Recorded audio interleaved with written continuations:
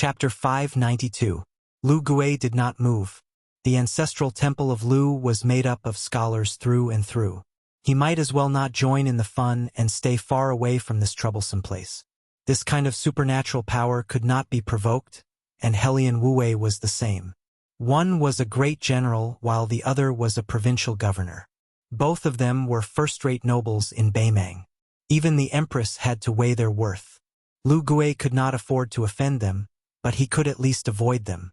When Lu Chun wanted to follow the group, he was stopped by his father. Lu Chun turned his back to his father.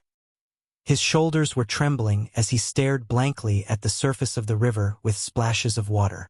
"You're so stingy that you didn't even tell me your real name. Are you gonna die just like that?" The 18 puppets stood up again and flew in all directions. Their long sleeves fluttered in the wind, making them look very beautiful. Then they rushed into the river again. Su Fengyan was very busy underwater. He either used the opening shoe style to open the river or used the 12 flying swords to tie his hair. In short, he did everything he could to prevent the otherworldly item from getting close to him. He used all of his trump cards. Since no one could see what was going on underwater, he could find some joy in the midst of hardship. The otherworldly item's killing technique had not yet been revealed. However, even after being pierced by dozens of flying swords, it did not show any signs of weakness. The red-robed man with a strong aura was still wandering around the area of 3 feet around Su Fengyan. He was like a lingering spirit that was attached to the bone. The good times did not last long. When the 18 colorful clothes entered the water one after another, Su Fengyan began to be battered and exhausted. The women in colorful clothes were dead creatures that did not know pain. They did not have any so-called fatal injuries.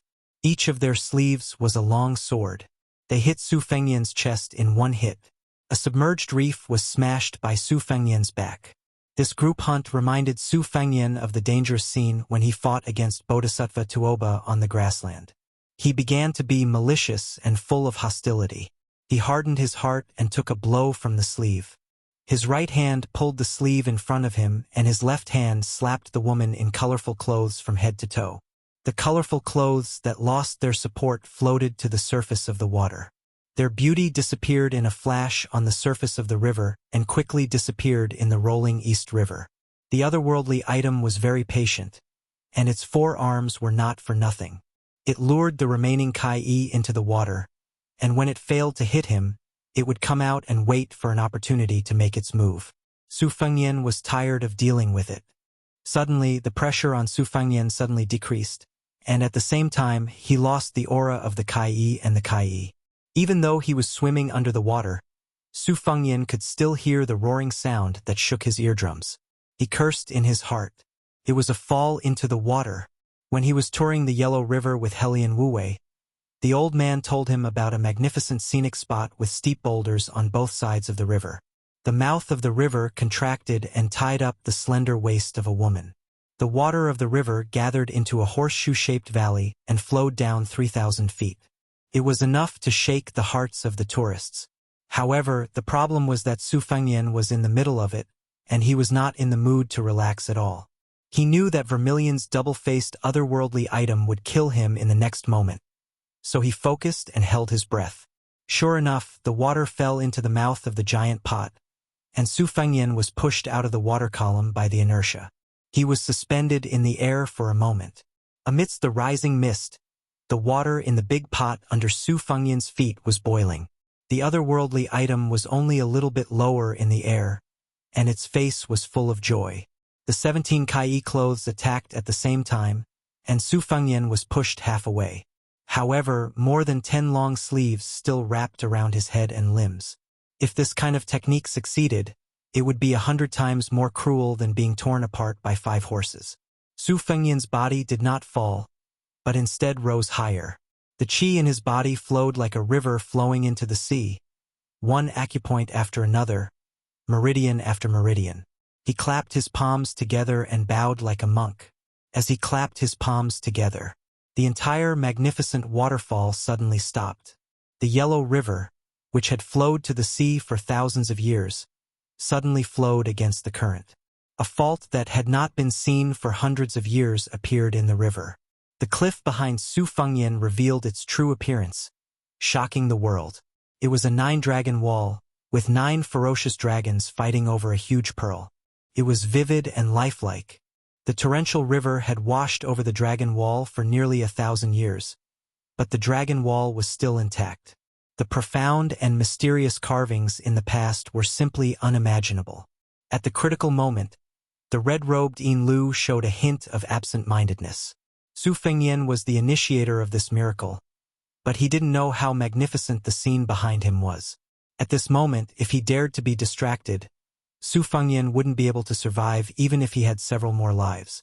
Since the otherworldly item had revealed its weakness, Shi Yan didn't hesitate to take it. He clasped his palms together to gather energy.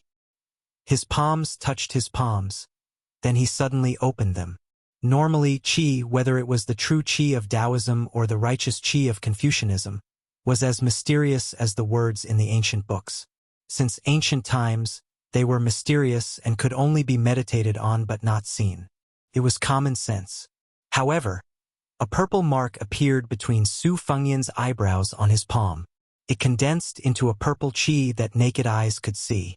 Purple qi from the east. Purple with a hint of gold. The purple qi moved like a dragon, piercing through the 17-colored clothes. The otherworldly item could only watch helplessly as the puppets that the princess tomb had spent countless resources to build were blown up. It gazed at the dazzling purple qi and stuck out its tongue to lick the corner of its mouth. It looked like a greedy glutton who had seen the most delicious food in the world. One by one, the colorful clothes fell into the misty river channel. They spun around and disappeared without a trace. The spendthrift vermilion opened its mouth, shrank its abdomen, and inhaled quickly. Su Fengyan didn't have time to guide the purple qi back to his body. He saw the purple qi, which was only 1/3 of its original size, being sucked into the otherworldly item's mouth. Its eyes were filled with purple qi, and its happy face became even more sinister. Its cheeks puffed up as it chewed. In the next moment, it dashed to Su Fengyan, who was like an arrow at the end of its flight. Then, it pounded on Su Fengyan's chest with its 4 hands. Su Fengyan's Fata Morgana immediately collapsed like a building. At this moment, he finally understood how cruel the otherworldly item's attacks were. It wasn't stupid or weak, but it was too smart. Not only did it know how to show its weakness to the enemy, but it also knew how to deal a fatal blow at the right place and time.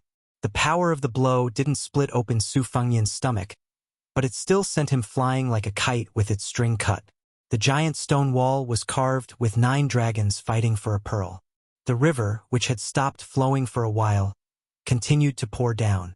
Su Fengyan was about to do his best to exchange his life with the otherworldly item. Out of the corner of his eyes, he saw the man in white floating over. He pressed one hand on the otherworldly item's face and pushed it toward the 9 dragons' stone wall. When he brushed past Su Fengyan, he gently pushed his palm forward. Both of them and Vermilion's otherworldly item flew toward the dragon wall. The man in white pressed his palm on the pearl that looked like a pearl and pushed it a few inches into the dragon wall. A big mountain wall suddenly turned upside down, and the 3 of them were smashed into the wall. Outside the wall, the river was still flowing. Inside the wall, there was a completely different world. Chapter 593. Chapter 2. After the dragon wall flipped over, it was another world. However, it was not a dazzling array of jewels, but a pitch-black one. Since he was already here, he might as well take things as they came. Su Fengyan staggered and looked around. He could roughly see that it was a 10-feet-wide corridor. The imperial mausoleum had the style of a royal family, but there was still a distance from the tomb. This journey was destined to be dangerous. Su Fengyan would rather die than walk in front.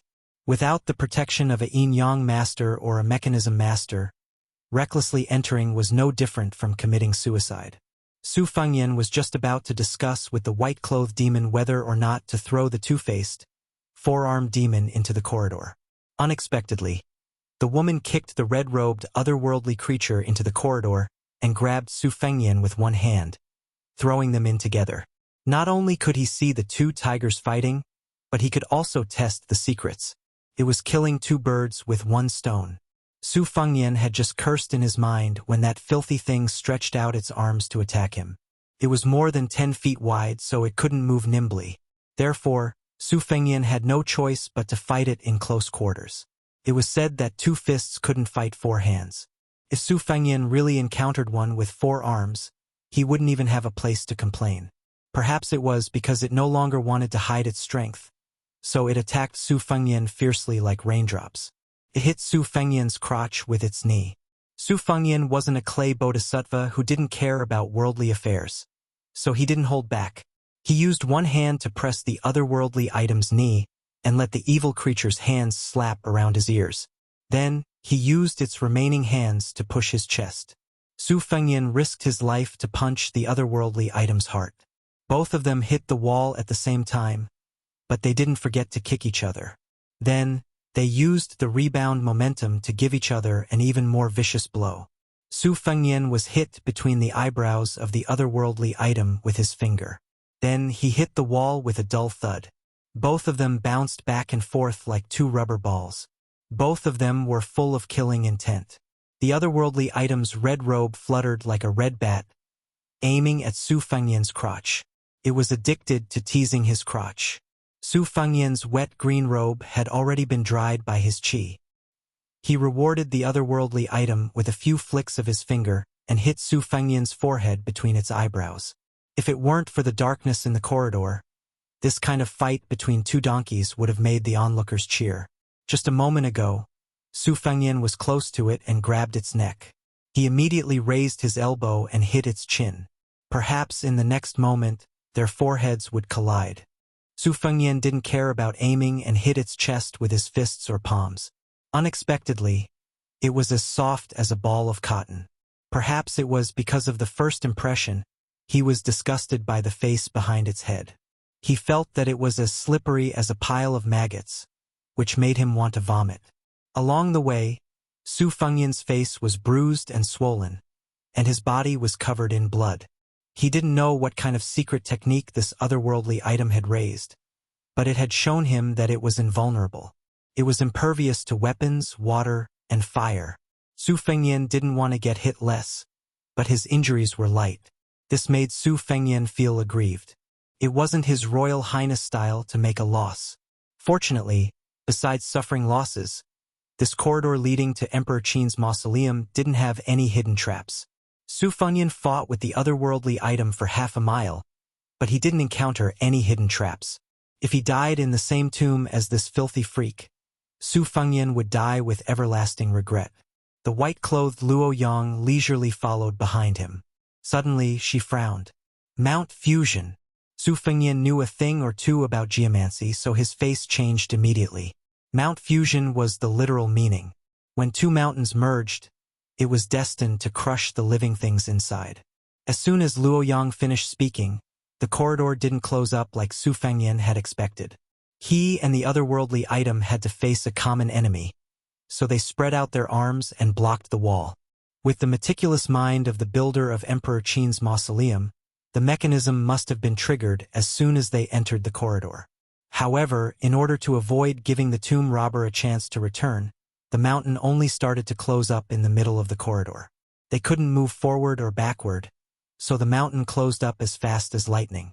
Su Fengnian's aura surged, and the otherworldly item also knew the severity of the situation. The 2 enemies didn't dare to make things difficult for each other at this moment, so they used all their strength to push the mountain away. Mount Fusion was simple enough for a mausoleum to be built on the ground, but for Emperor Qin's mausoleum to be built on the bottom of a river, the knowledge involved was beyond imagination. Fortunately, the mountain didn't close up. Su Fengnian and the otherworldly item worked together to create a gap, so the mountain shrank back to its original position. Su Fengnian heaved a sigh of relief. Luo Yang, who was leisurely strolling in the courtyard, said coldly, "If you don't want to die, hurry up and move forward. It's easy for you to say that." The mountain closed up again. Su Fengnian stretched out his arms and gritted his teeth. After the crisis, the otherworldly item stomped on the ground. The floor of the corridor was made of some unknown stone, but it only created a small hole that was a few inches deep. Su Fengyan saw that the otherworldly item had failed, so he stiffly twisted his neck. It was unclear whether he was annoyed or puzzled. Su Fengyan wanted to laugh, but he couldn't. This otherworldly item's brain was really King smart. It actually thought of digging a hole to hide. If the ground's hardness was normal, the three of them could open up a path underground. Not to mention Luo Yang, who had reached the celestial state a long time ago. Even Su Fengyan and the otherworldly item could slowly move forward. In this kind of dangerous situation, a stupid method was always better than having no way to wait for death. However, the Emperor Qin's mausoleum supervisor had obviously anticipated this. This made Su Fengyan curse the 18 generations of that bastard's ancestors from 800 years ago. The interval between the mountain closing up was getting shorter and shorter. Su Fengyan's chances to take a breath were also getting smaller and smaller. However, there was still no sign of them reaching the end. His arms gradually became numb. The air in the tomb was originally turbid, and the yin qi was heavy. Su Fengyan didn't know how many times he had blocked the mountain closing up. He felt dizzy, which he hadn't felt for a long time after practicing the saber. This wasn't a good sign. The demon Luo Yang, who was even more cold-blooded than the otherworldly item, finally spoke a few words of conscience. Don't worry and rush forward. Use your sword to explore the bottom. It's my turn. Su Fengyan gritted his teeth and ran forward. At the same time, the only complete sword embryo, Morning Dew, rushed out of his sleeve. Chapter 594. When Su Fengyan arrived at an open area, his vision suddenly widened. A large amount of white light dazzled his eyes. Su Fengyan raised his arm to block the light and squinted his eyes. Finally, he saw an ancient bronze door engraved with dense inscriptions. After being stunned for a while, when the otherworldly item also left the corridor, Su Fengyan remembered that Luo Yang was still inside. She must be struggling to move. He glanced at the otherworldly item that was eyeing him covetously and cursed it to get lost. Then he turned around and entered the corridor. He pushed open the two mountains, and the heavy gravity hit his arms again and again like a bell. Su Fengyan almost thought that his arms were going to be broken.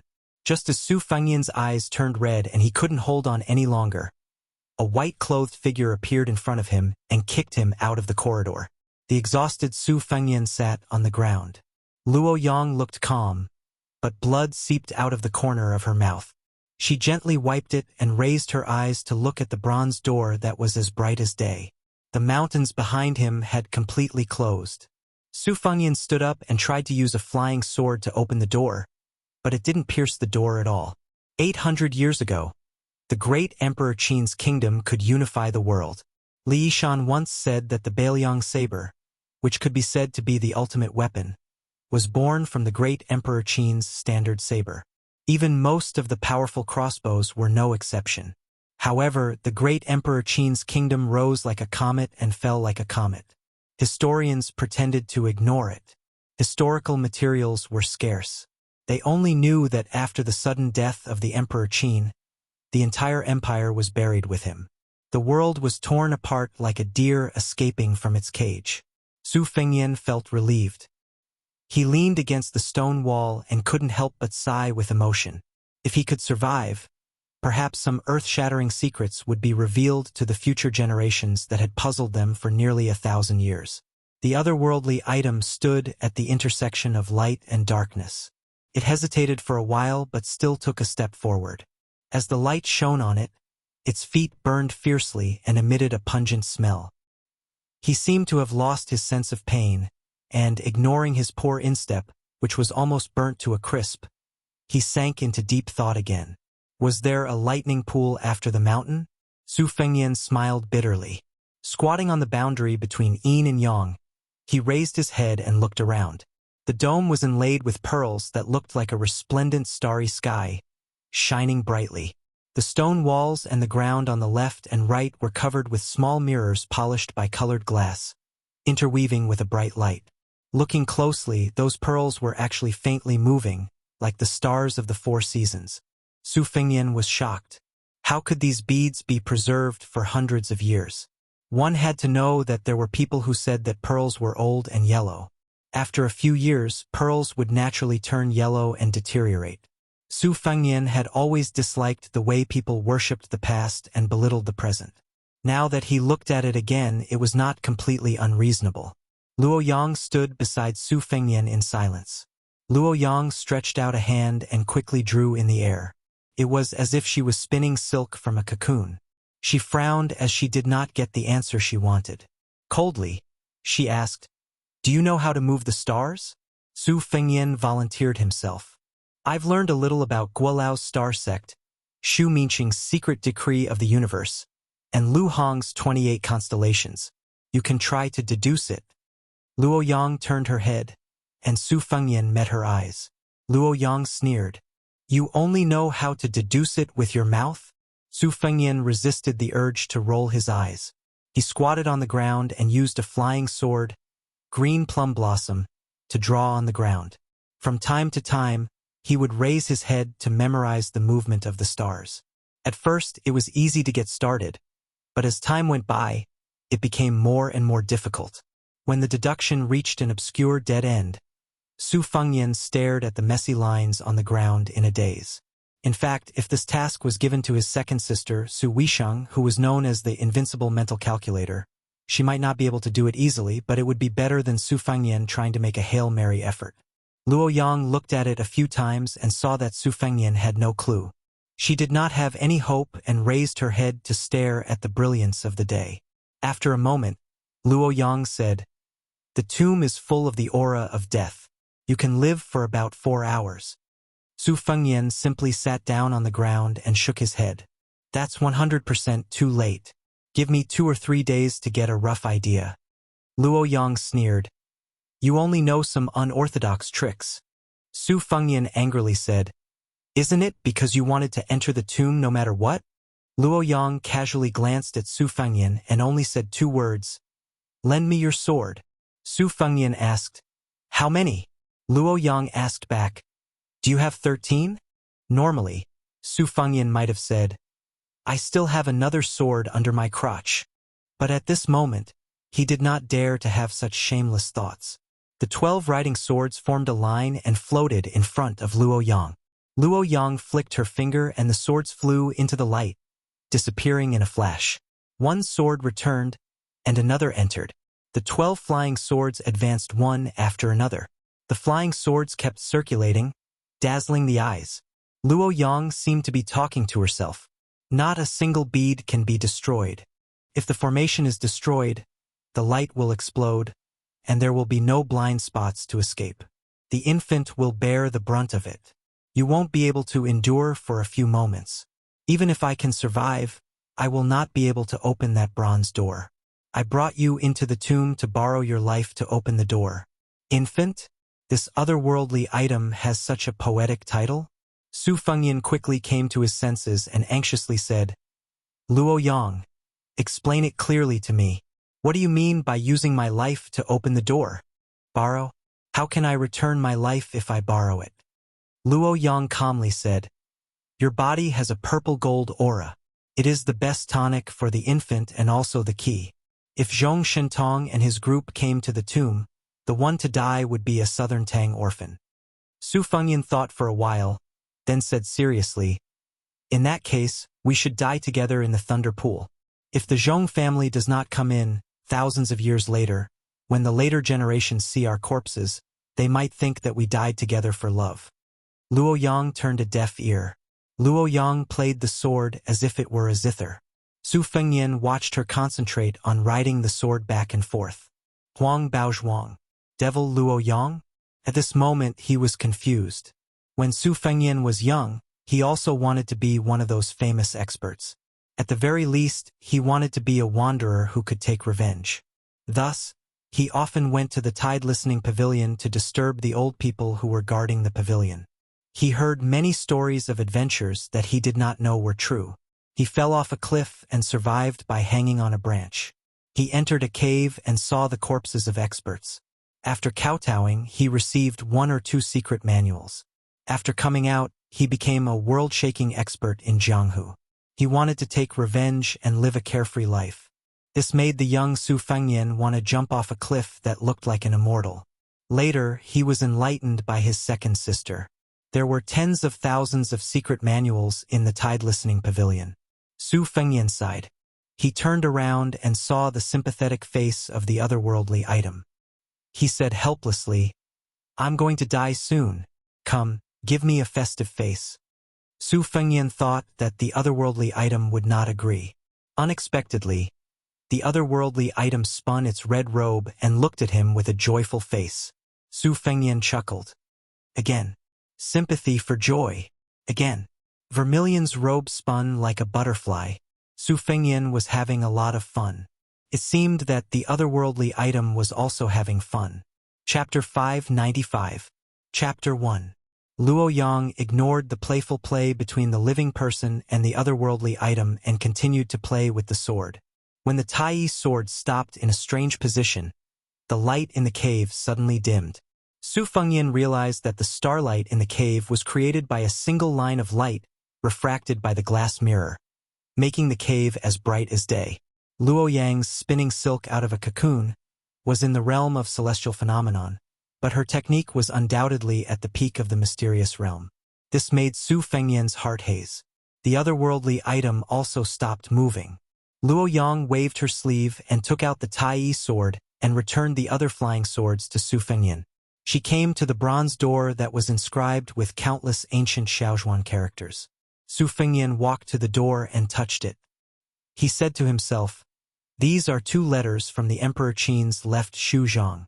One is for the king and the other is for the tyrant."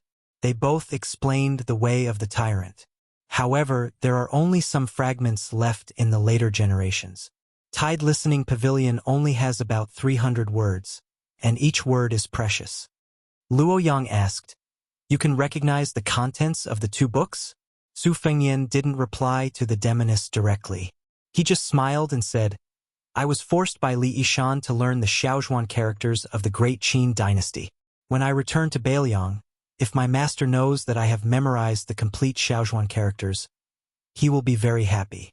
He will definitely ask me for half a liter of green ant wine." Luo Yang didn't argue with Su Fengyan and remained silent. The 4-armed otherworldly item was no longer restrained by the lightning pool. It swayed and wandered outside the door. Su Fengyan had a photographic memory, but in order to deepen his memory, he memorized the 2 books as he read. After he finished, he closed his eyes and recited the words in his heart. After doing all this, he turned around and looked at the white-clothed devil. Seeing that she didn't move, he bared his teeth and asked, "Why aren't you doing anything? Didn't you want to use your life to open the door? Remember to pay me back." Luo Yang said calmly, "I only know that I need the blood of the imperial family's orphan as the key. I don't know how to open the bronze door." Su Fengyan asked, "You don't know anything, yet you dare to barge into Emperor Qin's mausoleum?" Luo Yang said matter-of-factly, "It's a gift from the heavens, so I won't take it." Su Fengyan knows that he can't rely on her, so he tries to figure out the secret of the bronze door alone. After a while, Luo Yang says casually, "Your flying sword can still hold on for half an hour. The starry sky above the cave has been completely reversed, and the mechanism has been triggered. At that time, I will kill you and splash your blood on the bronze door." Su Fengyan had a cold smile on his face. "I'm so unlucky to have met you." To his surprise, Luo Yang nodded and smiled. "Likewise." Su Fengyan's face lit up instantly. "Hey, I don't think before I speak. You don't take it to heart." Luo Yang exposed him and said sarcastically, "You're about to die, yet you still don't want to say a few words of truth. You've suffered too much in your life.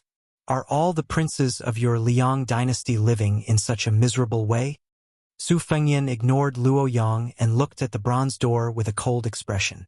Thanks to Li Yishan's strict scholarship, Su Fengyan is no stranger to the ancient Xiaozhuan style of the Great Qin dynasty. In addition, when he traveled to Gangnam-do last time, he heard the Song of the Flowing Water talk about the hegemony of the Great Qin dynasty. It can be said that most of the debates of the later generations originated from the 2 books in front of him. No matter if he goes with the flow or against the current, he can verify each other.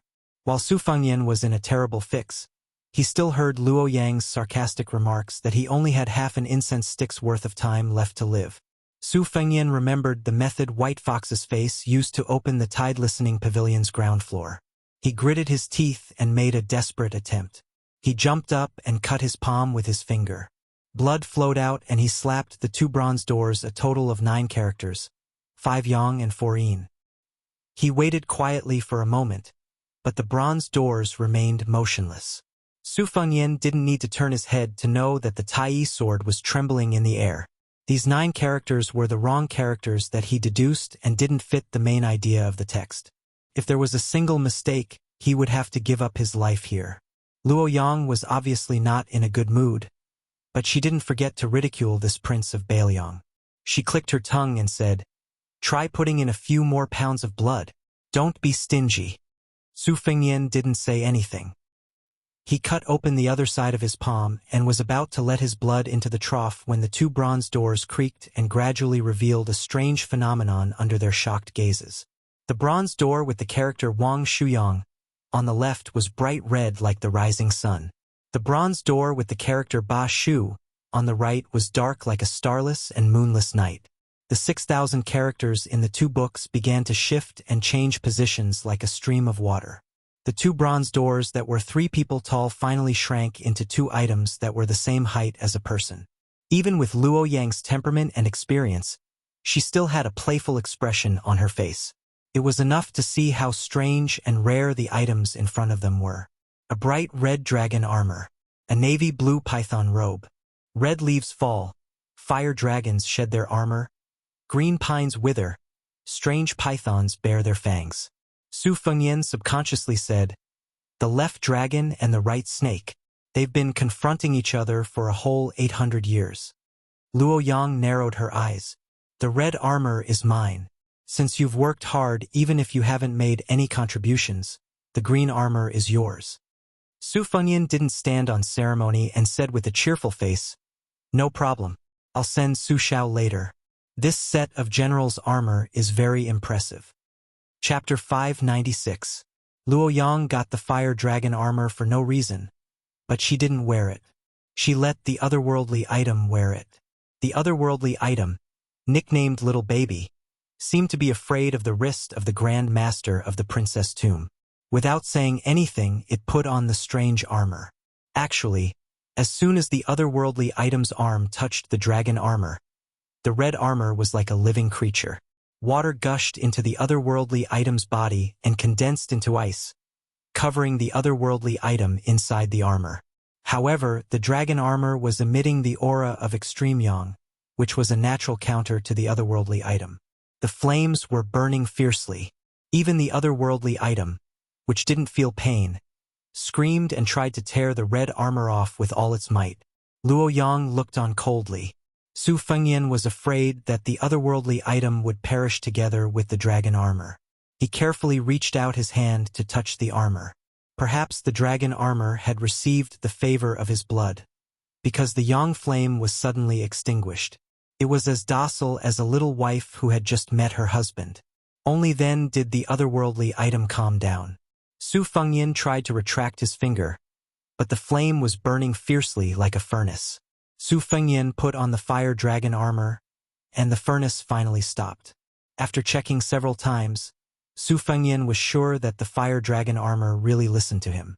After hesitating for a while, he didn't let the otherworldly item burn alive inside the armor. Su Fengyan took off the fire dragon armor first. Su Fengyan then put on the azure python robe. The armor looked heavy, but when he put it on, he realized that it was as light as a feather. It was cold and refreshing, and when he closed his eyes, he could clearly feel a mysterious flow of energy. He had only heard about the blood test, but he had never heard of the blood test for armor. Luo Yang touched the fire dragon armor. After she put it on, the flames were even stronger than the otherworldly item's armor. The flames were like red dragons that were more than 10 feet long. They danced in the air, emitting heat waves. Su Fengyan felt pain just by looking at them. However, Luo Yang looked calm. Su Fengyan couldn't help but admire this she-devil's vigorous internal energy. After the bronze door disappeared, their horizons were naturally widened. A path appeared in front of them.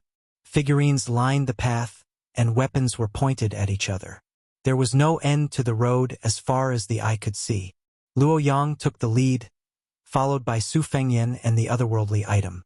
After counting more than 300 terracotta warriors on both sides of the path, they finally saw the end. On top of the 9 steps, there was a dragon throne with a white corpse sitting on it. This was the only emperor of the Qin dynasty who had unified the world. There were 9 steps, and on each step, there was a warrior holding a sword with both hands. The next 7 steps were made of stone figurines. Only on the 8th step were the corpses of real people. Su Fengyan did not have a good impression of the emperor, nor did he respect him. After all, no less than 6 emperors had died directly or indirectly in the hands of his father, Su Shao. However, when facing this emperor of the great Qin dynasty, Su Fengyan still had some indescribable feelings. Nowadays, the emperor of the great Qin dynasty was only below 1 person and above tens of thousands of people. However, in the imperial court of the great Qin dynasty, according to the historical records, there had never been any emperor who had no power. Even the head of the left Shu clan could only tremble in fear under the emperor's eyes and do his best. However, when facing the emperor of the great Qin dynasty, Su Fengyan still had some indescribable feelings. Nowadays, the emperor of the great Qin dynasty was only below 1 person and above tens of thousands of people. However, in the imperial court of the great Qin dynasty, according to the historical records, there had never been any emperor who had no power. Even the head of the left Shu clan could only tremble in fear under the emperor's eyes and do his best. In the great Emperor Qin dynasty, the head of the left Shu clan led the army while the head of the left Shu clan ruled the country. However, the head of the left Shu clan died even earlier than the one who wrote the 2 books of the king and tyrant. Su Fengyan sighed. The Su family had been able to survive until today. How light could the burden on Su Zhao's shoulders be? There were millions of households in Beiliang. How many of them still remembered this butcher's kindness? In Zhang Julu's political strategy, Beiliang's biggest role was to consume Beimang's national strength. That was all. Yan Qiji's family, who had fled to the capital, was proof of this. However, Northern Liang could not say that old Master Yan was an ingrate. Moreover, who in the court did not say that this Northern Liang famous scholar, who had just become a relative of the emperor, had the demeanor of a national scholar. Su Fengyan sighed again and again. When he came back to his senses, he saw the red-armored Luo Yang walking up the stairs step by step. She walked to the dragon throne and slapped away the skull of the corpse that was most likely the emperor of the Qin dynasty. Seeing this, Su Fengyan felt his hair stand on end. He thought to himself, even if you are the world's #1 devil, you should at least have some respect for the ancient people. The one you whipped is the emperor of the Qin dynasty. With her back to Su Fengyan and the otherworldly item, the white-clothed woman's eyes were gloomy. She stared at the tiger-guarding talisman on her knees. It was obvious that the emperor of the Qin dynasty wanted to control the world even if he died. Luo Yang bent down and grabbed the tiger-guarding talisman. She took out a strand of golden thread that she had prepared beforehand and tied it to her waist. As she did this, the 2 armored skeletons stiffly pulled out their giant swords and turned around to kneel down. The mechanical puppets from 800 years ago were similar to the thunder pool in Heishan. They were still functional even today. The school of Mo's abilities were truly uncanny. Su Fengyan looked at the palm-sized tiger-guarding talisman hanging on Luo Yang's waist. He was a little jealous. Luo Yang looked down from above and saw through his thoughts. She sneered and said, "As long as it touches a bit of purple gold energy, it can open the bronze door. It's not rare. However, in the past 800 years, I'm the only one who can touch this tiger-guarding talisman and not die. If you don't believe me, you can try it." Su Fengyan waved his hand and said, "No need." Luo Yang lowered her head and looked at the tiger-guarding talisman that still had some luck. Then, she looked at the headless emperor of the Qin dynasty and laughed. She seemed happy and sad at the same time. In Su Fengyan's eyes, why did she feel like a jealous woman who had gone through untold hardships and succeeded in her plot? You're not Qin empresses who had to be buried in the same grave. Why are you happy? Luo Yang picked up the skeletons and threw them down the stairs. They smashed under Su Fengyan's feet. She sat on the dragon throne and took a deep breath. Her eyes were shining brightly. She held the tiger-guarding talisman in one hand and slowly uttered two words. The world. Luo Yang closed her eyes and smiled. The world after 800 years. Chapter 597. Chapter 2. Chapter 3 will be uploaded in the wee hours of the morning and will not be included in tomorrow's update.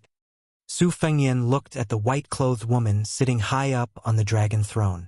Compared to when he first met Luo Yang in Dunhuang City, she was even more unfamiliar. However, since Luo Yang was shrouded in fog, it was not a big deal. Su Fengyan looked left and right. The treasures in Emperor Qin's mausoleum were destined to not be limited to the two dragon robes. There was also a country-guarding tiger talisman and two sets of witch armor that were different from talisman armor. Su Fengyan believed that there would be some other things of a larger scale. Unlike the thin air outside, although the inside of the mausoleum was gloomy, it was not suffocating. The otherworldly item was naturally like a fish in water, inhaling deeply and exhaling very little. It was as if a single breath of air could increase its power. The joyful expression became more joyful, and the sorrowful expression became more solemn. Luo Yang sat on the dragon throne with both hands clasped on the dragon throne and closed her eyes to rest. Su Fengyan passed through the figurine formation, which was a huge formation of carriages and cavalry. When he stepped into the left room, an armory came into view. The bronze wares were rusty.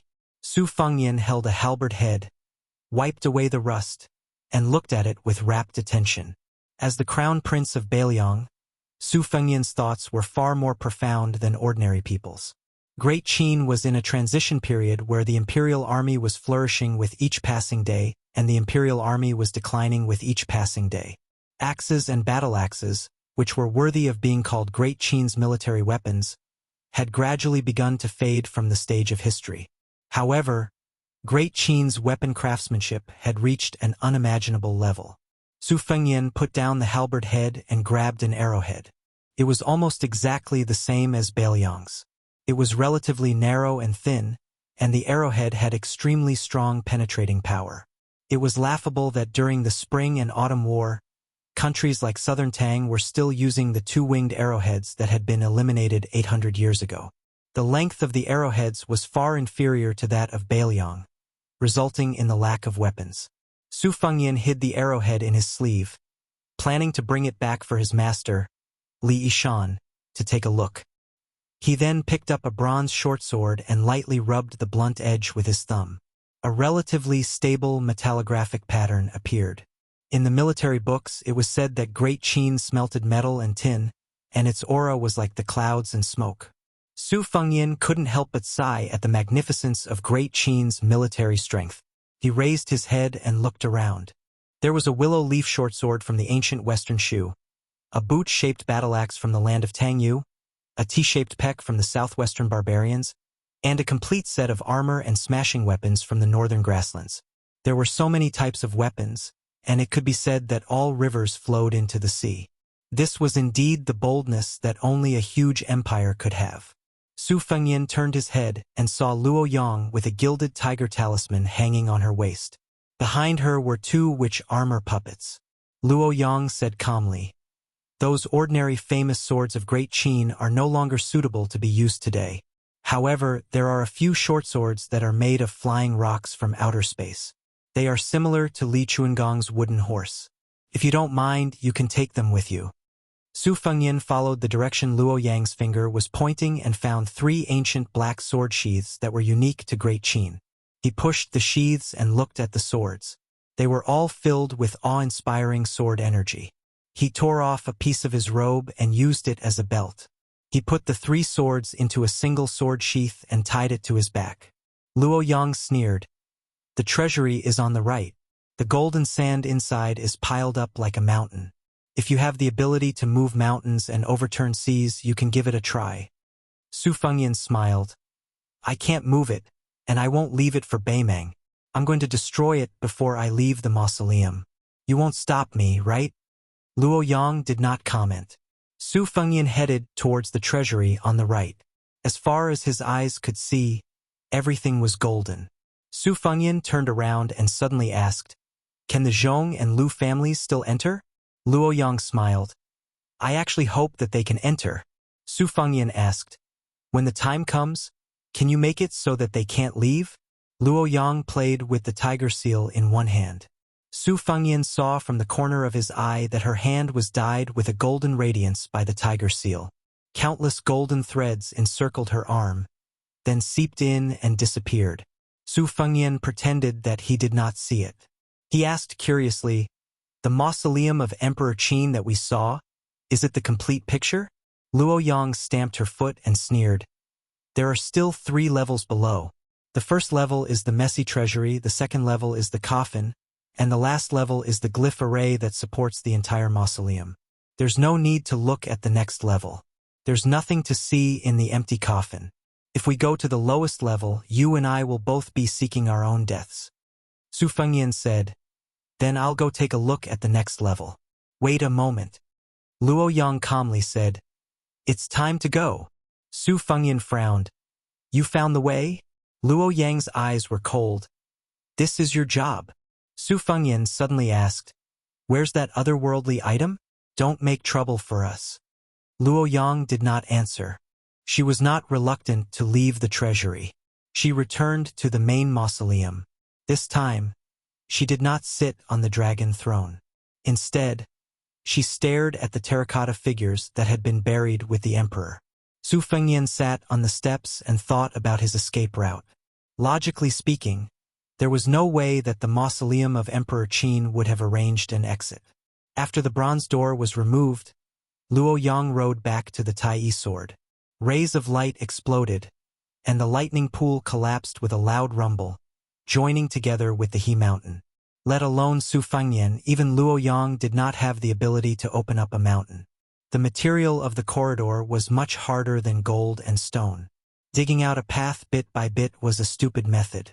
Su Fengyan was willing to do it for the sake of his life. The demoness would probably also stand by and watch.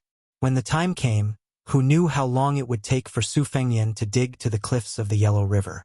After Su Fengyan entered the mausoleum, he had lost count of how many times he had sighed. He lowered his head to look at the green robe on his body.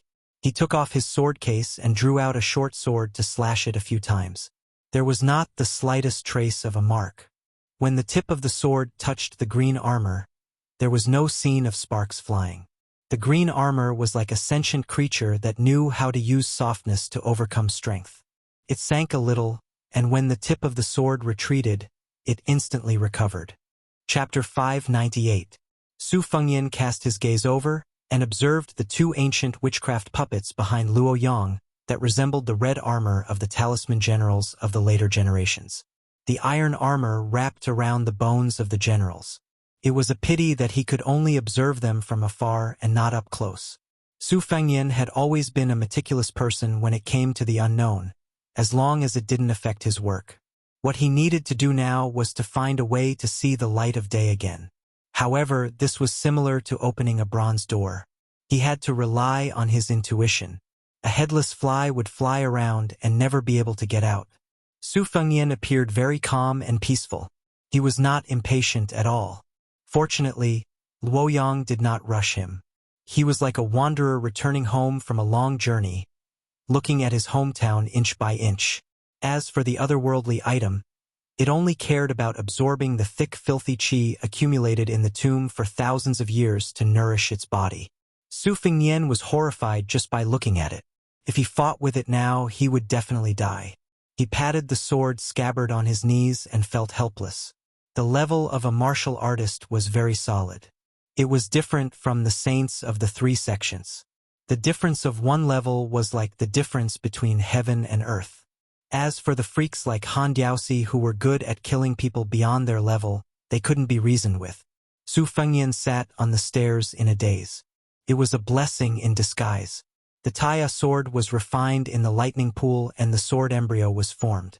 However, fortune and misfortune came hand in hand. This flying sword with the greatest killing power was suspected to be an elder daughter helping an outsider. Su Fengyan suspected that Luo Yang would be better at controlling the Taya sword than him.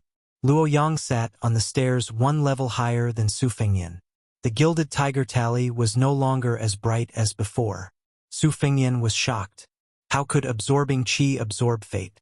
This country-guarding tiger tally was obviously the remnant fate of the Emperor Qin kingdom. How could an ordinary qi practitioner have the guts to play with it? If he wasn't careful, he would die from overeating. Su Fengyan did not even turn his head as he asked directly, "Are you using the fire dragon armor to resist the influence of the tiger tally's providence?" Although Luo Yang's character was unpredictable, as long as she was willing to say it, she would not beat around the bush. She always spoke her mind. "You are not as stupid as I thought." Su Fengyan smiled and said, "You flatter me." Luo Yang's tone was flat. "Are you curious as to why I'm in a hurry to go to the northern icefield to fight with Tuoba before I reach the Earth Immortal Realm?" Su Fengyan pressed his palm against the sword sheath. Luo Yang continued, "The pearl inside my body has already been nurtured by me to the point of maturity. If it goes any further, it will become an old yellow pearl. That's why Hong Jingyan made his move. But he overestimated himself and underestimated me. In Dunhuang City, the pearl was shattered by Dong Tai. My originally short lifespan became even shorter. Originally, after the battle with Tuoba, regardless of whether I win or lose, I will die. If I want to prolong my life for a few more years, I have to rely on a few extremely rare items. The tiger tally in my hand is one of them, and it is also the most beneficial one. 5 years, I can still live for 5 more years. 5 years is still not enough." Then Luo Yang said something inexplicable. "It's the same every time. 10 years less." She did not give Su Fengyan a chance to think deeply. She pointed at the otherworldly item in the distance and said, "It's called the Pill Infant. It's a puppet carefully raised by the princess's tomb for nearly 8 generations. It has eaten the hearts and livers of many Taoist spiritual masters and Buddhist eminent monks. As for the flesh and blood of Jianghu martial artists, it has eaten countless of them. Can live for a long time. Are you jealous?" Su Fengyan rolled his eyes and said, "It's better to die than to live. What's there to be jealous about? Life and death are important, but Confucianism also has the saying of sacrificing one's life for righteousness. I don't have this awareness, but I do feel that there are many things that are indeed more terrifying than death. My master once said that cultivating Taoism is only to cultivate immortality. It's considered a heterodox path. Cultivating Buddhism is only to cultivate to become Buddha. It's also an obsession." Luo Yang nodded and praised him for the first time. "You always mention this Li Yishan. In my opinion, he's more of an expert than that Li Chungang." Su Fengyan laughed involuntarily. "My master and the old man in the sheepskin fur coat are not the same kind of people. It's not easy to compare them. You haven't seen Old God of Swords Li, so you have such a big opinion of him. If you do, I think you'll regret not meeting that sloppy old man sooner." Luo Yang changed the topic. "You don't want to be the emperor?" Su Fengyan shook his head. "I can't do it." Luo Yang reverted to her old ways. "Indeed, you don't have the ability." Su Fengyan suddenly smiled knowingly. "Let's not talk about this. I remember a friend once said about the division of women. It's better to be happy together than alone. I'll tell you, that guy suffered a lot. Although most of it was unrequited love, the logic he spoke of was very interesting. He said that there are 3 kinds of women he hates the most. One is the orchid bitch, which is equivalent to a secluded orchid in a deserted valley. They're often fairies and heroines who float out of large sections. They don't carry any worldly aura when they walk, making the world think that they don't need to shit or fart. The second kind is called the white flower bitch. They come from small sects, and their trump card is a weeping beauty, delicate and pitiful. They're often average in appearance and seem to have a graceful temperament. But once they're scheming, they can make men unable to come back to their senses for years or decades. The third kind is called the strong woman bitch. They're carefree and have a heroic spirit that says that they like to hit people, dislike slender figures, and like to be brothers with men. Zither, chess, calligraphy, painting, women, and rouge all go to the side."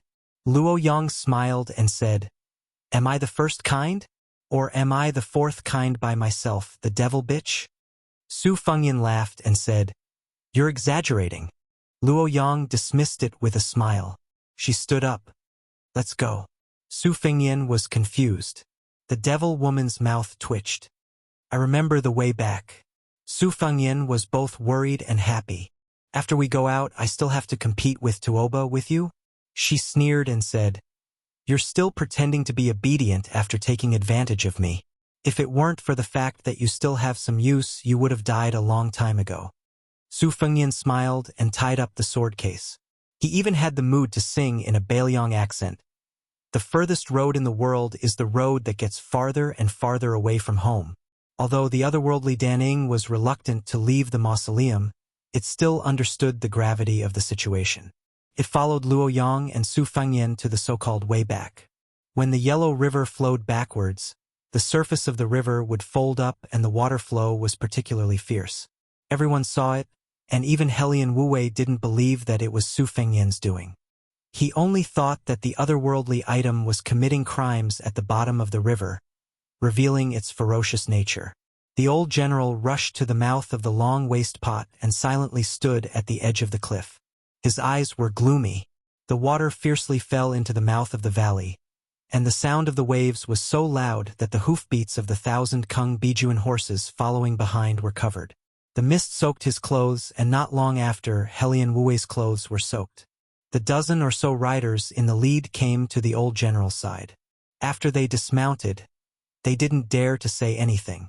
Helian Wuwei retracted his gaze and turned his head to look at Zhong Shintong. The two foxes, who had been in the bureaucracy for dozens of years, looked at each other and smiled. Nothing needed to be said. Helian Wuwei was so angry that he laughed. He was annoyed that Zhong Shintong didn't help him when he was in danger. On the other hand, Zhong Shintong felt at ease. The otherworldly item had attacked without any warning. If the Kung Bijuan wanted to blame someone, it should be the princess's grave.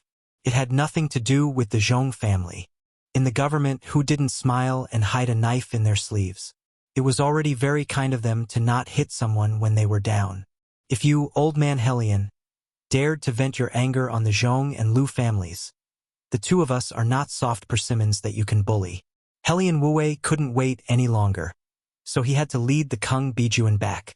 Zhong Shentong waited for a long time and met his brother, Zhong Liang, who came and went like a ghost, so they returned together. When the mountain closed, there was a mechanism to open the mountain again. After walking through the corridor that was no longer dangerous, the dragon wall flipped over. Luo Yang in white clothes and red armor, Su Fengyan in green armor, and the otherworldly item, the Daning, followed the dragon wall out of the river and into the river channel. Su Fengyan put his palm on the left side of Luo Yang's back. A golden sword completely pierced the woman's heart. When the woman in white fell into the river, she turned her head and smiled. Chapter 599. Chapter 3. In the twilight, a young man in cyan armor sat cross-legged on the edge of the cliff that formed the shape of a woman's waist. Purple smoke rose from the river trough under his eyes. Behind him stood the two-faced, four-armed Daning. Before entering the mausoleum, the two had been fighting fiercely, as if they were irreconcilable enemies. Who would have thought that these two, who were full of evil tricks, would form an alliance in such a short time in the Emperor Qin's mausoleum without any communication? Their spearheads began to point toward the devil Luo Yang.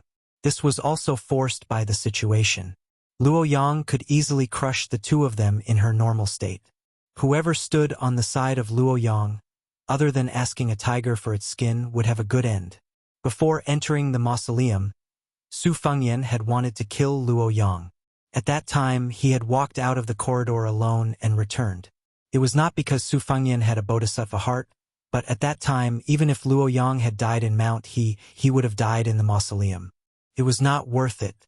After that, he played a face-changing game with the otherworldly item. It seemed boring, but even if it was just a simple exchange of glances, it actually had the meaning of putting himself in the other's shoes. Later on, the otherworldly item absorbed the filthy death aura. Although Su Fengyan looked frightened, in his heart, he was actually happy that it had absorbed all of it. When Luo Yang opened the mountain and flipped the dragon wall, It could be said that Su Fengnian's most exquisite move of the unreasonable hand. It seemed unreasonable, but in fact it was advancing step by step. Luo Yang considered everyone else to be beneath her. When she opened the mountain, she used the red dragon chi of the red armor to resist the impact of the tiger talisman. It should be known that the red armor was an item that recognized its master. This master was Su Fengnian and not Luo Yang. Luo Yang could borrow it, but Su Fengnian insisted on taking it back. What would the consequences be? In the mausoleum, Su Fengnian had teased the otherworldly nascent soul that had been burned by the flames after wearing the fire dragon armor, which had been partially confirmed. When the dragon wall rotated, Luo Yang was the first to rush out. At that moment, the otherworldly item spat out the filthy energy that had accumulated in its body and restrained Luo Yang's body. It tried its best to eliminate this great devil's inexhaustible aura energy. At the same time, Su Fengnian used the sword control technique to control the red armor. Just like the immortal immobilization technique in supernatural novels, he firmly nailed Luo Yang in the air. Just a moment was enough. In an instant, the sword pierced through Luo Yang's heart. In an instant, the big yellow quartz power traveled 400 miles and exploded in Luo Yang's body, trying to blow up her heart. If Luo Yang did not insist on bringing him to the extreme north to fight against Tuoba when Su Fengnian was testing her, it would have been a close shave. If Su Fengnian had not entered the Vajra realm, if she had already become an earth immortal, if the otherworldly nascent soul could not cooperate well, if any of these were missing, then the sword would not have been used. Su Fengnian had the green python robe to protect his body.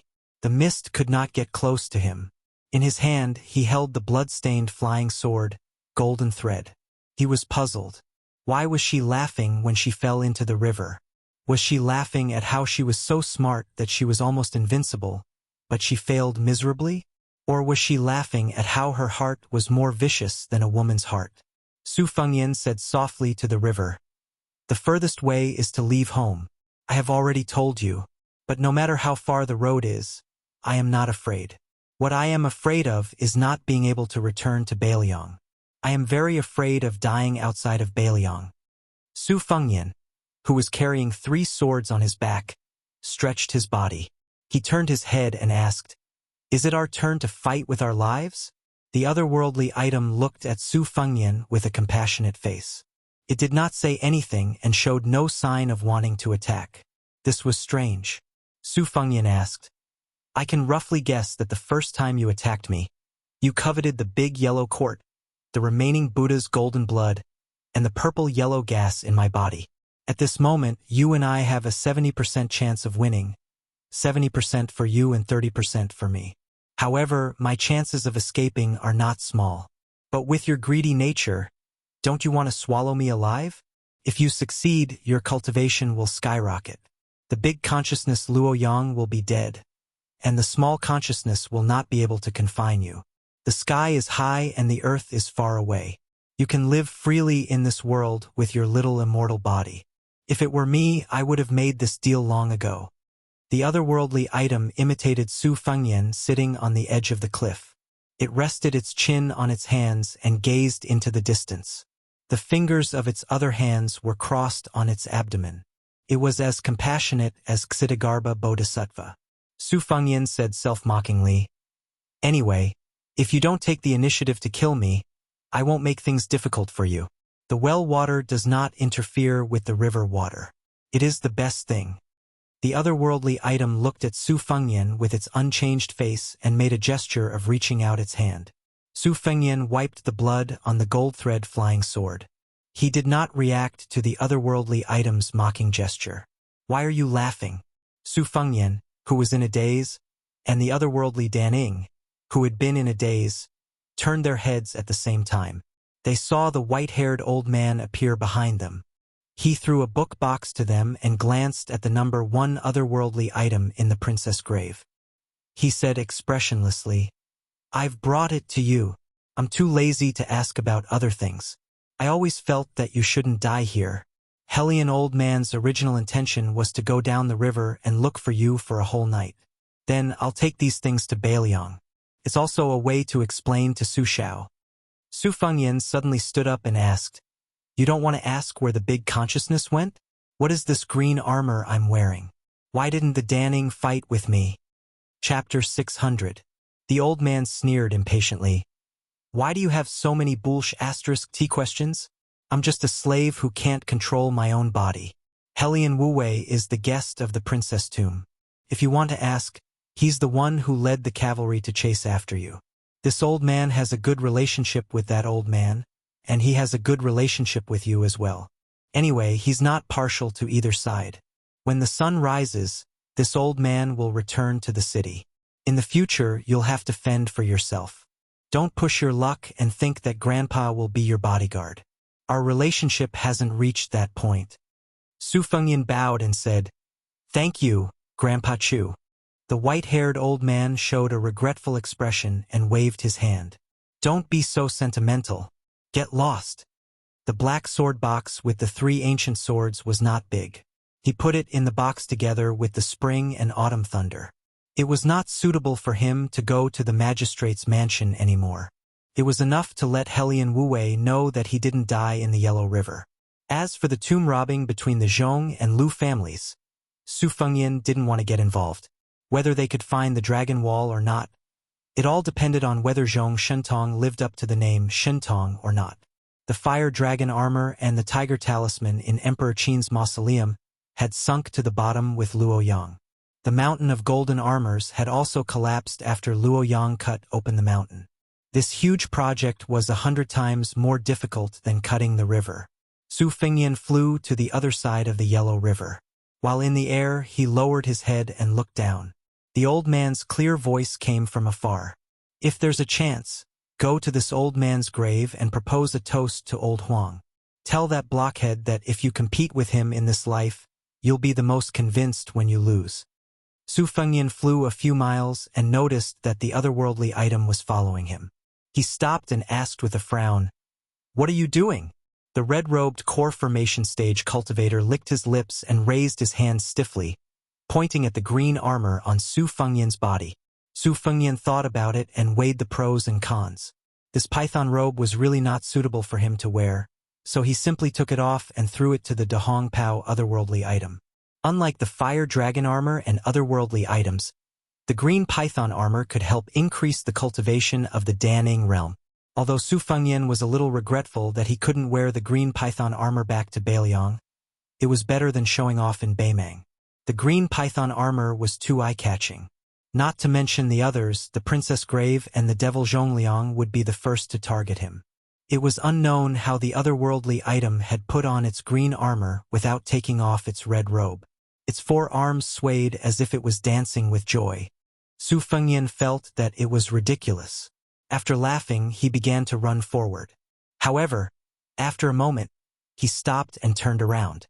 His murderous aura was thick as he said, Do you really want to pester me? I have the spring and autumn sword. It's very suitable for me to kill a filthy thing like you. Don't think that you can easily win. The otherworldly item's red robe spun, and the 2 expressions of joy and sorrow kept repeating. Su Fengyan asked doubtfully, You don't want to go back to the princess grave? Do you want to follow me? The red-robed otherworldly item tilted its head and stared at Su Fengyan. Su Fengyan continued, Do you want to use me as the most delicious tonic in the world? You don't want to kill me but just slowly nourish me? The otherworldly item's sorrow expression turned into joy. The answer was obvious. Perhaps only Su Fengyan would do business with the red-robed core formation stage cultivator in this world. You can't monopolize the benefits. If I take you with me, I won't be able to live in peace. It's almost the same as me wearing the green python armor. The otherworldly item covered half of its face with one hand and made a throat-slitting gesture with the other. Su Fengyan was so angry that he laughed. Do you really think that I'm an immortal? Do you think that I can know what you're talking about just by making a few gestures? Every time the otherworldly item thought, it tilted its head and moved sluggishly. Then, it pointed at the dragon wall of the Yellow River and drew a big circle. It repeated the throat-slitting gesture and drew a small circle. Su Fengyan thought for a while and asked skeptically, You mean that Luoyang has a big idea and a small idea? She will kill me? So, as long as you're fed, you will protect me? The happy expression. One wave after another. It was really restless. Su Fengnian asked an important question. Then tell me, which one is more powerful? Big idea or small idea? The otherworldly item hesitated for a while. It drew a big circle and then a small one before cutting its own throat.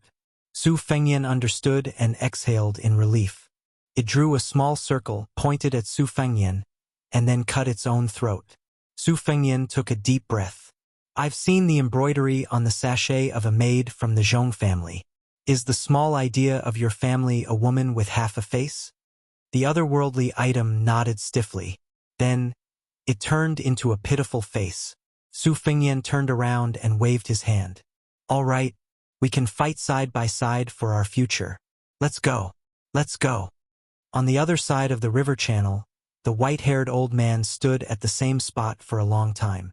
Then he clicked his tongue and said, You're not in trouble.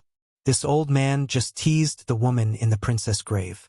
Then, his shoulder blades were locked and he had to be a slave for the rest of his life. It seems that you have some skills. The old man dragged his saber and walked slowly while sighing with emotion. The handsome young man he had met for the first time in the lake had grown up. The yellow river fell into the big channel at Hukou Waterfall. A wisp of black hair and a wisp of white hair floated on the water surface. It was like a lotus rising from the water. She was still smiling. Chapter 601. The next chapter, The Sound of Thunder and Buddha's Song, will be updated tomorrow. With the red-robed otherworldly item, even if Su Fengnian could not travel at night, he could only choose the desolate paths and head north. However, this was not too far from his original intention. He was used to the rough sand of the desert, so this little bit of suffering was not painful or itchy. This made Su Fengnian feel reassured. The key to his decision to bring the Danning along was that the otherworldly item was actually an anti-tracking grandmaster. It could eliminate the residual aura that even Su Fengnian did not expect. It was extremely skilled. With such a protective talisman, or even a life-saving talisman, Su Fengnian felt a lot more at ease. Looking at its 2 faces and 4 arms, it did not look so repulsive anymore. Occasionally, they would stop to rest and play some childish tricks with it. Su Fengnian walked on the Gobi Desert that stretched as far as the eye could see. According to the geographical records, in ancient times, this place used to be a river that was 3 miles wide. This was simply shocking to the later generations. Su Fengnian stood on a piece of dead wood that was exposed under the scorching sun and muttered to himself, Based on our speed, we will reach the Aquarius state in less than half an hour in the northwest. The person I want to meet is there, living in seclusion by the Ruoshui River. The reason why I risked my life to fight Luo Yang was because if I was late, everything would be in vain. That old man is really hard to please. But if you put yourself in his shoes, you can't really blame him. He's a big shot who has already enjoyed the taste of being a minister. Why would he risk losing his chastity in his later years to discuss matters with a young man like me who doesn't even have much in the way of benefits? At this point, Su Fengnian subconsciously touched his chin. He snorted and cursed. So it turns out you already have stubble. He used the Huangtong flying sword to shave off some of the prickly stubble. Taking advantage of this time, he weighed his current assets. There was no doubt that he had entered the initial stage of Vajra. Among the 12 flying swords, the Morning Dew Golden Thread Taie 3 swords had already matured. He also carried a pair of Spring Thunder and Spring Autumn swords and 3 small wooden horses and bulls. Even Su Fengnian himself was scared of these handy weapons. His outfit could make those heroes and heroines who had never touched a famous weapon in their entire life die of envy. Su Fengnian could not advance any further. He was still able to endure and not turn the page. Fortunately, he had the moves such as Kai Shu Fuyao and Immortal Caressing his head. He practiced them over and over again and became more and more familiar with them. Even if he was bored, he could still call the otherworldly item Danning to warm up his hands. He ran and fought all the way, which was extremely imposing. Su Fengnian ran like a wild horse for nearly a month. He meditated several times and came back to his senses from the cold sweat dripping down his body. He repeatedly asked himself if he would still have the courage to kill Luo Yang if he went back to the gamble that he made when he fell into the Yellow River.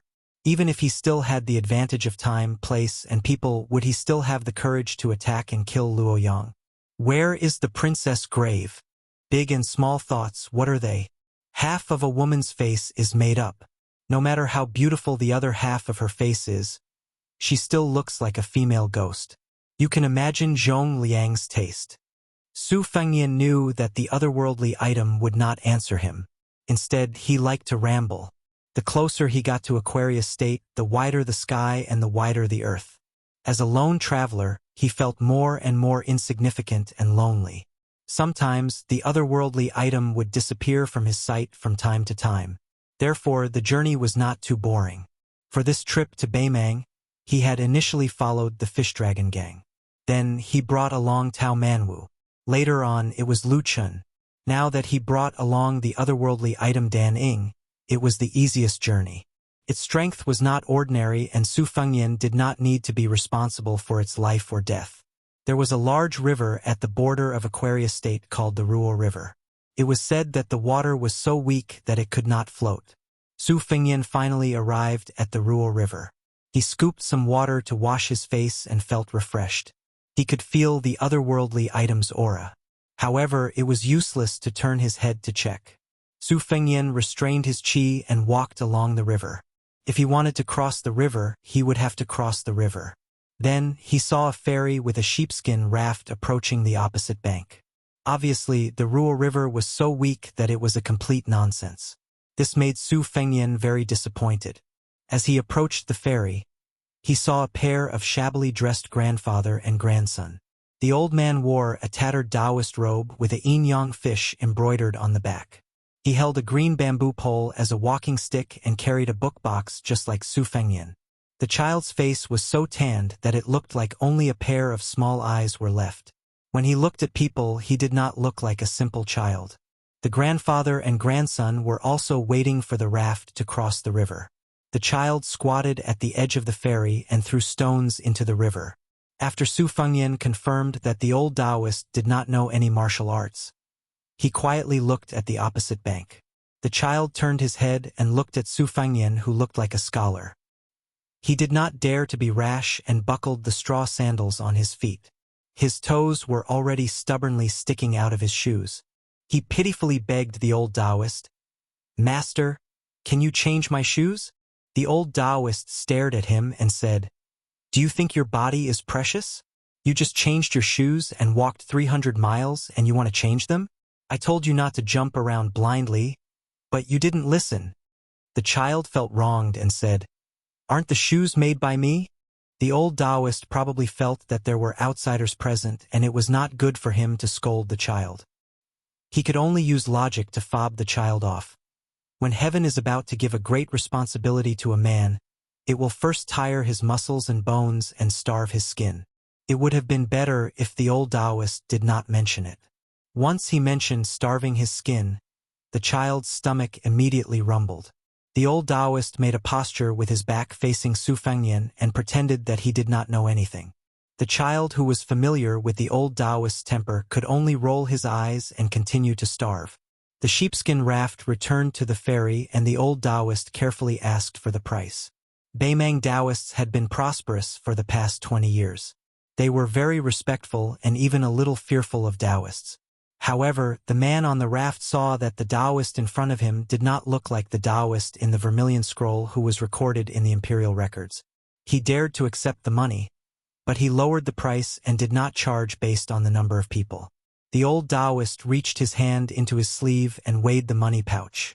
When he had enough money to cross the river, he felt relieved. He then gave Su Fengyan a look and told the man on the raft that the three of them would travel together. This could be considered a favor to Su Fengyan. The man on the raft was well aware of the situation, but he could not expose the truth. He just muddled through and gave the old Taoist some face. When they boarded the raft, Su Fengyan nodded at the old Taoist.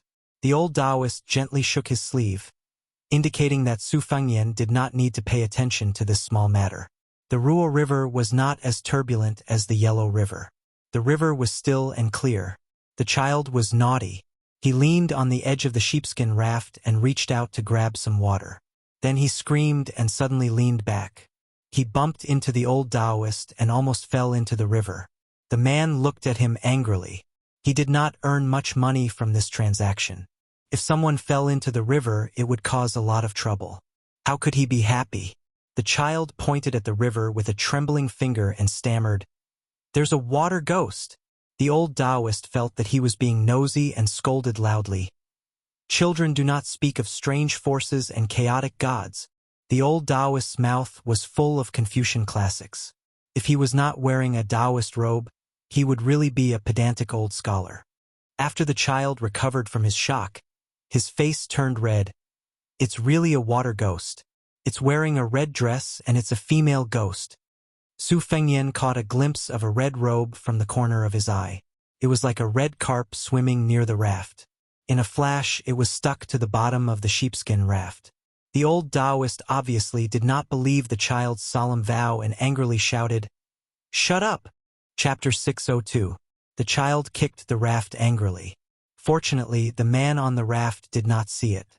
Otherwise, he would have increased the price. When they reached the shore, Su Fengyan took out some silver and threw it to the man. The old Taoist was stunned for a moment before he smiled and did not refuse. The dark-skinned child was probably frightened by the red-robed female ghost, so he jumped off the raft and fell flat on his face. The old Taoist was helpless. The three of them walked to the simple ferry. As they were all from the Southern Dynasty, the old Taoist felt lucky to meet someone from the same hometown. He cupped his hands and bowed slightly. "I am Taoist Jiu Wei, the supervisor of Yenyang Temple. My name is Luo Pingyang. You can call me by my name." Su Fengyan cupped his hands respectfully and returned the greeting. "Greetings, Supervisor Luo. I am Su Qi." Taoism and Buddhism were similar. There was also the saying of the jungle. This was especially true for Northern Mang's Tao and Virtue sect. Their power gradually swayed over the three sections.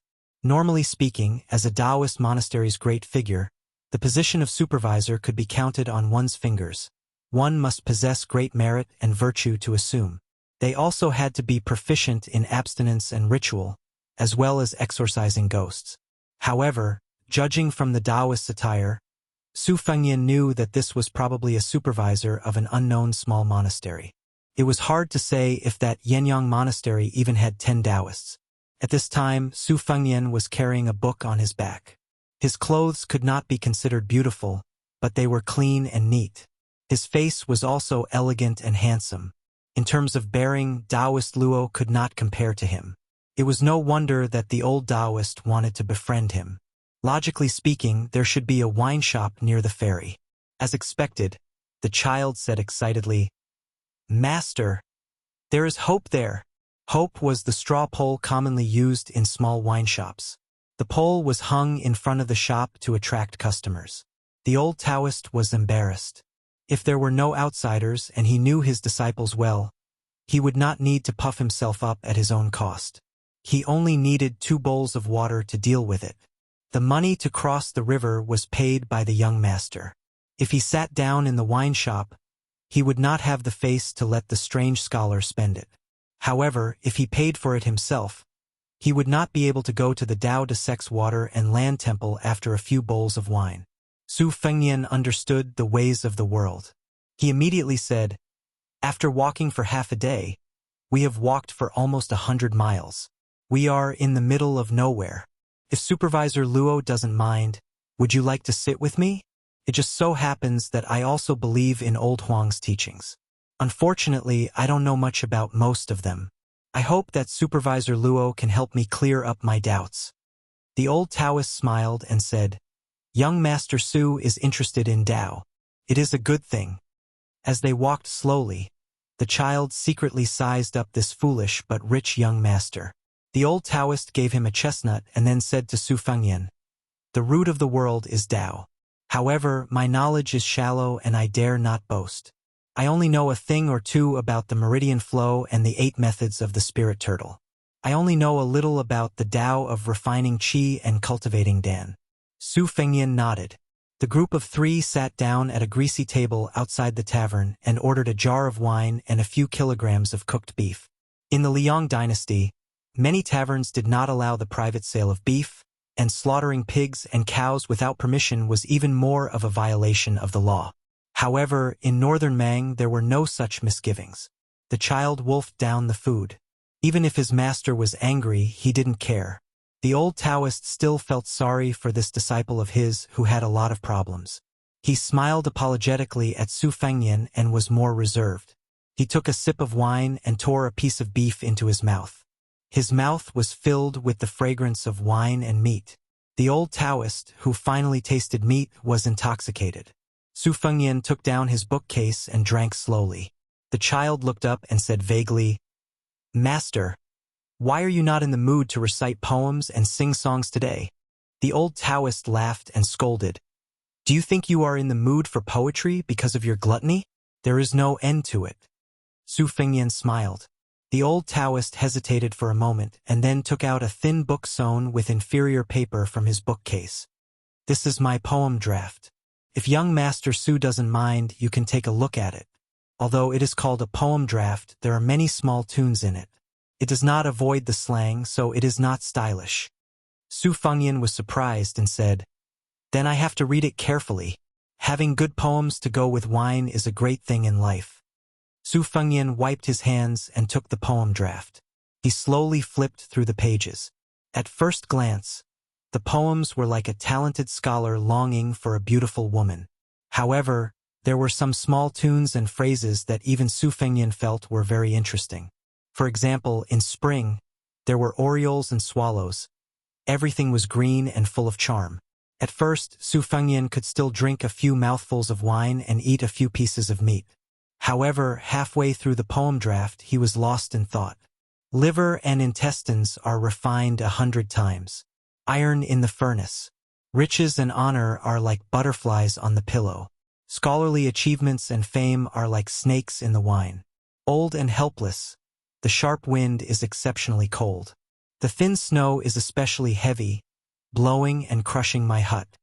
At the end of the poem draft, it was as the poem had said. The people are in a terrible situation. The scholar sighs deeply. As time passed, the poem drafts were ordered one after another. It was probably Luo Pingyang's state of mind.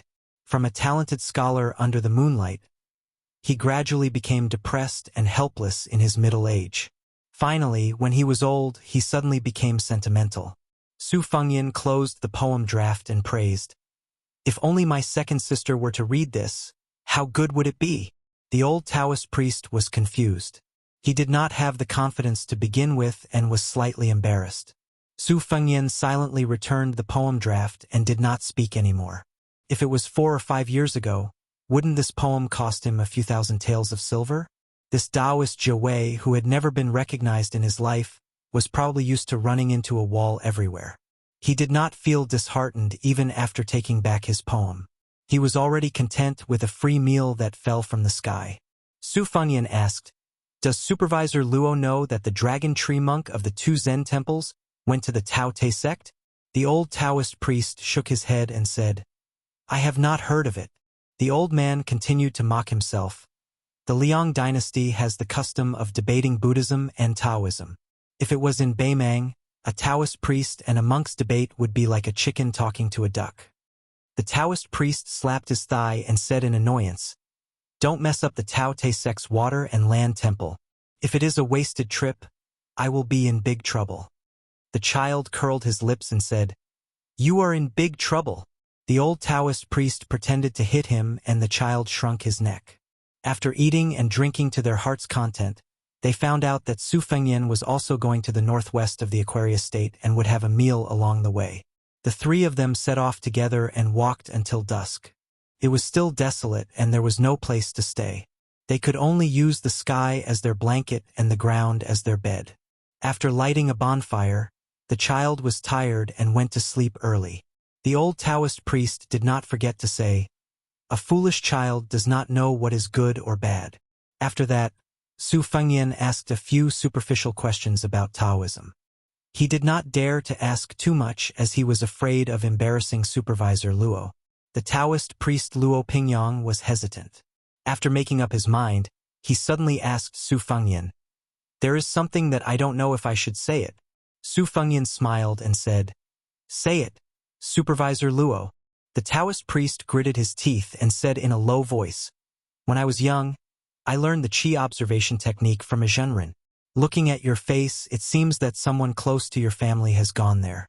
It is either surnamed Song or Li. If possible, I advise you to return home." Su Fengyan was stunned and did not speak. The old Taoist priest sighed and said, "I am not very accurate. If I say something bad, please do not blame me." Su Fengyan nodded his head. The old Taoist priest looked at this gentle young master facing the bonfire and his lips trembled slightly. The old Taoist priest could not bear to look anymore. After a long silence, he looked into the distance and muttered, "The wind and waves threaten me. I am swept away by the wind and waves. The mountain ghosts laugh loudly. The wind and waves far away from me. I am far away from the wind and waves. The stars fill the sky and people sleep. People sleep." Chapter 603. 50 men from Bailiang served as a standard. A standard crossbowman's combat power far exceeded that of 300 ordinary armored soldiers. Bailiang's crossbowmen could be used as scouts, but not all of them could become crossbowmen. This time, even without the standard commander saying anything, Li Hanlin and his brothers already sensed that something was amiss. It was definitely not a small-scale battle like the usual one deep inside Dragon Waste province. Li October and the other seedlings were eager to give it a try. They were well aware that after waiting for so many years, the great battle was finally about to begin. Before the troops and horses moved, the provisions would move first. In addition to the provisions, there would also be a large number of scouts scattered in front of the army like scattering beans, concealing their tracks and quietly cutting down the weeds. As Bailiang's favored elite crossbowmen, they were qualified to carry the sharpest Bailiang sabers, the most penetrative light crossbows, and ride the most explosive, experienced horses. All the crossbowmen were wrapped in cloth and rushed north with their heads lowered. Li October was impatient and increased the speed of his horse. He was only half a horse's length behind the standard commander. He asked quietly, "Standard commander, where is the tiled building? That's the number 1 military town in Dragon Waste province. Do we have tens of thousands of brothers following behind us?" The standard commander turned his head and glared at him. He did not want to answer at first, but after some thought, he said in a deep voice, "Stop talking nonsense. Remember, this time when you encounter the barbarians' horse pens, don't leave any of them alive. Don't even cut off their heads. Don't delay the military situation. If you encounter a large army, turn back. As for the rest, even if it's a group of 300 to 400 Baimang cavalry, we'll still fight with our lives on the line. Are you afraid of death? If you are, then scram." Li October cursed, "I'm afraid of your grandpa." The leader who had been in the military for 20 years was obviously in a very good mood. He smiled for the first time and joked, "I'm really your grandfather. I've been your father and mother all these years for you bastards." He was already used to the whip that could split open one's skin, not to mention the cursing of the chief. Besides, the chief was not wrong. The wandering crossbow regiment that October Li was in, which was once ridiculed as a hedonistic regiment, was a light cavalry regiment. Before joining the regiment, there were very few gentle, respectful, and thrifty people among them. They were all descendants of generals who were used to riding roughshod over the local prefectures and counties. Occasionally, there were some harmless ones who were prideful in their bones. After joining the regiment, they were all disciplined and well-behaved. Even a fart from the chief was more effective than the earnest advice of his high-ranking father. Li October's eyes sparkled. He didn't dare to nag at Chief Biao. He slowed down his horse and rode side by side with Li Hanlin and Lu Do. He chuckled and said, "We guessed right. It really is a big battle." Li Hanlin said grumpily, "Shut up. Do you want a piece of bamboo as a reward?" Li October said anxiously, "Do you think I'm a chick? This is for new scouts who can't keep their mouths shut. I can't afford to lose face like that." "You're not that far off from a chick," Lu Do said coldly. Li October's face turned red. He was about to curse, but he soon stopped himself. With his accumulated military merits, this chick was already on the same level as the deputy chief. Only Li Hanlin could compete with him, After a few real battles, Lu Dou's military exploits were outstanding, and he was now fully integrated into the standard. Although he was still a man of few words, even Li October, who used to stare at Lu Dou, regarded him as a brother, and even wanted to present his sister to him with both hands. Lu Dou's relationship with Li Hanlin, Li October, and the others could be considered to be very good. There was a spear pouch hanging from his saddle, and there were more than 10 short spears in it. The crossbowmen all carried a powerful crossbow with them, and they even asked about the standard commander out of curiosity. Lu Dou's stubborn temper made him play dumb every time, and he always said that he knew nothing. Li October's smile disappeared. He reached out and tightened the strap of his soft leather helmet. It dug deep into his flesh. Not only did it not hurt his bones, it even felt familiar. When he first joined the Beiliang army, he didn't have the qualifications to practice riding a horse. He was only familiar with the military formation as an infantryman. After one day, he fell apart. On the second day, he put on the chainmail that weighed less than 20 kilograms. He felt a burning pain all over his body. Li October's mouth twitched. How did he become a crossbowman? In the past, he used his martial strength to commit crimes in the county. He was injured all year round. Although he was not afraid of pain, he was still afraid of death. Probably because he was sent to the army by his father, he saw him flattering the general who was said to be a family friend.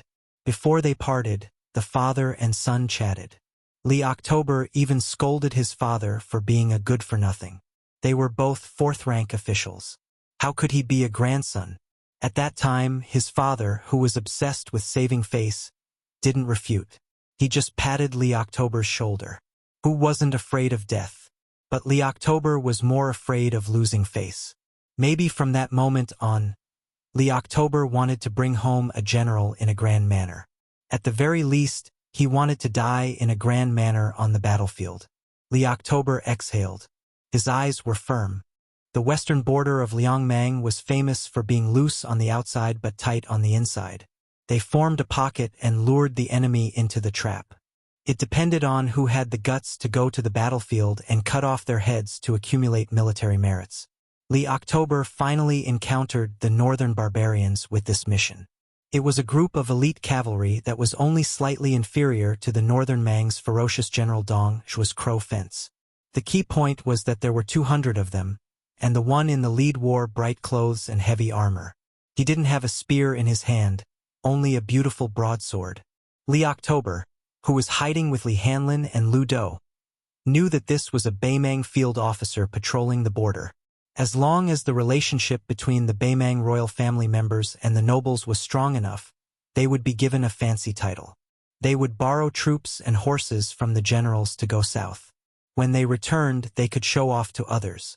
As for the number of troops they brought, it was the same as the family's wealth. Beiliang's crossbowmen loved this kind of reckless flower vase. They would kill them if they ran into them.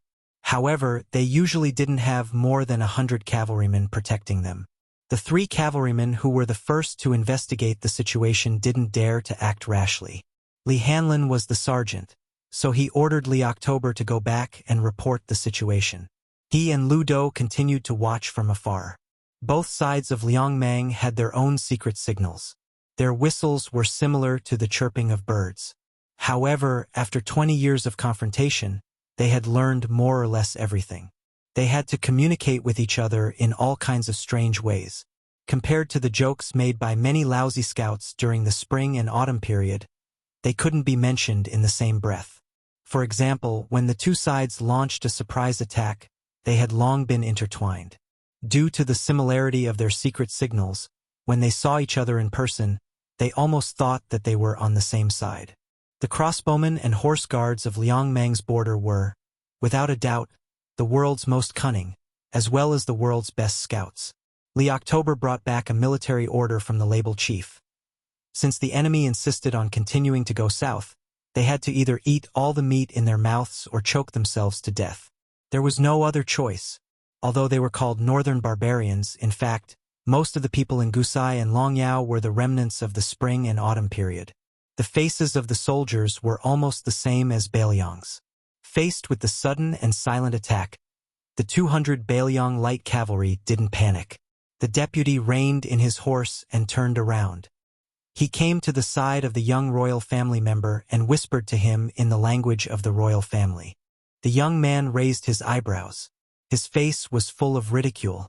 He seemed to shake his head to stop the deputy's suggestion. When he first saw the Bailiang crossbowmen in an encirclement and suppression situation with their crossbows flying like locusts, the young general's sneer grew. Other than the 2 quick waves of crossbows, when the soldiers from several directions came into contact with each other at the same time, the cavalry on his side were all killed by the Bailiang cavalry without exception. Only then did he frown. However, he still had no intention of retreating. He pressed one hand on the back of his horse and gently calmed the warhorse that had become violent after smelling the scent of blood. The deputy was deeply worried. Other than his bright armor that was different from normal soldiers, the rest of his equipment was the same.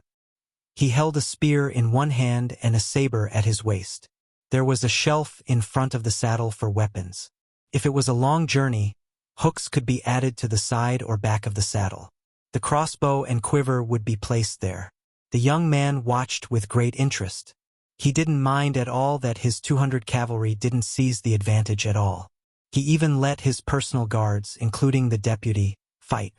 He stayed in place and watched this bloody battle where the horses died faster than the men. A real cavalry battle wasn't like those battles created by the romance of the 3 kingdoms. There weren't 2 generals who were kicked in the head by a donkey before going to the front of the formation to kill each other. Whoever lost would be defeated like a landslide. It was also very rare to see a general stop his horse in the middle of the formation and continue to stab the enemy with his spear despite being surrounded.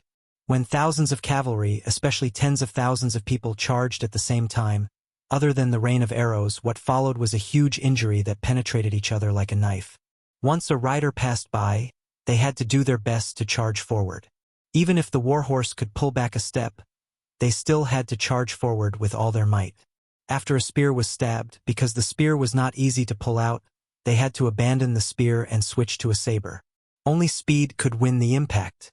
In a rapidly moving formation, if a rider on one side stopped for no reason and became a wooden stake, then they would be guilty. For a small-scale cavalry battle like a scout, the principle didn't change.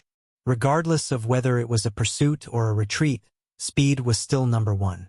However, scouts had more leeway to display their individual martial strength.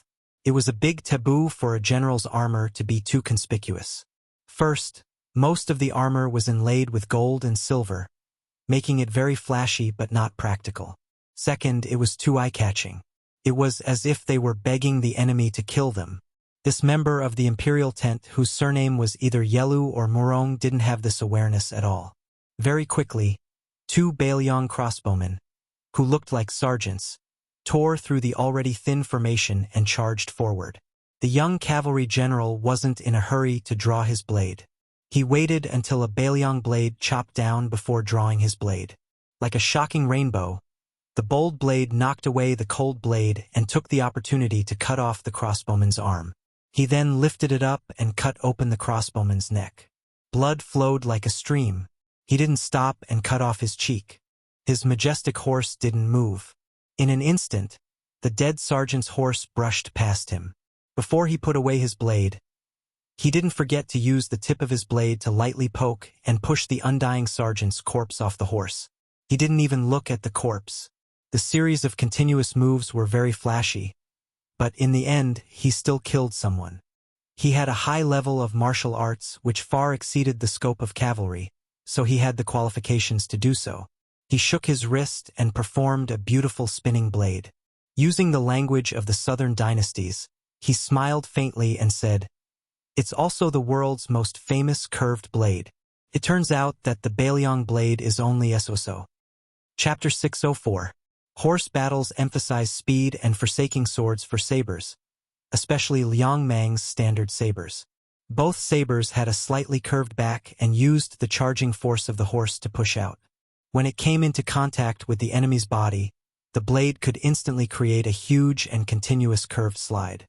Its cutting power was amazing, and even if it accidentally cut armor, it would not be easy to drop it. This was an effect that a straight-back saber of the same weight could not achieve. This was also the reason why Beiliang sabers were so famous.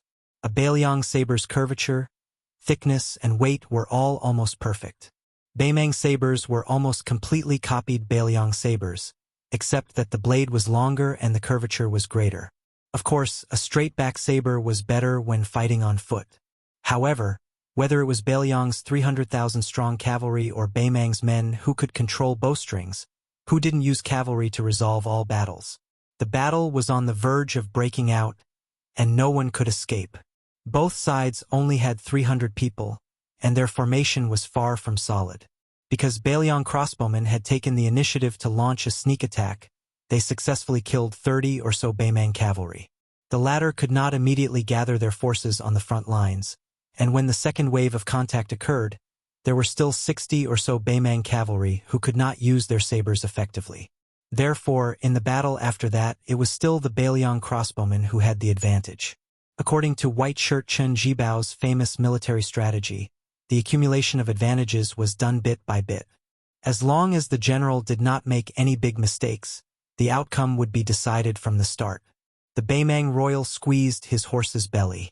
The warhorse was of excellent quality and had shocking explosive power. In an instant, it entered a peak charging state. With one saber, it split a Beiliang crossbowman and his horse in half.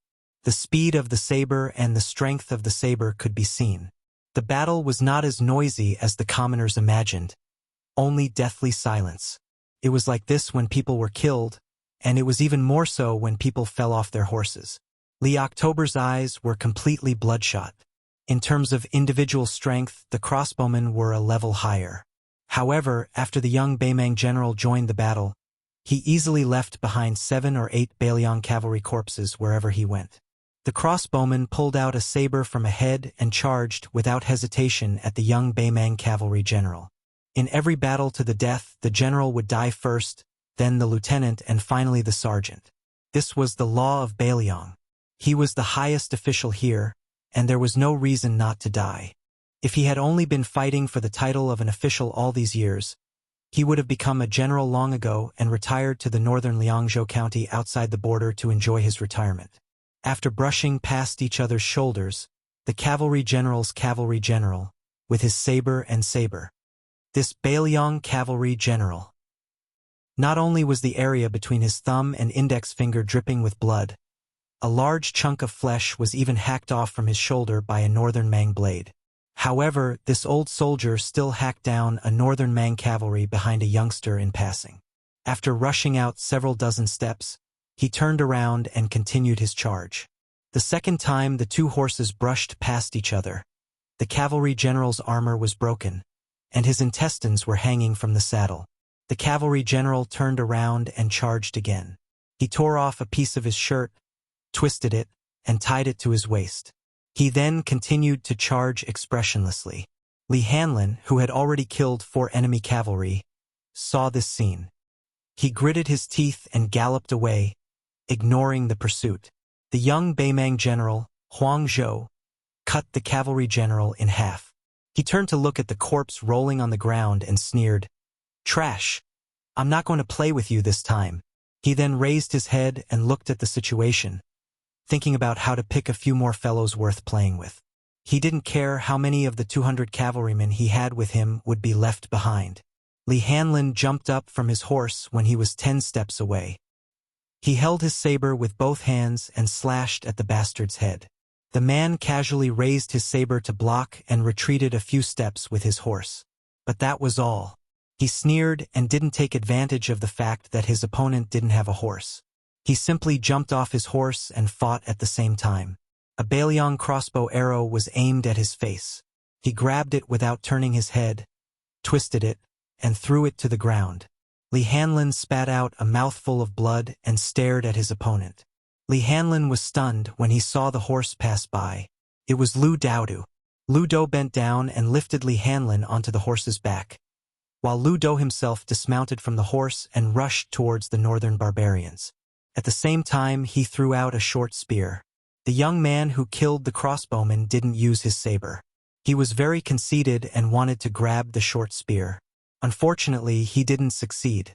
The short spear cut through his palm and stabbed toward his eyes. He hurriedly turned his head and scratched his cheek. Lu Daodu didn't engage in close combat. He kept a distance of 20 steps. He squeezed out a gloomy smile and said stiffly, "I'll play with you." The second spear was thrown. It was even more powerful. The general didn't dare to be careless. He dismounted and swatted away the short spear with his Beimang saber. His arm was numb and sore. That damned Beiliang soldier fought with his bag. Not only did the short spear in his bag fly toward him, he even had the time to pierce the bodies of the Beimang cavalrymen around him. Without exception, he killed them all by breaking their skulls. He even had the ability to leisurely hunt from 20 steps away and pull back a few short spears. Chapter 605. The Beimang young man who failed to gain any advantage was furious. He couldn't care less about his demeanor and wanted to fight in close quarters to chop this nameless soldier into pieces. He was a warrior trained by a top master after all. He paid the painful price of a spear piercing through his shoulder in exchange for a chance to get close. When he was 10 steps away, the Mang Dao's aura surged, not giving him a chance to throw the spear. The scout was startled and then smiled. He pretended to be surprised. Then he smiled sinisterly, as if he had succeeded in his scheme. The young man who wasn't stupid knew that something was wrong, but he didn't want to believe that a crossbowman who only knew some small tricks could be so powerful. He still insisted on getting close and attacking quickly. Lu Dou didn't pick up the short spear in his bag anymore. He used one hand to block the sharp Beimang saber that could pierce through armor. The young man from the royal court was delighted and suddenly chopped down with all his strength. It didn't move at all. Lu Dou twisted his wrist and broke the carefully crafted Beimang saber. Then he punched the opponent's abdomen and smashed his intestines. The Beimang young man, who was supposed to have a meteoric rise under the protection of his family, lost all his fighting power on the spot. Lu Dou spread out his hands and grabbed the enemy's arms. Then, he tore the unknown young general into two halves. Blood sprayed all over Zhong Tongzi. Lu Dou kicked the corpse away. He didn't wave his hand to wipe away the blood, nor did he pay attention to the newly dead man. He turned back and continued to enter the battlefield. In this bloody battle, the Biao leader and the deputy Biao leader died together. None of the 200 Beimang cavalry escaped. They didn't have time to send a message. Sergeant Li Hanlin became the temporary leader. Lu Dou silently picked up all the short spears and buried the Biao leader with Li Shiriyue. He then stood behind Li Hanlin. Li Hanlin said calmly, "The wounded have returned to the south. The other 36 people and I will pick the horses and continue to the north. If I die, Lu Dou will lead you to the north." This kind of scout war, where one side was destined to be completely wiped out, happened one after another on the front lines. 3 days later, in Beimang's #1 strategic town in the south, the 18,000 kilowatt army, led by Hong Guan, a young and strong man who seemed to be on par with Dong Zhuo this year, marched out of the city and engaged in a large-scale cavalry battle against the Longxiang army at the vast green tile basin. Hong Guan was just over 40 years old. He was elegant and had a scholarly air, but he was extremely ruthless and decisive in commanding his troops. He was unwilling to defend the city and wait for reinforcements. He vowed to annihilate the invading enemy in one fell swoop. It was only when the troops were about 30 li away from the tile building did Hong Gu and find out that it was the 10,000-man Longxiang army. However, after this Confucian general finished strategizing, he told the valiant generals under his command to wait respectfully for good news. He then sat on top of the city wall and set up a chessboard, chatting and laughing with a national chess player. The Huazhu army was twice the size of the Longxiang army. How could he not win? Hong Guan was certain that once they won on the chessboard, they would also win outside the city. It would definitely become a story that would last for all eternity. The green tile basin was extremely advantageous for cavalry to charge. The momentum of both sides was vast. Most of the people who fled north during the spring and autumn period already had children of their own. The old people were all deeply moved by the strength of Beimang's national strength and military strength. They gradually forgot about the sound of the Beiliang cavalry's hooves. Moreover, these new people had never heard of the sound of hooves in recent years. The Beiliang cavalry had once trampled all over the spring and autumn period. However, wasn't that an old debt? When the people in the tile-building city first heard about the battle, they were slightly panicked. However, their fear did not last long. They began to laugh at the Bailiang for daring to come to the tile-building city with a pitiful 10,000-man army. The two armies were like two torrents clashing against each other. The Huazhu army's howls shook the heavens. It seemed that their momentum had far surpassed the Bailiang cavalry, who were still silent during the charge. When they were 500 paces away, the Bailiang army shouted one word at the same time. Kill! On top of the city wall, Hong Gu's eyelids twitched. The chessboard in front of him trembled more and more violently. In the end, the chess pieces were already jumping. A barefooted youth in black ran at the front with a black tiger. They left the elite cavalry of northern Liang far behind them, who were running as fast as thunder. The withered youth tied his hair into a braid. He grabbed the huge black tiger and smashed it at the enemy. Then he bent his knees and jumped into the sky, falling into the enemy ranks. It was extremely shocking. Did this idiot want to be the enemy of 10,000 people? After the black tiger fell, it instantly killed more than 30 cavalry.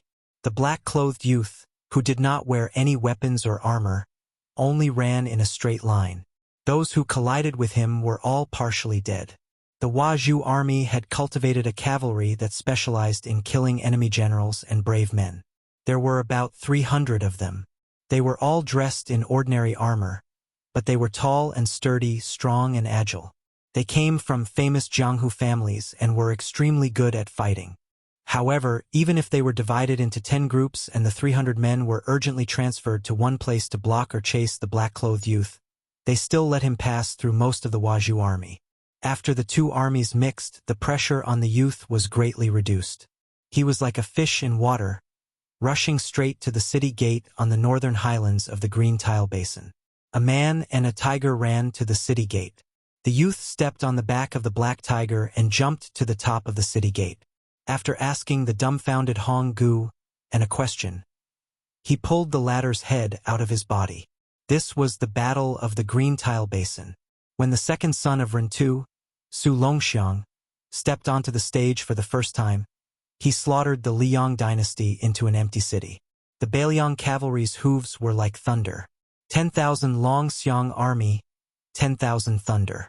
Half of the 18,000 Huazhu army, known as the Iron Army of Beimang, died in battle. The surrendered soldiers were killed. The entire army was killed. Beimang heard the thunder. Chapter 606. Two 10,000-word chapters completed. The Southern Dynasty had its own imperial court, but its rank was lower than that of the Northern Royal Court. When the older generation first entered Beimang's territory, some of the more experienced aristocratic families of the Central Plains had seen the scene of disagreements and fights breaking out at every turn. At that time, they were shocked. They couldn't imagine that such an uncouth imperial court could challenge the Liang dynasty, which had already unified the spring and autumn period. Later, the empress showed mercy, and the Southern Dynasty was established. This imperial court was obviously much more cultured and elegant. There were endless disputes in the main hall, and there were bound to be some red faces and ears. However, for more than 10 years, there had never been a quarrel like today, to the point where it was about to turn into a fight. All of this was due to the new smoke rising from the southern border. The 10,000 Dragon Elephant cavalry first slaughtered the strategic border town of Tile Building. If they had stopped after winning the first battle, it would have been fine. Then, under the leadership of the second son of the king of Bailiang, they made a detour and raided the next strategic town, Gentleman's Pavilion. The 6,000 Longxiang army unexpectedly defeated 8,000 soldiers and horses. The two major defeats of the Southern Dynasty were already an indisputable fact. The situation was not only hot, but also painful. Except for Zhong Shuntong, who didn't dare to return, the other generals who held authority all kept silent. Occasionally, they would exchange glances in the hall, then slightly shook their heads and sighed. On the contrary, the civil officials of the Jia surname Gaohua were quarreling. Among them, there was a fatty wearing a purple robe who scolded the most fiercely. He almost pulled out the 18 generations of Hong Gu's ancestors, who had died for the country. Not only did he scold the civil officials who were giving orders, but he also insinuated that a few old generals were also included in the scolding. The fatty's saliva flew everywhere. This bastard surnamed Hong is fishing for fame. Even if I survive, I will stab him to death with a knife. The tiled city overlooks the green tiled basin. The cavalry has an innate advantage in the charge. You look down on the dragon elephant army, leaving the city to fight, but you actually have the guts to let the idiot lead the troops to the bottom of the slope. What, do you wholeheartedly want to start a completely fair fight with the Northern Liang cavalry? Didn't Hong Gu claim to be well-read in military books? What did he read so much that he defecated? I don't remember which old general's favorite student Hong Gu was. Who dares to remind me? Everyone in the hall quietly looked at an old general who was resting with his eyes closed. The general had white hair but a youthful complexion. He was very good at keeping his composure, and didn't seem to have any intention of being calculative with Fatty Dong. Fatty Dong's cheeks trembled, and he pointed to a third-rank official in charge of the Southern Dynasty's Ministry of Revenue. Using tile-building army and gentleman's pavilion army, we only managed to defeat half of the Northern Liang's dragon elephant army. You motherf *Ker actually told me to have the border armies of Li Gu and Maolong take the initiative to pursue them. What? These 14,000 troops aren't human. They're all your Yuanjin family's mates. You think you can kill them as you wish? Old man, you sure have the boldness of not being afraid of squandering money when you have a big family. You are just playing with His Majesty's generosity. That aged civil official was so angry that his face turned ashen. His righteousness was awe-inspiring as he confronted that fatty. However, his voice was trembling as he said, "My Northern Mang nation's prestige cannot be disgraced. Our Southern Dynasty's generals and soldiers are not to be insulted." Fatty Dong's words were extremely harsh. He glared and said, "Dead old thief, guard your Ministry of Revenue well and make money. If you overstep the rules and talk about military affairs, I'll beat you with a club and put you in the coffin. Don't think that I won't take care of you just because your pockmarked granddaughter threw flirtatious glances at me." The old man was humiliated and fainted on the spot. He had no choice but to be carried out. A young official who had jumped through the Dragon's Gate because of the imperial examination couldn't stand it anymore. He said softly, "That king of Bailiang's second son is deranged. Killing 9,000 people wasn't enough. Afterwards, he still wants to massacre the city. He's clearly a madman. If the Bailiang cavalry insists on going their own way, ignoring the two towns of Fengli and Gu Maolong and going north, they'll soon reach us. Do we really want the generals to disregard the defensive line and move the troops here? If by any chance it was a diversion to the east and attack to the west, using a lone army to tie down too much of our dynasty's military power, Su Shao would personally lead the elite troops to the northeast. Together with Gu Jiantang advancing on the eastern front, it would be difficult to deal with. We can't be led by the nose by Bailiang. I've heard that General Dong never cares about small gains and losses when leading troops. It seems that today is different." This newly appointed official, who was ranked second in the imperial examinations and favored by the Empress, had a dignified appearance. His voice wasn't loud, but the old Minister of Revenue had fainted from anger. It was so quiet that a pin drop could be heard in the main hall. Furthermore, his words weren't without aim, so he seemed to be full of energy. Fatty Dong sneered and said, "Pedantic scholar, you're just an armchair strategist. Wait until you've killed people and seen blood before you come back to reason with your Grandpa Dong." The young official responded with a sneer. He didn't want to pester this extremely lucky fatty. He didn't overdo it and just wanted to express his stance. In the future, if what he said was true and the Empress came to settle accounts, it would be equivalent to trampling on Fatty Dong. Unknowingly, it would raise his own prestige by a large margin. However, before that day came, an old general's words made him feel ashamed. It was Great General Huang Songpu, who was the first person to seize military power as a remnant of the spring and autumn period. Although the Southern Dynasty was showing signs of rising up from behind, Lu Gui, who was praised by the Empress as half of Su Shao, and Yang Yuanzhan, who was a commoner and had defected to the army, were beginning to overshadow Huang Songpu in terms of prestige. However, seniority wasn't important. Yang Yuanzhan himself was once half of Huang Songpu's vanguard.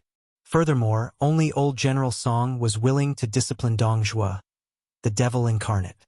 As a result, Huang Songpu's words carried the most weight in the southern dynasty.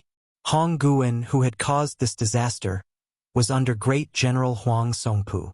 It was difficult for him to escape being scolded by Fatty Dong in the imperial court. Chapter 607. Unexpectedly, this time the old general stood on the same side as Dong Zhuo. Military books are dead, but the person leading the troops is alive. When facing off on the battlefield, one must first consider the temperament of the opponent. First, this time the Longxiang army will attack our border first. They will not take any prisoners, and it is inevitable that they will massacre the entire city. The strategy of conciliation is a joke to both Liang Mang and Liang Mang.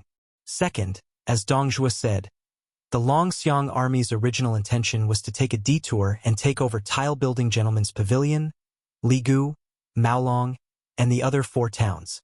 As for how many people will survive after the battle, I think Su Shao does not care at all.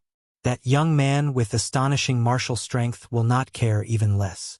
Using a lone army and a single battle, they do not expect to defeat half of the Southern Dynasty's military strength, but they want to destroy the morale and popular sentiment that the Southern Dynasty spent more than 10 years to accumulate. This is where Bailiang's evil intentions lie. When the next battle begins, the Bailiang army will be wiped out and trampled under horse hooves. With the example of the past, who dares not to surrender? Third, I guess that after the Longxiang army goes north in one spurt of energy, there will definitely be a follow-up force, perhaps around 50,000 men. Whether or not they will attack is uncertain. We can choose whether to fight or not.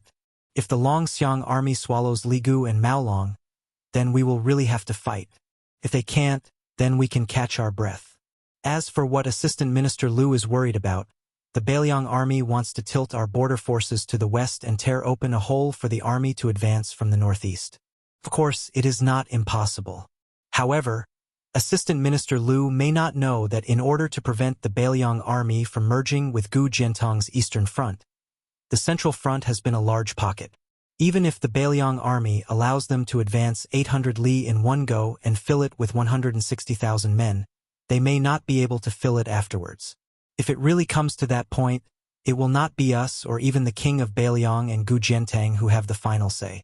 Only our emperor and the Zhao family's son can make the final decision. It's not convenient for me to say too much about the Central Front. I hope that Assistant Minister Liu can forgive me. The young official was in fear and trepidation.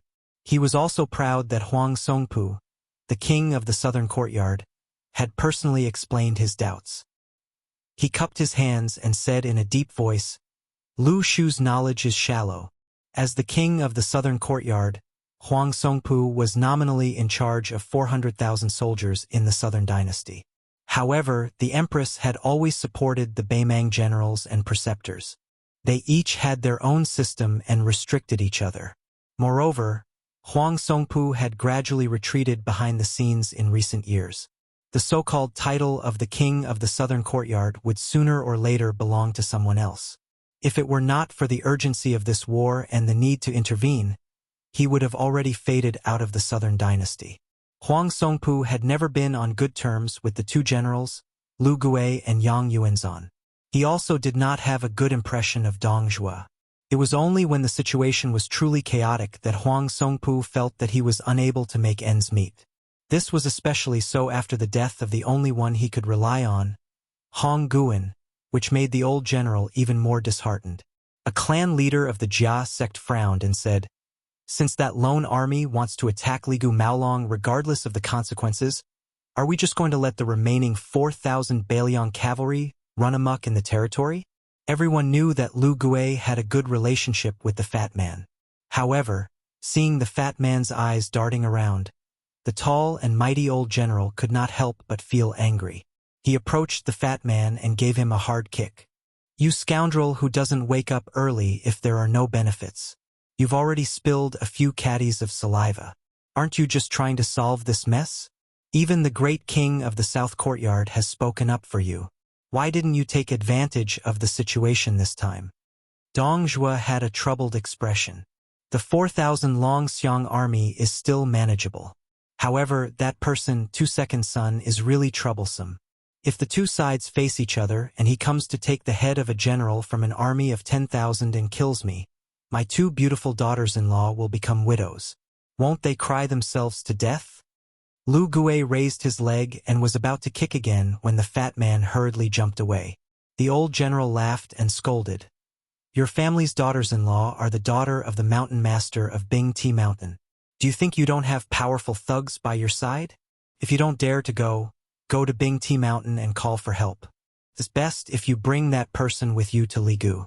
I'll allow you to bring 8,000 men to Ligu. No more than that. If His Majesty holds you accountable, this old man will take responsibility for you. If you dare to bring even one more soldier, just pretend this old man didn't say anything. Dong Zhuo said half-believingly, Really? Don't turn your back on me after this. Right now, all the civil and military officials in the imperial court can hear you. As soon as he finished speaking, Dong Zhuo rolled his eyes and muttered, F***CK. It seems that when the time comes, no one will be willing to stand up and prove my innocence. The pillars of the southern dynasty all smiled knowingly. This Dong Zhuo was sinister, but he never lacked self-awareness. Lu Gui said angrily, This old man's fart is more useful than your oath. Dong Zhuo rubbed his hands and laughed. If that's the case, then I'll go to Maolong and throw away my life. This kind of strenuous and unrewarding dirty work, I'll do it. As soon as he finished speaking, Dong Zhuo trotted away as if there was oil on the soles of his feet. Lu Gui and Yang Yuanzhan, who had a good personal relationship, also left one after another. Huang Songpu still had to stay in the imperial court. Lu Gui waited outside the hall until Yang Yuanzhan came down the stone steps. The latter was known for being a man of few words. He calmly asked, Dong Zhuo is going to Maolong and not Ligu? Lu Gui laughed and said, It's obvious that the Long Xiang army will slaughter Ligu. This bastard is lazy to the bone. If he can sit, he won't stand.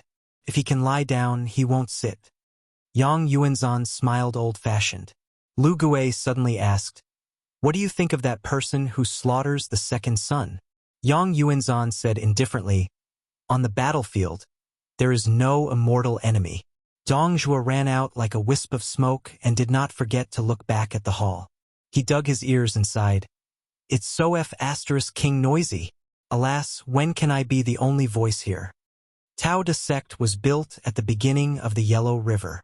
It was rumored that there was a hovering mountain behind Heaven's Gate. The imperial preceptor, who had transcended mortality and entered the divine realm, cultivated immortality there and did not care about worldly affairs for 30 years. Qilin Immortal had 6 outstanding disciples. Other than the 2 immortals who were guarding Heaven's Gate and the foot of the mountain, the rest were scattered all over Beimang. However, when an old monk sat outside the fog of Heaven's Gate of Tao De sect, the 4 immortals who were preaching outside returned to Tao De sect except for the one in the palace. The kind-looking old monk did not say anything and sat down outside Heaven's Gate. Heaven's Gate was a natural hole formed by 2 towering peaks facing each other. Clouds and fog lingered inside. Outside the gate, there were 999 jade steps. Even if one walked up the steps and looked at the gate from a close distance, one would not be able to see the mystery inside. Outside Heaven's Gate, there were 18 Taoist temples, 9 on each side. There was an endless stream of pilgrims. The endless stream of incense blended into the fog all year round, making Tao De sect seem more like a paradise on earth. One of the main paths led to Heaven's Gate. The old monk was on the flat ground in front of the first step, meditating peacefully. First, the purple-robed immortal came out of Heaven's Gate and flew down the mountain on his sword. The sword whirled and the dragon roared for 3 days. However, they were not allowed to come within 3 feet of the old monk. Then, the immortal who held the jade rui flew from the foot of hovering mountain to Heaven's Gate. The purple-robed immortal rode his sword and walked down step by step. After walking for 3 days and 3 nights, he had reached the 300th step. Then, 3 immortal-looking immortals arrived. 2 of them were either standing or sitting cross-legged at the peak of the Taoist temple at the foot of the mountain. The last direct disciple of the imperial advisor made a hand gesture and walked toward the old monk. Every step he took was extremely slow, but every time he touched the ground, the heaven and earth would shake. After half a day, the old monk began to recite the sutra. He recited the Diamond Sutra word by word. After reciting the Diamond Sutra once, the old monk, who admitted that he did not know many words and spells, began to recite. More and more people gathered at the foot of the mountain. There were no less than 10,000 people. Almost 10 days had passed since the old monk sat down. The flying sword had cut the clean and white kasaya thousands of times. The Taoist immortal who struck the heavenly thunder with his small steps also walked to a few feet behind the old monk. The old monk's whole body was golden, covered in blood. The old monk put his palms together and finished reciting all the Dharma he knew. He said softly, "Amitabha." Many pilgrims could guess what would happen at that moment. They all turned their heads away, unable to stand on their tiptoes to watch. A white rainbow streaked across the sky, higher than Heaven's Gate. Behind it was a yellow waterfall. I did not enter Heaven's Gate, but I am higher than the heavens. The white rainbow stopped and revealed itself. The white-robed monk said loudly, "This poor monk is here to return the favor." It was impolite not to return the favor. The yellow river hung in the sky. This white-robed monk pulled the entire yellow river over. Chapter 608. The monk in white carried a large section of the yellow river over the heavenly gate and flooded the Tao Te sect. The pilgrims inside and outside the 18 temples were stunned. When they saw the yellow river hanging in the sky, they were afraid that the monk would lose his mind and pour the water over their heads. If that happened, they would die unjustly. They would really be like fish in the moat. The monk in white went straight to the hovering mountain. There was a lot of discussion at the foot of the mountain. Many pilgrims were satisfied after they came back to their senses. This strange phenomenon was really worthy of being called the work of immortals. How many times could it be seen in the human world? In addition to the pilgrims who came to the 18 temples of Tao Te sect to burn incense, there were also a lot of people who wanted to sit on the mountain and watch the tigers fight. The buildings on the top of the Taoist temple had already been divided up by the rich and powerful of Beimang. A man in plain clothes stood in the turbulent crowd. He was inconspicuous as he rarely raised his head and looked directly at others. He did not look very elegant at all except for his height. He came to the foot of the mountain half a year ago. His food, clothing, housing, and transportation were ordinary. He also ate scallion pancakes with many pilgrims to fill his stomach. At night, he would just find an empty space to lie down and sleep. At most, he would use a long gown as a quilt. When he saw the monk in white leaping over the heavenly gate as if he was going to trouble immortal Qilin, he did not want to stay any longer. When he was about to turn around, he smiled warmly and stopped. A short and sturdy man with dark skin came to his side. His arms were as long as an ape's and his earlobes were unusually thick, similar to the ears of the Bodhisattva statue. When ordinary people saw him, they would only say that he was blessed with good fortune. The middle-aged man's eyes were indifferent. He pursed his lips and stood side by side with the relatively young man in plain clothes. Comparisons were odious. The latter, who was originally not outstanding, immediately became gentle and elegant.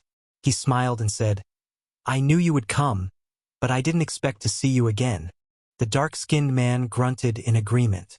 The man in long clothes raised his hand and put it in front of his eyes. He looked into the distance. The two immortals of Tao Te sect stayed behind to guard the old monk in two Zen temples. The three immortals entered the heavenly gate one after another to stop the monk in white. He said with emotion, "The 5 immortals could not break the golden body of the dragon tree monk." The middle-aged man said calmly, "The sages of the 3 sects are different from us. When they reach the peak of their respective states, there is no need to be envious of them." The tall man in his 30s chuckled.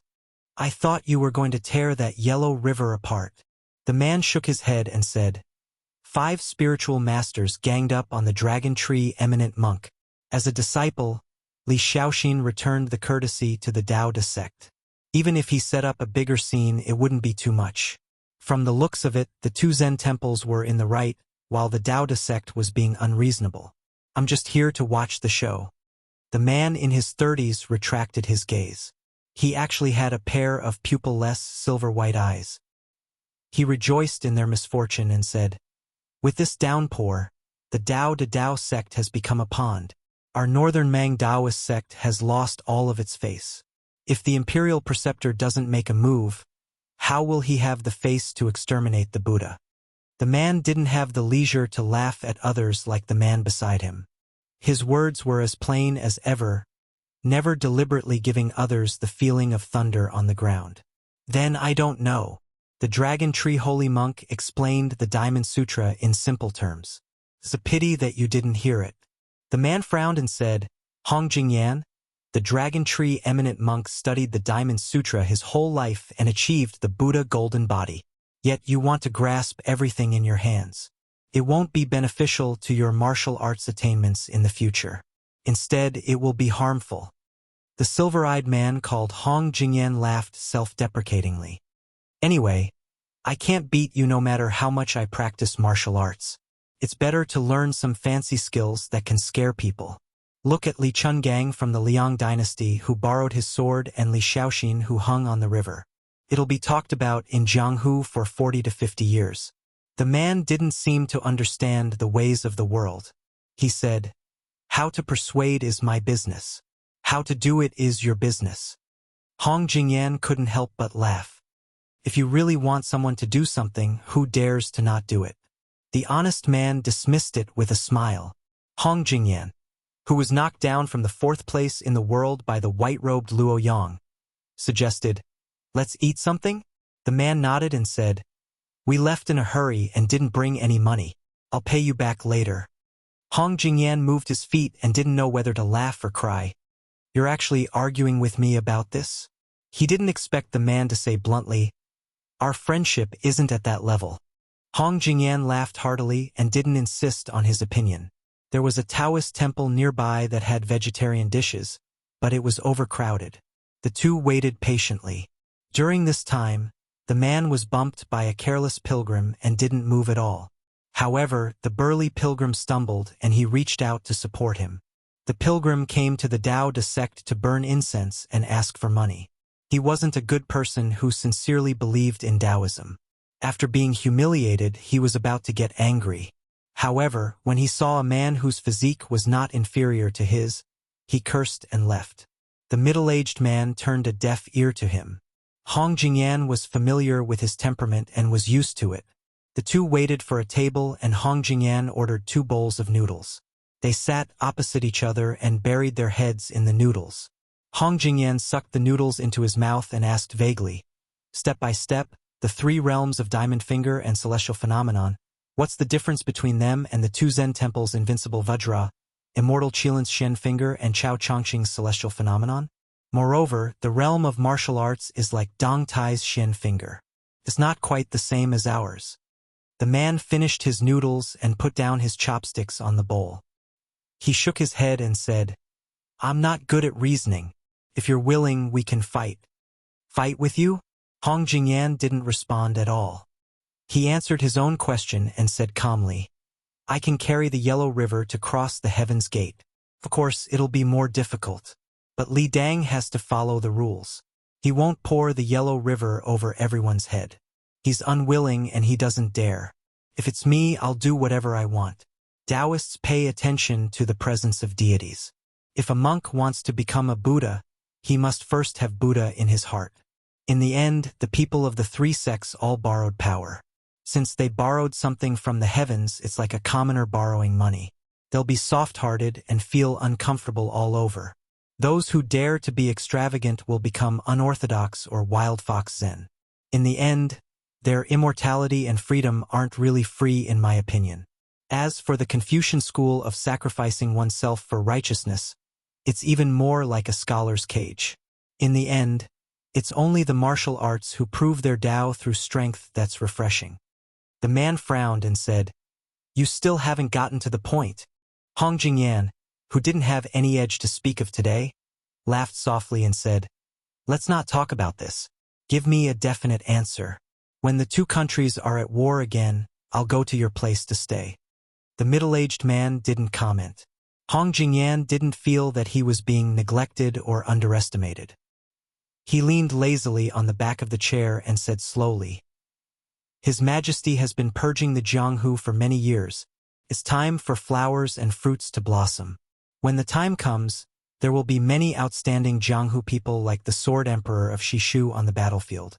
It's tragic. It'll be good if only 1 out of 10 of them survive. I really feel bad for them." The dark and taciturn man interlocked his fingers and still didn't say a word. Hong Jingyan suddenly asked, "Do you think the two of us can sneak into the palace of the Liang dynasty and take the head of the Zhao family's son? Why don't we go to Beiliang and kill Su Shao?" The man glanced at the man who made a name for himself in the chess and sword music school and said lightly, "Although I don't know much about Buddhism, I've heard of a saying in the Central Plains, 'Virtue is 1 foot tall, the devil is 10 feet tall.' I'm sure that Wang Xianji of the Martial Emperor City has been waiting for us for a long time. As for Su Shao, he's involved in the tripartite balance of power of Liang Mang and Liang. Since you have ambitions, you can't kill him just because you want to. Besides, you can't kill him anyway." Hong Jingyan sighed. The middle-aged man asked, "I heard you lost to her?" The chair under Hong Jingyan's feet left the ground as it swayed.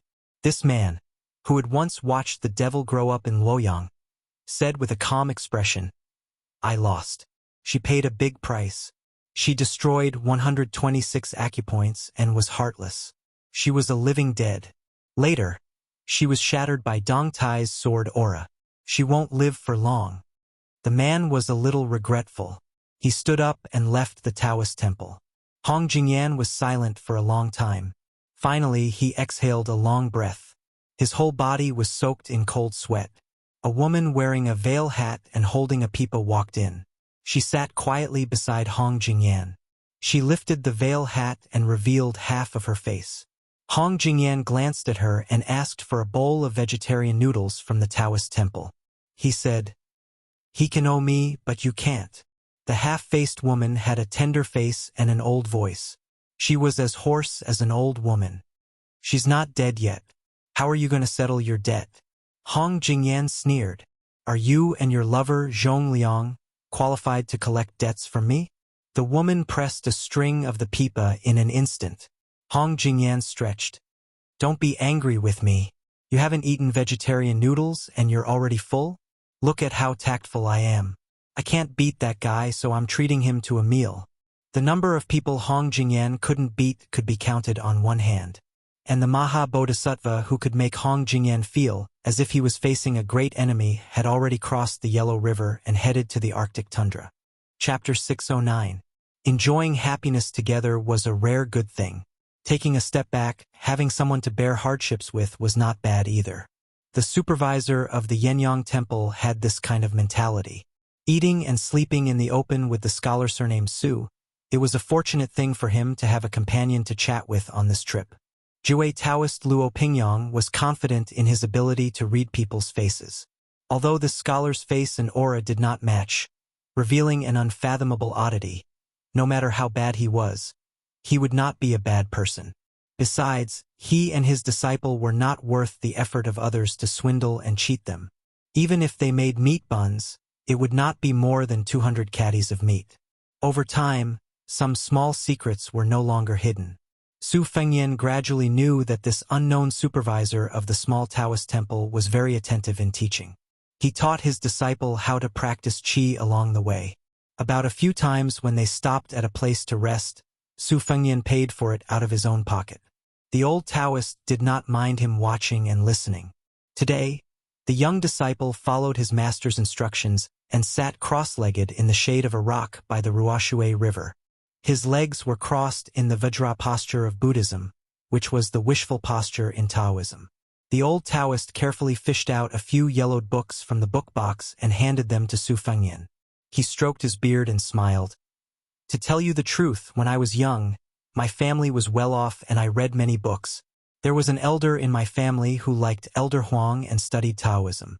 I followed that elder to practice qi for a few years. Later, my family declined and I did not want to give up halfway, so I joined the Taoist temple and became a receptionist. These years I read all the classics of Confucianism, Buddhism, and Taoism. It was not easy to pick out these 3 books, which I thought would not lead the disciples astray. Su Fengnian took a look. It was the 6 Wonders Gate from Tiantai sect, the continuation of meditation from Yuan Fan, a wandering immortal from the spring and autumn period, and the last book was the theory of Bodhi Dao from the Huang sect. These 3 books were somewhat obscure to ordinary people, but for people of the 3 sects, it was not difficult to get their hands on them. However, the classics of Buddhism and Taoism were as vast as smoke. To be able to pick out these 3 books was enough to prove that the old Taoist was not a fake Taoist who casually put on a Taoist robe. The 3 books were steady and proper, describing the method of meditation step by step. They were not like many scriptures that pretended to say things like, "Return to Buddha for a lifetime," or "I want to leave this world," which were deliberately mystifying and playing tricks with the words.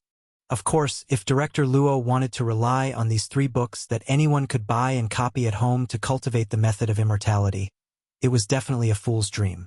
However, if one cultivated the method properly and diligently, they could, to a certain extent, get rid of diseases and prolong life. It was rare for the old Taoist to meet someone who was willing to listen to him show off his cultivation experience, so he was very leisurely. He pointed at his disciple's back, intending to give this young man some pointers. "Young Master Su, look at my disciple's back. His back is straight like the stacking of a plate. This is very particular." The old Taoist kept him in suspense and asked with a smile, "Young Master Su, have you ever seen ginseng before?" Su Fengnian smiled and said, "I've only seen it a few times by luck." The old Taoist narrowed his eyes and clicked his tongue. "That's good stuff. When I was young, I followed my elders to cultivate and saw a few old ginseng that were picked from the Liangliao region of the Liang dynasty. They were as thick as an arm." "Hey, I'm off topic. Let's not talk about this. A real man doesn't boast about his past achievements. In short, all living things are born with spirits, especially ginseng. A ginseng's branches must be curled into knots in order to cultivate its origin and prevent its essence from leaking out. It's the same for us Taoists when we meditate and breathe.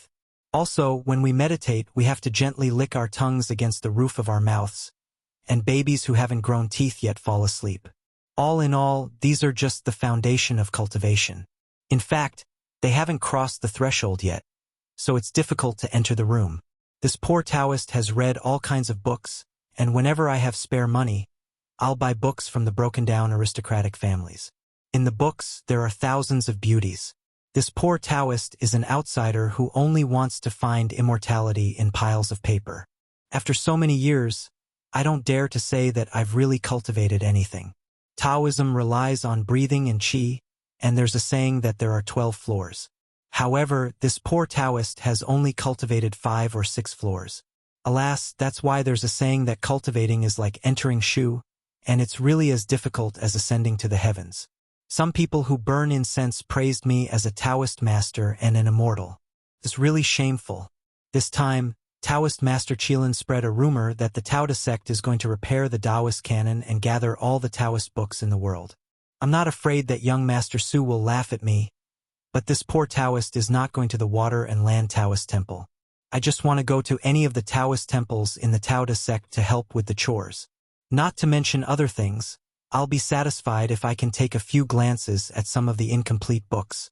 As for the trivial matters like accommodation and food, this poor Taoist and my disciple can deal with it. The old Taoist's disciple was swaying and dizzy.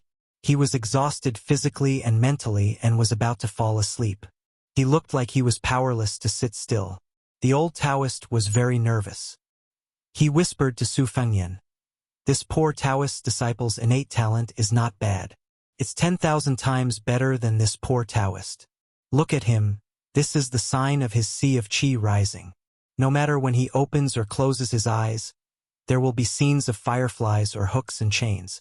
It proves that he has achieved a small success in his cultivation." When this poor Taoist cultivated the 2 great supernatural powers of hearing and seeing, he suffered a lot to pass this stage.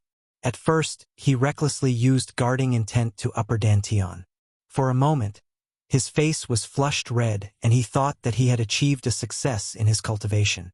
Later on, he realized that he had gone astray.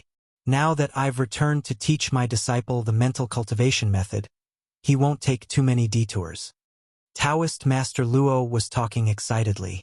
He didn't expect that his disciple almost fell down. He said weakly, "Master, I'm hungry." Chapter 6:10. His disciple's betrayal made the old Taoist lose face. He was so angry that he smashed a chestnut on the child's head. "Eat, eat, eat. You only know how to eat. You're such a glutton who doesn't make progress." If there were no outsiders present, the child would not mind being scolded and beaten by his master. However, he did not have a good impression of the young scholar from the moment he met him. Now he felt that he had lost a lot of face and stared at Taoist Luo with red eyes. As the master of the small monastery, he did not have the bearing of an expert. He shouted and stretched out his hand and then hit his disciple's palm more than 10 times. The child could not stand the beating and the old man patted with all his strength. The little hand instantly turned red, feeling pain and grievance. He cried loudly and glanced at the scholar who was not pleasing to his eyes. He felt even more heartbroken. He got up and squatted by the side of the river, picking up stones and throwing them into the river.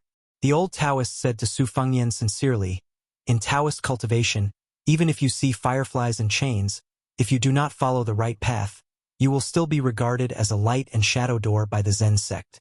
Half of this is because Buddhism starts with the mind and does not pay attention to the training of the body. There is also no Taoist inner elixir, so it is regarded as an obstacle. The other half is that there is indeed the suspicion of Qigong deviation. If young master has the intention to study meditation, you cannot ignore it. However, I am also a blind person who is trying to cross the river blindly. In my own words, I am borrowing fake cultivation. I am afraid that I will be laughed to death by the enlightened people in the monastery. I am limited by my aptitude and have not been able to smell the sandalwood fragrance. Not to mention those who have attained Tao and ascended, even those who have little immortality are out of reach. This disciple of mine is also a child with a hard life. Although he is not sensible, his foundation and mind are not bad. I just want him to suffer less in the future. Young Master Su, please do not blame him for his long face. The child is too young. After walking for thousands of miles, the soles of his feet have changed a few layers of calluses. Since young, he has treated Yenyang Monastery as his home. He can never be happy." Su Fengyan smiled and shook his head. "Supervisor Luo, you are too serious. I am not good with children. Which family's children rarely have a good face when they see me?" Taoist Luo sighed softly. "We are like a cup of muddy water. After it is still, we see the dirt at the bottom of the cup. When one is sick, one will know the suffering of the body.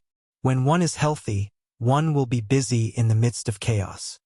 Su Fengyan pondered for a moment, then nodded and said, "An empty room looks clean, but only when the sun shines through the window will one know that there is a myriad of dust. Once a person of Taoism enters the first stage, he will reach the profound realm. I'm afraid that this is the comprehension gained from this movement and stillness." After ascending to the Vajra realm, regardless of whether he was observing waterfalls or rivers, he would still be able to faintly see some kind of trace left behind. If he were to reach the finger profound realm, would he be able to produce a kind of foresight? Su Fengyan was lost in thought. In the Emperor Qin's mausoleum, Luo Yang's painstaking efforts outside the bronze door had given him a great shock.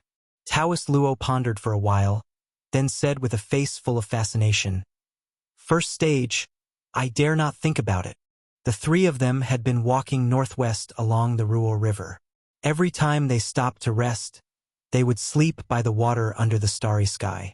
The last time they rested, Su Fengyan would be separated from this pair of master and disciple the next day. The latter would rush to the Yellow River and take a boat upstream along the Yellow River to participate in the huge water and land dojo of the Tao Te Dao sect. Su Fengyan, on the other hand, did not need to make a turn. After walking for another half an hour, he would be able to see the final target of this trip to Beimang. On this night, the two seasons of summer and autumn converged. The stars hung in the sky, and the Milky Way shone brightly overhead. The northern sky was so low that it seemed almost within reach. Su Fengyan sat by the Ruo River in a daze. He collected his thoughts and turned his head to look. Taoist Luo's little disciple was standing not far away, hesitating. When he saw Su Fengyan looking at him, he turned around and ran. However, after running for a dozen steps, he stopped and turned back to walk unwillingly toward the river. The child's dislike of Su Fengyan was written all over his face. He did not know why he was willing to take the initiative to talk tonight. After sitting down, the two of them were silent. Finally, the child could not hold it in and asked, "Su, have you heard of the saying virtue is 1 foot tall, and the devil is 10 feet tall?" Su Fengyan nodded. The child frowned and asked seriously, 10 feet is always better than 1 foot, right? Every time I ask Master why the devil is 9 feet taller than the Tao, he can't give me an answer and always changes the topic. Do you understand? Su Fengyan smiled and said, I don't really understand. The child twisted his mouth and said disdainfully, You don't have much knowledge. You don't even know how to meditate. You need my master to teach you. Su Fengyan nodded and said, Your master is very knowledgeable. Otherwise, he wouldn't have become the supervisor of your Yenyang temple. It's not shameful that I can't compare to him. The child said proudly, Everyone says that my master's fortune-telling is accurate. Su Fengyan looked at the Ruo Shui that was swaying on the surface of the river under the starlight and did not make a sound. The child told the truth. Before Master went to bed, he told me to come and thank you. I didn't want to at first, but he is my master. I have to listen to him. Su Fengyan said self-mockingly, You are an honest person. The child was no longer willing to pay attention to this guy. He put his head on his bent knees and looked at the Ruo Shui in a daze. He turned his head and said slowly, That day at the crossing of the river, I really did see a female water ghost wearing red robes. Do you believe it? Su Fengyan smiled and said, I believe it. As he spoke, a smear of red swam in the Ruo Shui and disappeared. Su Fengyan thought for a while and took out a stack of straw sandals from the book box. There were 3 pairs. He took out 2 pairs and gave them to the child. I only made 1 pair. After I saw you guys, I made 2 more pairs. If you don't mind, take it as a parting gift. The child was surprised. He hesitated for a moment but still took the 2 pairs of straw sandals. At this moment, he didn't hate the scholar in front of him as much. The child hugged the straw sandals and asked curiously, You also know how to weave straw sandals? Who are you giving them to? Su Fengyan looked calmly at the water and said softly, You have a master. I also have a master. Chapter 6:11. Taoist Luo opened his eyes early in the morning, but did not find his sleepy disciple. It was strange that this little brat was so angry even when he woke up. He got up and looked over, only to find his disciple holding a tree branch and messing around by the river. Messing around? Taoist Luo quickly changed his mind and walked over with his hands behind his back. He saw his disciple with a good foundation holding a tree branch in his hand. Every time he condensed his qi, his movements were smooth like a dragon or a snake. Taoist Luo's eyes widened. Could this brat really be so talented that he could comprehend swordsmanship by looking at the water and learn it by himself? But Taoist Luo remembered that he did not teach him swordsmanship at all. It was not because he was afraid that teaching his disciple would starve his master, but because Taoist Luo knew nothing about swordsmanship. Taoist Luo did not see young Master Su's figure. He waited until his disciple stopped, sweating profusely. Then he asked as if he had seen a ghost, How did you learn swordsmanship? This piece of charcoal snorted and brandished his sword with a withered branch. He grinned and said, Young Master Su praised my constitution and taught me this sword move. I'm thinking that when we return to Yenyang Monastery, Senior Martial Brother Qing Yen won't be my match. Speaking of that old man who relied on his strength and age and his master who was from the same sect as the temple dean, the child was especially vengeful. He always wanted to beat him up after he learned some peerless martial arts. Taoist Luo frowned and asked, That young Master Su also knows swordsmanship? The child shook his head and said, I don't think so. Before he taught me this move last night, he said that he read it from an ancient manual with a missing page. I think he thought that he could not learn it, so he taught it to me. When I become a top swordsman in the future, he will be proud." The child remembered something and ran to the river bank. He picked up 2 pairs of straw sandals and said with a smile, "Master, he gave this to us. Before he left, he asked me to pass a message to you. He said that he liked your poem and that it was the words of a benevolent person. He also said that the sword moves the mountains to restore peace. In the end, he said that he had memorized all 32 poems and that he would read them to his second sister when he returned. Anyway, that fellow nagged on, but that was all I could remember. Later on, I was too preoccupied with practicing my sword and forgot some. Anyway, I didn't really understand. The old Taoist pretended that he was about to hit, but how could the child be afraid of this kind of bravado that he had seen for many years? He held the branch like a sword and pushed the straw sandals towards his master's arms. He said flatteringly, "I'll go back to the book box. Master, remember, I will be a swordsman in the future. Just wait for my sword to move the mountains." Taoist Luo smiled helplessly. "Brat, remember my kindness." The child dashed forward, his laughter crisp and clear. "I know." Taoist Luo lowered his head and looked at the straw sandals in his hands. He shook his head and sighed. "When we went to bed, we parted ways with the sandals. Who knew that we would never meet again after we closed our eyes?" Su Fengyan walked alone on the shore of the Ruo River. He wore a green python robe and a red robe floated leisurely. Otherworldly items naturally liked water and hated fire. When the otherworldly items Yuanying saw water, they would be happy. From time to time, their heads would float to the surface of the water with a fish in their mouths.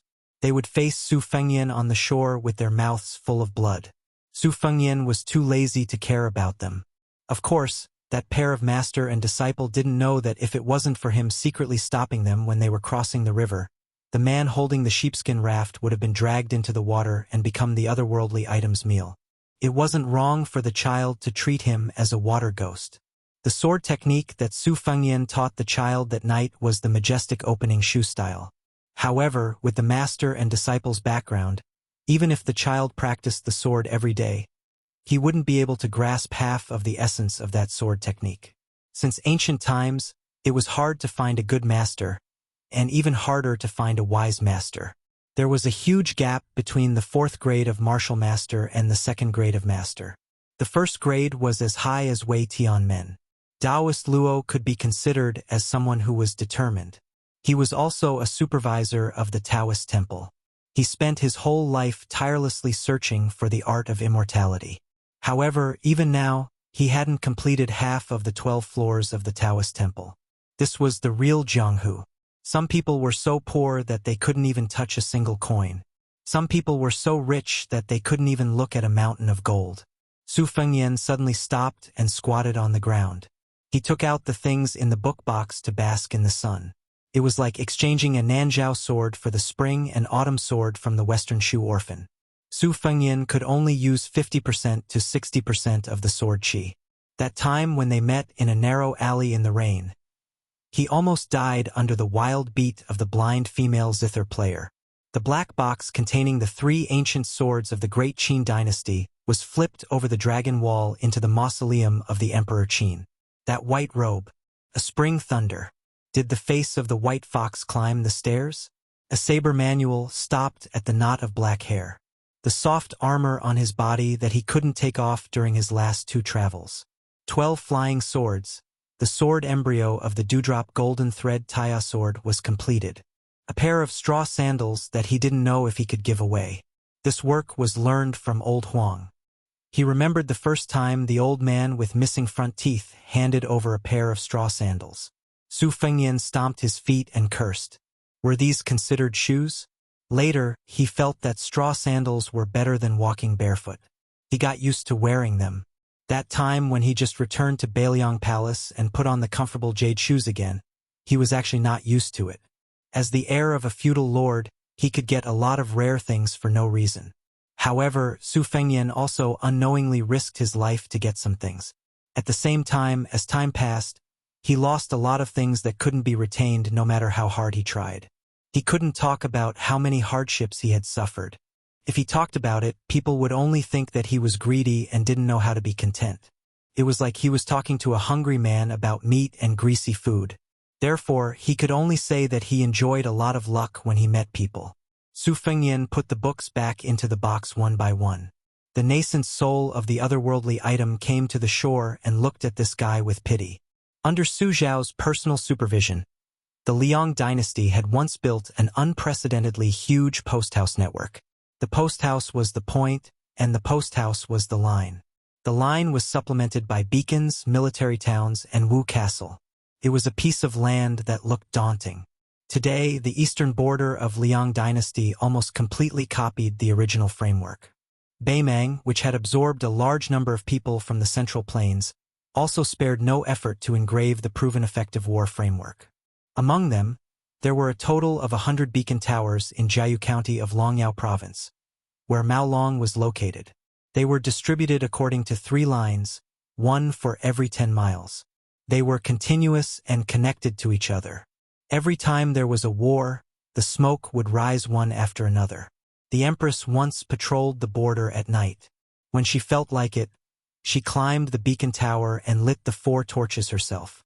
The next moment, the whole province was ablaze with lights. The 3 beacon towers were like 3 fire dragons.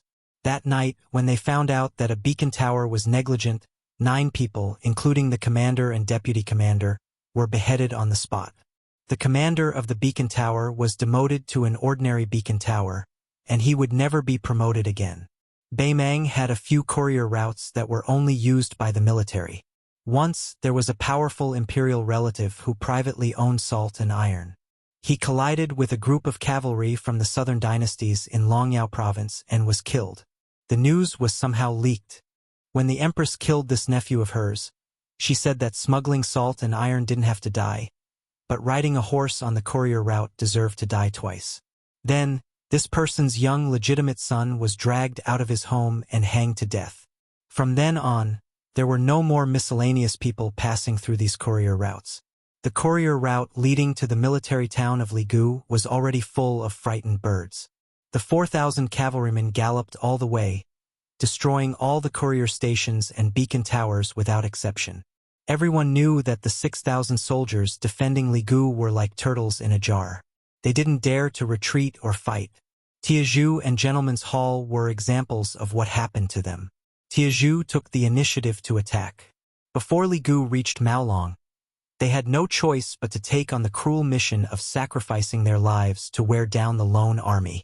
They could only pray that the great generals of the southern dynasties could quickly come up with a countermeasure. After 2 battles, the once arrogant southern dynasties no longer had any military towns that could match the strength of the elite troops of Beiliang. Ligu was facing a disaster, and everyone was in a state of panic. In addition, the city was sealed. Many of the descendants of the noble families who couldn't leave the city either hugged their heads and cried bitterly. Because of the martial law, the people who were kept in the dark were not as disheartened as the well-informed nobles and gentry. Ligu was uncomfortable, and Maolong was also grieving for the death of the rabbit. Many families in the city took advantage of the fact that the city had not been sealed and fled north with their families. It was like the scene of the scholars fleeing north in the spring and autumn period. It was all because of the Beiliang army and the butchers. Maolong's ladder mountain beacon tower. Built on the peak of a hill, it was sturdy and rammed with thick red willow branches. The tower was tall and large. Because this mountain was close to the important border town of Maolong, the latter mountain beacon tower was equipped with an extra 3 men. There were 12 men in one tower. In the past few years, the Beiliang of the various provinces didn't care about the northern dynasties and only used people from the northern dynasties. People from the southern dynasties were not allowed to be the Beiliang. It was only in the recent 2 years that they were allowed to enter the Beiliang. Then, the 2 sides quickly became equal. Many people complained about this. The 12 men in the latter mountain beacon tower were evenly split between the northern and southern dynasties. 2 of the 3 men were from the southern dynasties, and the other one was a rough man. He couldn't compete with the other 2 and was pushed aside. This made the Mang Beiliang very embarrassed. He was getting worse and worse. Previously, he dared to secretly drink a few mouthfuls of wine. Now that he was caught, he was whipped. Chapter 6:12. The two Sui marshals of the Southern Dynasty liked to order him around when they had nothing to do. They even threw all the hard work of late-night duty to him. The only time he got angry was when his beautiful daughter came to visit. She was stopped by the Sui marshals halfway and was dragged into the forest. The other Fengzi were also curious about how such a good-for-nothing could give birth to such a beautiful daughter. If she was unlucky enough to take after her father, she would be too big and she would never be able to get married. As for whether the deputy Sui marshal succeeded or failed, the outsiders could only guess. The Fengzi of the Southern Dynasty despised him and the Fengzi of the Northern Court hated him. The Fengzi of the Northern Court hated him. The Fengzi of the Northern Court also hated him. The Fengzi of the Southern Court looked down on him and the Fengzi of the Northern Court also hated him. The Fengzi of the Southern Court looked down on him and the Fengzi of the Northern Court also hated him. The Fengzi of the Southern Court looked down on him and the Fengzi of the Northern Court also hated him. The Fengzi of the Southern Court was the only one who could talk to the Fengzi of the latter mountain. The new Fengzi was called Yuan Huai. In the Southern Court, Yuan had the surname Yi. It was also one of the few big surnames. However, no one thought that the son of such a big family would be willing to be a Fengzi who was destined to have no military achievements. Yuan Huai was not on duty during the day. Since the Fengzi of the Fengzi stopped drinking outside the Fengzi, he had nowhere to go.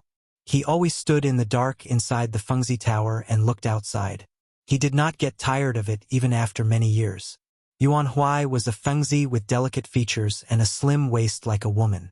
Everyone in the latter mountain knew that the Sui marshal liked both men and women. They all wondered if this Fengzi of the Yuan Huai exchanged his butt for the Fengzi position. Although the Fengzi of the Fengzi was a job with no benefits and no future compared to the regular border army, it was still much more comfortable than many other jobs. At least, they would not starve and they would not fall behind in their monthly salary. Yuan Huai did not look at the Fengzi and asked, "How many Fengzi do you think there are in the Liang dynasty?" The Fengzi of the Fengzi, who was not old but had an old appearance, said with a hoarse voice, "I'm not sure now. There should be 12,000 in the past 5 to 6 years. Yuan Huai touched the green headscarf on his head and asked curiously, "I heard from Marshal Sui that the Liang dynasty's beacons would light a torch every day to announce their safety. Why don't we do the same?" The old beacon master with a bitter expression said softly, "In order to pacify the spring and autumn 8 kingdoms, we must rely on this fire of peace to send messages to Great Peace City." Yuan Huai laughed and said, "That emperor of Liang must be tired. If he doesn't see the Taiping fire one day, he won't be able to sleep. He'll have to summon the civil and military officials to the forbidden area." Old Wind Beacon replied calmly, "Nothing is tiring. The Empress had personally decreed that the entire territory of Beimang would not report the fire of peace. When it's not safe, I'll light up the smoke signal. Zhen will still give you peace." How conceited! Yuan Huai sighed and rubbed his face, which had become much darker and rougher after he became the son of a beacon. The steps of the ancestral hall must be covered with moss. Old Beacon remained silent. Yuan Huai said to himself, "If we were at home, I'd like to catch some candlelight bugs and put them into a bag to make a firefly bag. Then I can study at night without the light." He turned his head and joked, "Old Xiang, your daughter is so beautiful, like a fairy in a painting. Why don't you marry me?" The old man gave a rare smile, but did not say whether it was good or not. Yuan Huai stared and said, "Give me a definite answer. Aren't you a man?" Old Beacon shook his head. Yuan Huai turned his head and muttered, "Petty." Yuan Huai was a rough person. He immediately asked, "Old Xiang, when do you think I can become Marshal Sui?" Old Beacon stared at him for a while, then turned his head and said, "You? No way." Yuan Huai said anxiously, "Why can't I?"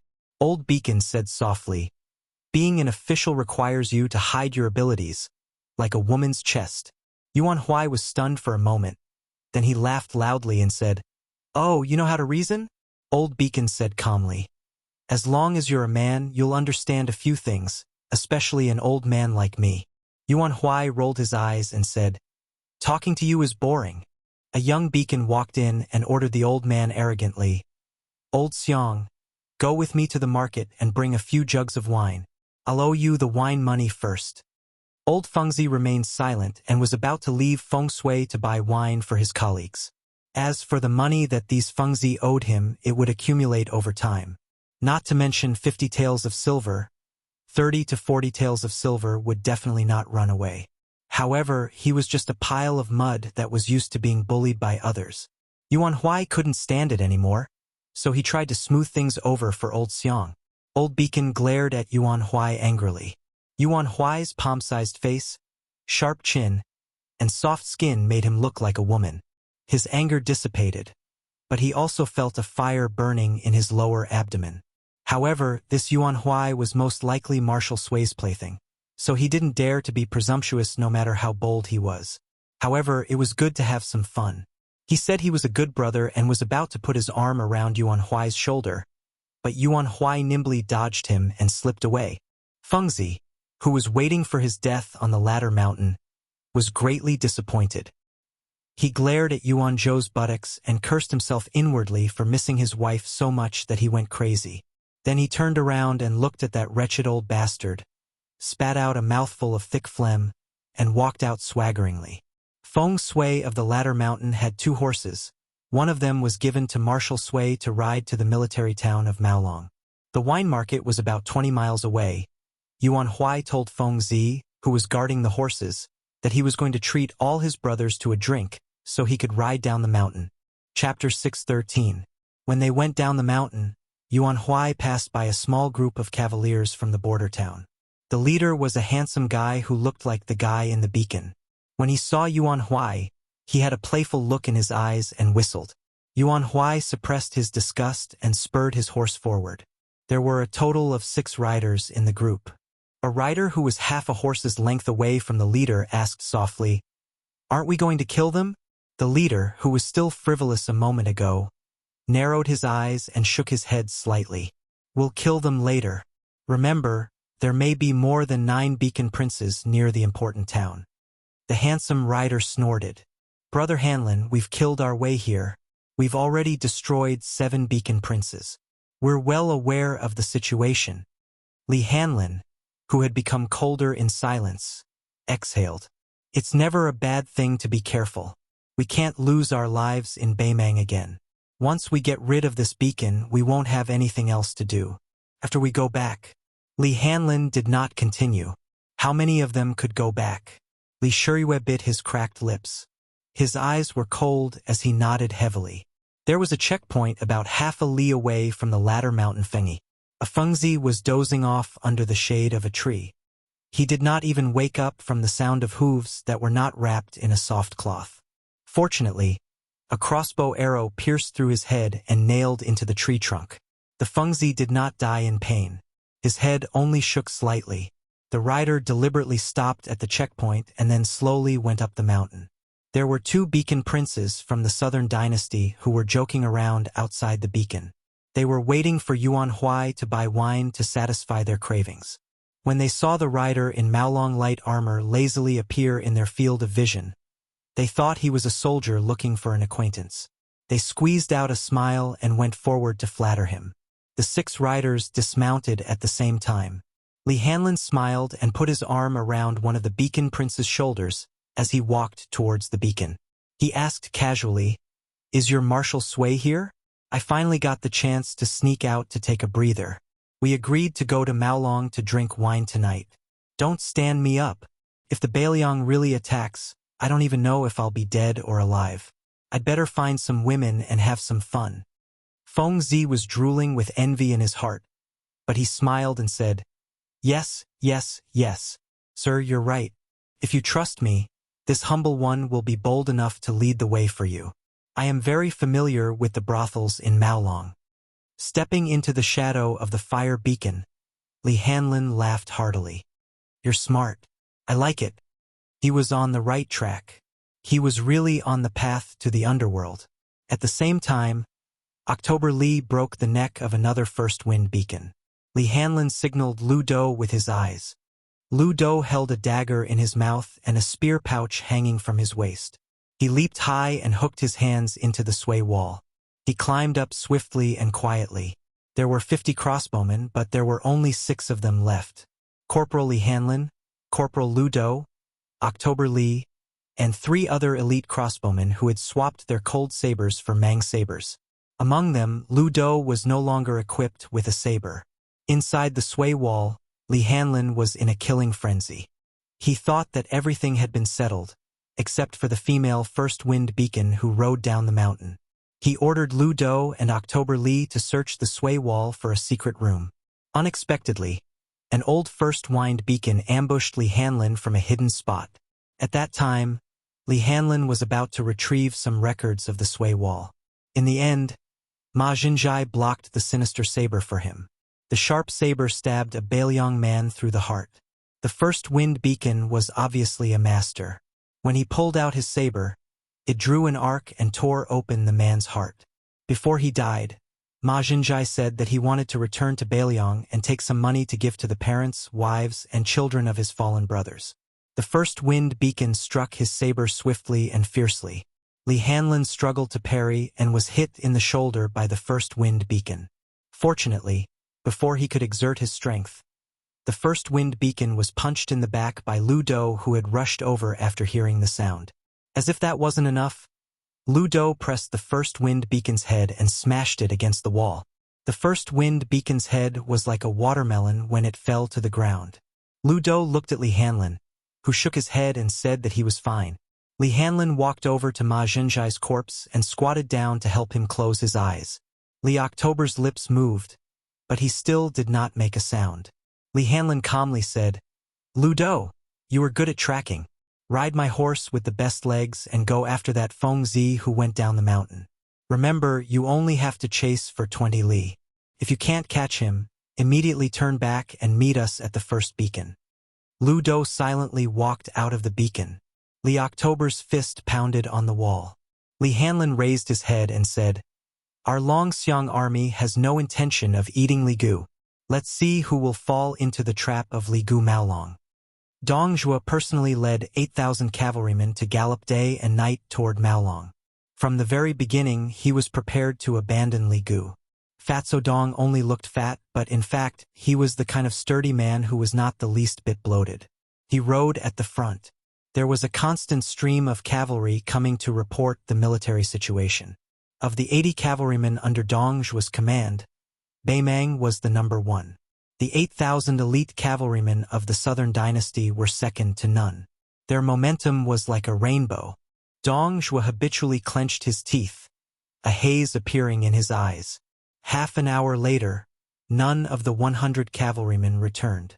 Finally, a cavalryman galloped over. His body was covered in blood and his back was full of arrows. Dong Zhuo whipped his horse to stop him from dismounting to report the military situation. "Sit down and talk." This dying cavalryman had blood seeping out of his mouth. He tried his best to speak clearly. 3 li ahead. There is a heavy ambush." After saying this, he died. Dong Zhuo stretched out his arm to support the corpse, not letting him fall off the horse. He exhaled a long breath, clenched his fist and raised his arm. The whole army was solemn. Their fighting spirit was high. Dong Zhuo did not move. A large banner with the character Dong flapped in the wind. The front was also called the mouth of the gourd. The 2 ends were wide and the middle was narrow. The 100 cavalrymen must have died there. Dong Zhuo had always been very patient. The other side knew that Dong Zhuo's cavalrymen knew about the ambush. Seeing that he did not intend to move forward, they rushed out of the mouth of the gourd. The black mass of cavalrymen spread out like a tide. 4,000 Longxiang army. 8,000 Dong Zhuo's army. Chapter 6:14. The 2 armies confronted each other. At the front of the formation, a black-clothed youth held 2 corpses in his hands. Before the cavalry behind him could charge, he tossed the corpses high into the air in Dong Zhuo's direction. When they fell to the ground, they turned into 2 puddles of mud. This provocation made the 8,000 cavalry behind the Dong banner gnash their teeth in anger. They tightened their grip on the spears in their hands, subconsciously clamping down on the bellies of their horses. These old soldiers who had been on the battlefield for a long time all took advantage of the gaps to grab their weapons. Once they were embedded in the formation, they would have a higher chance of killing and survival if they grabbed onto their machetes earlier. A large banner with red characters on a black background fluttered in the wind. To the Dong army on the plains facing the wind, the warhorses' galloping speed was slowed to a certain degree. However, when the old soldiers raised their heads to look at the scarlet Dong character, they immediately cleared their minds of distracting thoughts. As soon as General Dong gave the order, they would crush this weary army that was barely half their size into ashes. Many of the cavalry silently chanted a simple ballad in their hearts. The sons of the Dong family rode their swords, mounted their spears, and died beside their horses. Dong Zhuo held a green spring spear in his hand. It was once the treasure of mount carrying. After Dong Zhuo became his son-in-law, he was given away as a dowry by the mount-carrying mountain's mountain lord. There were 18 cavalry behind Dong Zhuo. Their armor were all normal, but unlike the Dong cavalry, they all held spears in their hands and saddles. Their weapons were in their hands, and more than half of them had swords hanging from their waists. The 18 cavalry didn't have the austere aura unique to old soldiers either. Their attitudes were relatively relaxed, but the commanding officers who were known for their arrogance didn't look down on them in the slightest. In particular, when they looked at the thin old man sitting on horseback empty-handed, they all felt a bit of reverence. After all, not everyone had the ability to sit on the second seat of mount carrying. The youth began to run with a terrifyingly large black tiger. The green spring spear in Dong Zhuo's hand was originally pointed to the ground, but it suddenly rose up and pointed forward. The two armies charged at almost the same time. When the distance between the two cavalry armies was large enough, it didn't mean that whoever charged first would have the advantage. If the distance was too large, after a spurt of energy, morale would begin to decline, and the penetrative power of the first spear would also be damaged. However, in this battle, the distance between the two sides before the collision was enough to ensure that the speed and impact of the horses would be raised to the maximum. The ground trembled under the hooves of the horses, and yellow sand filled the air. The two streams of water moved forward at lightning speed. In normal cavalry battles, regardless of whether it was whistling or shouting, the cavalry liked to make noises to strengthen their momentum when charging. In order to prevent the warhorses from retreating and damaging their speed, some of the cavalry troops who were skilled in horsemanship would throw out a cloth to cover the warhorses' eyes. However, the 4,000 Longxiang army and 8,000 Dongzhuo army were particularly abnormal. They did not make any unnecessary movements. The riders and warhorses rose and fell at the same time, filling the air with a silent rhythm of iron and blood. Led by 18 riders, more than 60 Bubang mountain martial artists, along with 4,000 war riders, had already charged out. Dong Zhuo stopped his horse and stood still. Behind him were 2,000 roaming riders, while the other 2,000 roaming riders circled around in an arc, avoiding the front. From the left and right, in an all formation, they pierced toward the relatively weak Longxiang army. Dong Zhuo waited quietly for the final decision. The first time the two sides came into contact, both sides penetrated the flesh and bones. A dragon elephant rider and a Dong family cavalryman pierced through their breastplates at almost the same time. Their warhorses continued to charge forward, abandoning their spears and pulling out their blades. When the two passed by, they each hacked out with their blades. The dragon elephant rider chopped off the northern barbarian's head with his blade, ignoring the heavy injury. He tilted his head to avoid the spear. Just as he was about to risk his life to hack out with his blade, the Dong family cavalryman behind him knocked him down with a spear. The spear was squeezed out in an arc in the air. Before the Bailiang cavalryman died, he threw out his cold blade with one hand and grabbed the spear with the other, not allowing the spear tip to be pulled out of his body. The enemy cavalryman let go of his blade, flicking away the cold blade that was flying towards him, and continued to charge forward silently.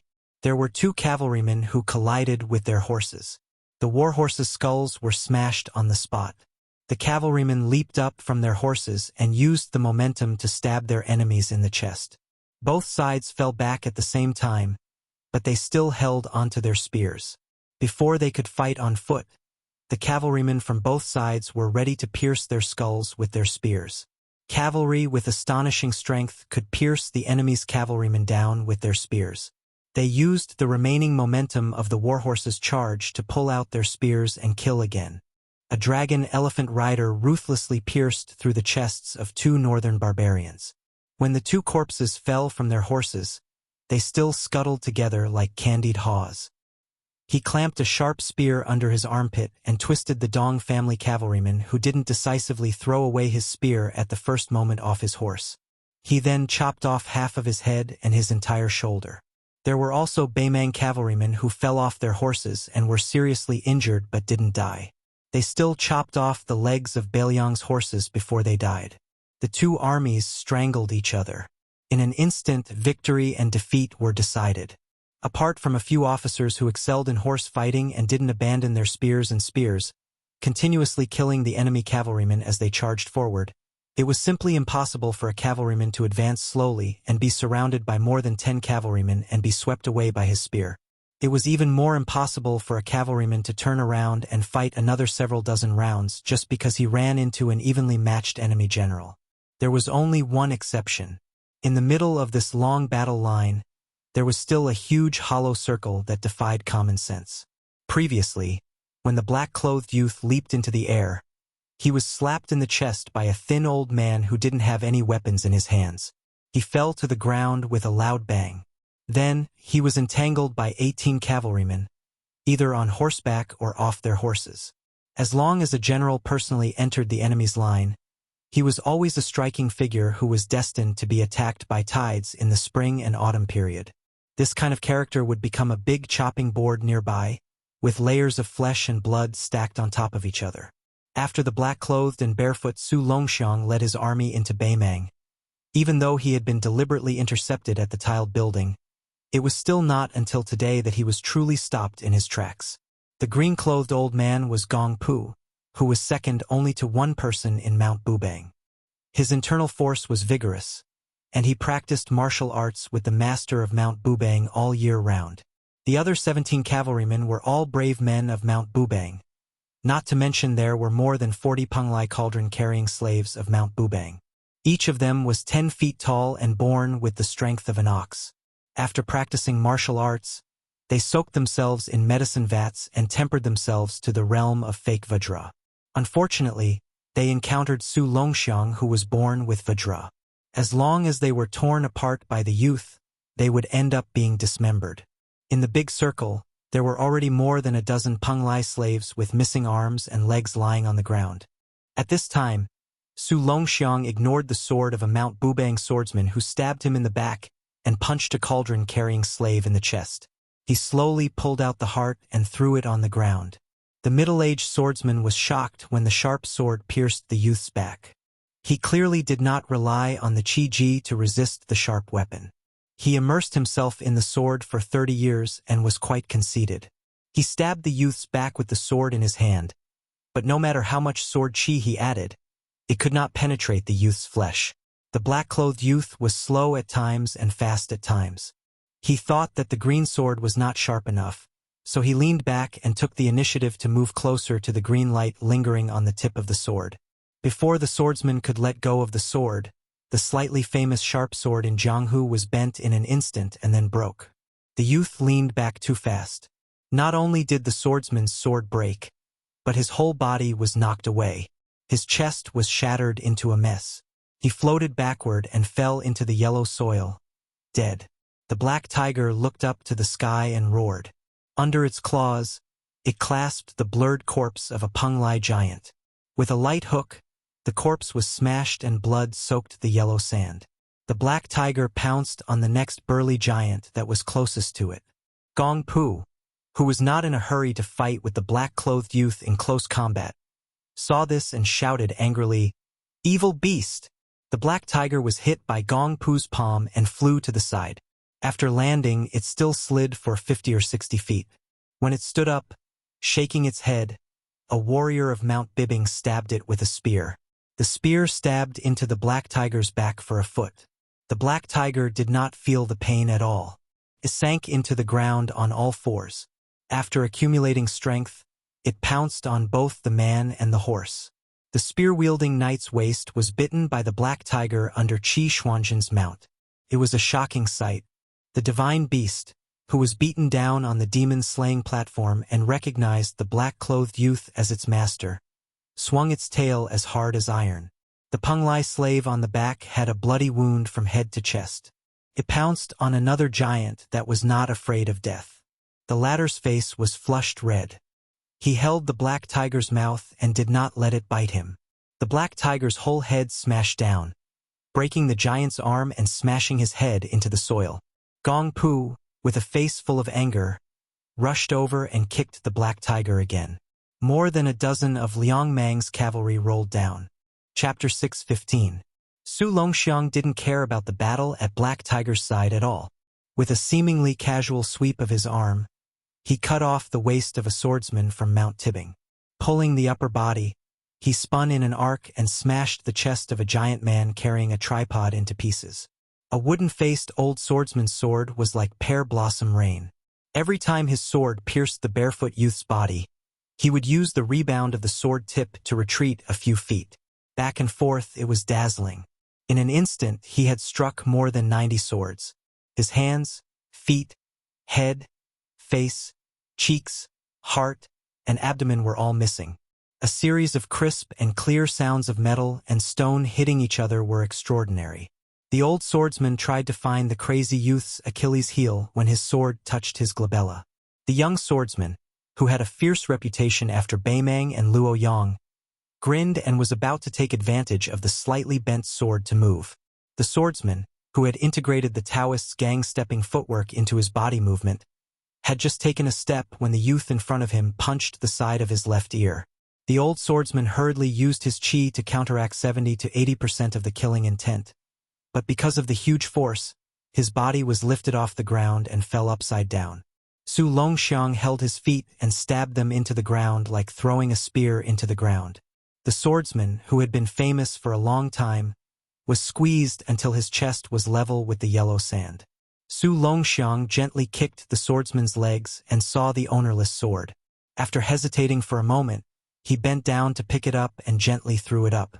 His palms pressed against the hilt and the tip of the sword. The sword was broken into countless pieces by his palms. Holding the pieces of the sword with both hands, he looked up and saw the two remaining swordsmen. His figure suddenly jumped up and scared the two swordsmen out of their wits.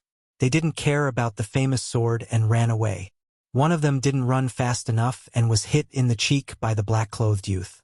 His mouth was full of fragments and his face was unrecognizable. The other swordsman escaped because of the Penglai giant who sacrificed his life to stop him. However, he was already scared out of his wits. He no longer had any desire to fight. Regardless of whether he would be severely punished by Bingbing Mountain or not, he retreated and disappeared into the cavalry. Su Longxiang was addicted to killing. After tearing apart a giant man, he was about to look for his next target, when Gong Pu used a shoulder slam to knock him back a few steps. Gong Pu's hair stood on end as he rushed forward in large strides. His two fists tore through the air, wrapping up the wind and sand as he gave the young man a brazen blow. Su Longxiang's feet left the ground, and he kicked Gong Pu's shoulder. Both of them were pushed back, and after sliding a distance of more than 100 feet, they both stopped at the same time. The two of them were like two armies of cavalry, and they collided. Gong Pu's fist landed on the young man's forehead, and the young man's fist landed on his chest. With the two of them as the center, a large circle of yellow sand wildly drifted outwards. Su Longxiang spat out a mouthful of blood. He smashed his right fist into the palm of his left hand and smiled sinisterly. Blood oozed out of Gong Pu's nostrils, and he gently wiped it away. Once the number of troops exceeded 10,000, and then the whole army fought to the death without a single soldier surrendering, there was no historical record before the spring and autumn period. In the spring and autumn period, there was only the Battle of the Imperial Concubine's Tomb. In that battle, Yuan Zuozong, who was ranked second, was the only one left. He used 16,000 light cavalry to hold back the most elite and majestic 40,000 heavy cavalry of West Chu. This allowed the Su family army, which was not called the Beiliang army at that time, to complete the strategic siege of West Chu, forcing the West Chu army to completely withdraw. Finally, it led to the Battle of the Western Barrier Wall, which was known as the decisive battle of the spring and autumn period. In that battle, on top of the imperial concubine's tomb, there were 16 soldiers around Yuanzhuazong who were protecting the White Bear. All of them were ordinary soldiers because more than 30 generals had already died. At the beginning of that battle, Yuanzhuazong took the lead. From the cavalry battle to the infantry battle, he killed 16 enemy generals. With one silver spear, he killed more than 170 enemy cavalry. If Chun Jibao did not disobey the order and led the troops to rescue him, Yuanzhuazong was doomed to die in the imperial concubine's tomb. When the white-robed Chun Jibao walked to the tomb, Yuanzhuazong stood with his hands on his spear. His whole body was covered in blood, and his face could not be seen. Generally speaking, when 1/3 of the military strength was lost, the morale of the army would begin to collapse. In the spring and autumn period, there were countless ambitious and ruthless people who took advantage of the chaotic times to rise up.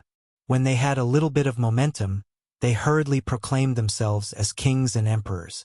However, when these mixed-up armies met the elite regular army, they often collapsed at the first touch. There was no lack of absurd battles where 50 to 60,000 rebels were chased by thousands of cavalry for hundreds of miles, let alone fighting to the death. The powerful officials of the Liang dynasty all had their own ulterior motives. They said that if Gu Jiantang sat in the position of Sushao, he could also stabilize the spring and autumn period.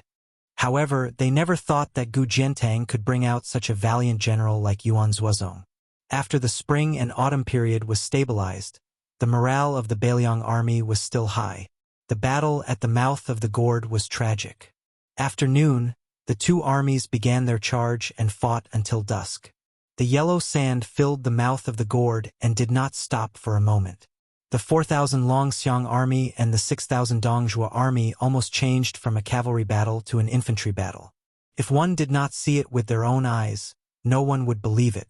The reason why Dongjua was able to take over 3 military towns in the South Dynasty and dared to argue with a few generals in the South Dynasty was because he had 60,000 troops under his banner. When the Empress was patrolling the border, she personally asked Dongjua if he was willing to exchange 60,000 troops for a king of the South Courtyard. What she meant was that Dongjua's 60,000 troops could take out 60,000 of Beiliang's 300,000 cavalry. As for how Dongjua, who was as cunning as a fox, would reply, no one knew. Although Dongjua's face was as calm as water, the corner of his mouth seemed to be smiling. The 2,000 roaming cavalry behind him did not enter the battle. The complete system of the Northern Mang's Western Line's relay post, beacon post, and military town seemed to be perfect, but in the end, it had never been tainted by the blood of war. It was flashy but impractical. Dongjua had always seen it with his eyes and was well aware of it, but he had never once mentioned it in the imperial court. For example, this time, the 8,000 Longxiang army penetrated deep into the enemy's territory alone. They actually fought all the way to the military town without a wisp of smoke. After swallowing Gentleman's Restaurant, there was a short period of smoke from the beacon. However, the South Dynasty was blinded again. Wherever the Longxiang army's horses pointed, there was no news from the hundreds of beacons in front of Gu Maolong. Even Dongjua himself did not expect that the 4,000 Longxiang army would not attack Gu Maolong. Instead, they would run all the way to ambush and kill the reinforcements. If it were not for the 8,000 troops that he had trained, he was afraid that the Longxiang army would not even leave a bone behind. Dongjua was still waiting. In this sudden battle, although his cavalry had galloped all the way to reinforce Gu Maolong, it could not be said that they were waiting at ease. However, compared to the Longxiang army that had experienced 2 fierce battles, they still had the advantage. Dongjua thought that 4,000 against 4,000 would fall into a disadvantage. However, he did not expect that the 2,000 roaming cavalry would participate in the battle and still not be able to defeat the Longxiang army that was like a bowstring pulled to its limit. Dongjua raised his butt. He could vaguely see the figures of the black-clothed youth and Gong Piao on the battlefield. The fat man clicked his tongue and said, "They really can fight. It wasn't easy for me to lick my face and ask for 18 riders from Mount Tibbing with father-in-law. In addition, there were more than 40 Penglai giants. With Gong Piao overseeing things, they were almost all slaughtered. After this battle, won't my wife not let me climb into bed for a few days? A roaming cavalry commander rode his horse to Dongju's side and asked in a low voice, "General." Dongjua shook his head and said, "There's no rush." The sturdy commander asked cautiously, "If the stalemate continues, I'm afraid Gong Piao will." Dongjua said bluntly, "Just wait until he dies." The commander who had followed Dongjua for many years didn't have any abnormalities. He quietly retreated with an expressionless face. At this moment, the sky was like a naughty child splashing ink on a piece of white paper. The more ink there was, the darker the night became. The battle was finally about to end. Dongjua waved his hand and the commander quickly rushed over. The fat man laughed and said, "Pass down the order. Our 2,000 riders will go kill that black-clothed youth. Keep an eye on him and don't pay any attention to the rest of the Longxiang army. Whoever takes that youth's head will go to the Southern Imperial Court and become a 4th-rank official with real power, or will be promoted 3 ranks under my Dongjua. It's up to him to choose." The commander grinned knowingly and said in a deep voice, "Understood." Dongjua raised his green spring spear. He was finally going to personally enter the battlefield. 6,000 soldiers and horses in exchange for 4,000 Longxiang army and the head of Rentu's second son. Was it worth it? Dongjua sneered and said, "Looks like I'm going to make a killing this time." 50 miles outside the mouth of the gorge, 800 riders galloped wildly. All of them were wearing white horses and white armor. The leader was a handsome and tall rider holding a silver spear. Chapter 6:16. Yellow sand gradually stopped and rose again on the battlefield at the eastern end of the gorge. When a bugle horn sounded, the 2 armies tacitly stopped their slaughter, waiting for the final battle. A baby-faced young dragon elephant cavalry soldier cried out with a wah sound.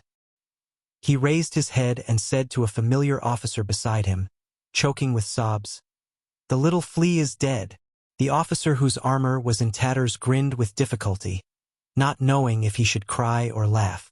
He didn't know how to console this soldier under his command. This child's ancestors were all Bailiang border herders.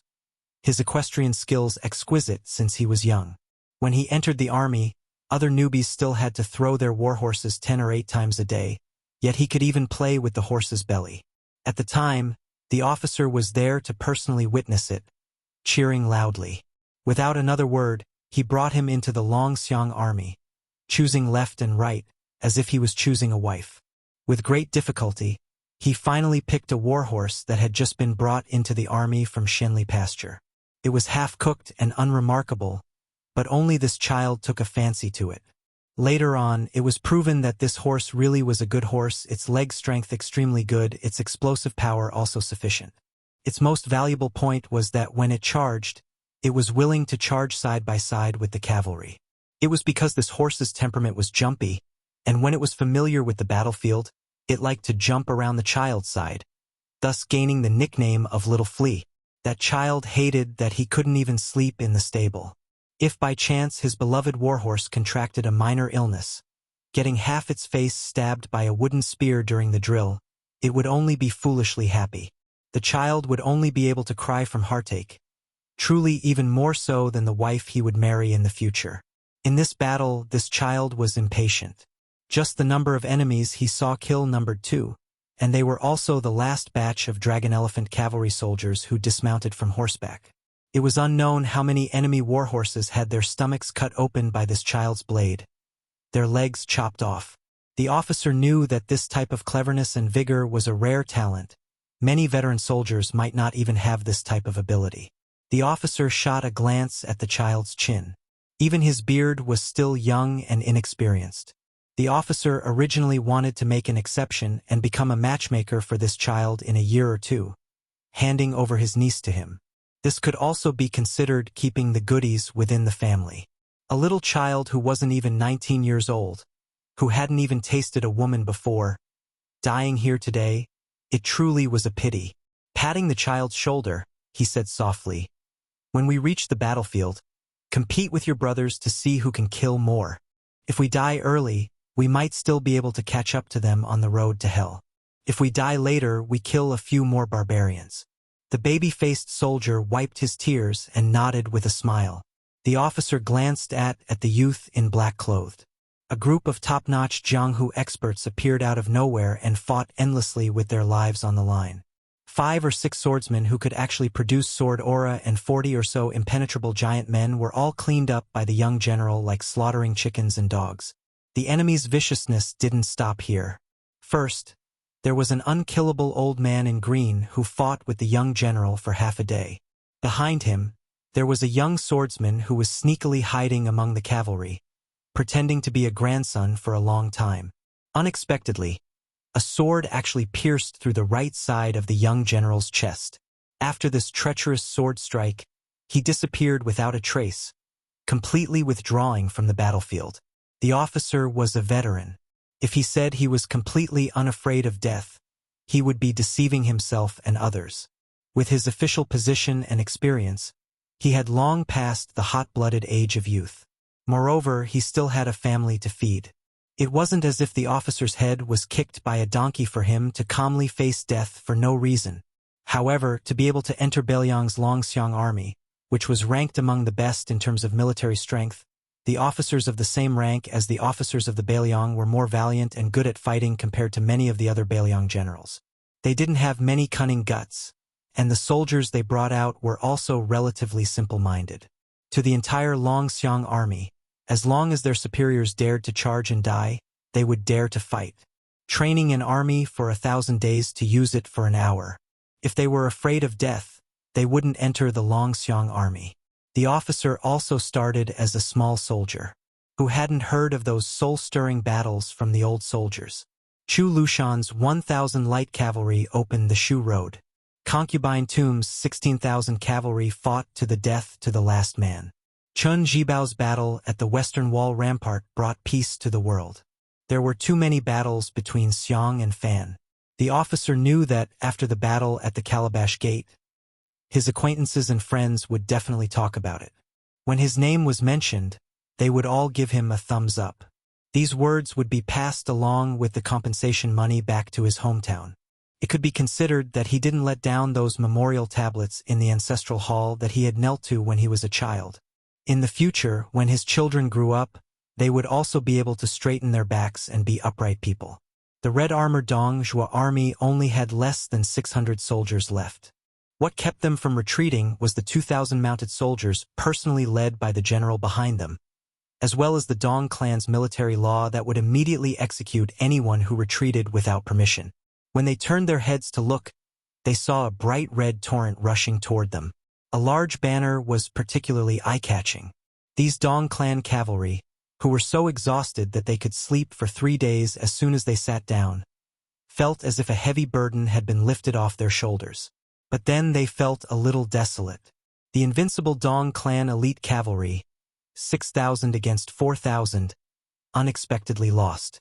Around their feet were the corpses of their former comrades, piled up on top of the corpses of the Beiliang people. Many times they fought on foot, stepping into the sticky blood. Every time they raised their feet, it was more strenuous than stepping on the gravel. Many armored soldiers were careless and fell down, and were hacked to death by their opponents. The battle was so fierce that it was hard to tell whether they died under the Beiliang saber or their own Mang saber. Chapter 6:17. Because Beimang rarely had any danger zones to rely on, Beimang's military had always been on the offensive. This caused most of the Beimang army to mistake the Beiliang army for the Beiliang army. The 300,000 cavalrymen were nothing but old news. The military strength of the 8 kingdoms was uneven. How could they be compared to Beimang? Therefore, when the Beiliang army was mentioned, even the most conservative of generals would only think that the 2 armies of Liangmang were equal in strength. The problem for Beimang was not whether they could defeat Beiliang, but when they could go down south. The Dong cavalry was publicly recognized as an elite force on the front line with Tuoba's 180,000 personal troops. The Dong cavalry was especially good at returning spears. In several fierce battles on the Eastern Front, the Dong cavalry could guarantee that they could retreat for 100 miles without dispersing. This time, when they came to rescue Maolong military town, it was said that the enemy only had 4,000 cavalrymen. Who wouldn't see this as an easy military achievement? A cavalryman of the Dong family heaved a sigh of relief. He adjusted his helmet and lowered his head. He recalled a ballad that had become popular in the army at some point in time. The Dong family's young men rode on horseback with swords and spears, dying on the backs of their horses. Don't cry your heart out for your wives, and your children will be Dong family's men again. The two armies had 600 men against 900 men. There were no longer any horses to ride, so they could only fight on foot. The black-clothed youth was stabbed in the chest.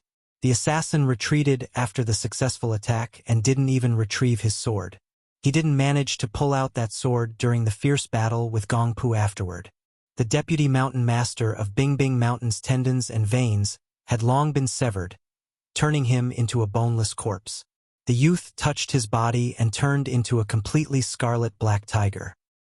He looked around and pulled out a blade from the abdomen of a dead cavalryman by his feet. The cavalryman was a dragon elephant cavalryman, and the blade was actually the northern cold blade. Could be seen how chaotic this bloody battle was. Su Longxiang chopped off Gong Pu's head and bent down to pick it up. He grabbed it by the hair and raised it high. The 900 Longxiang army immediately roared together, "Fight to the death!" One of the captains saw that many of the cavalrymen were holding Beimang swords and said in a deep voice, "Change your swords!"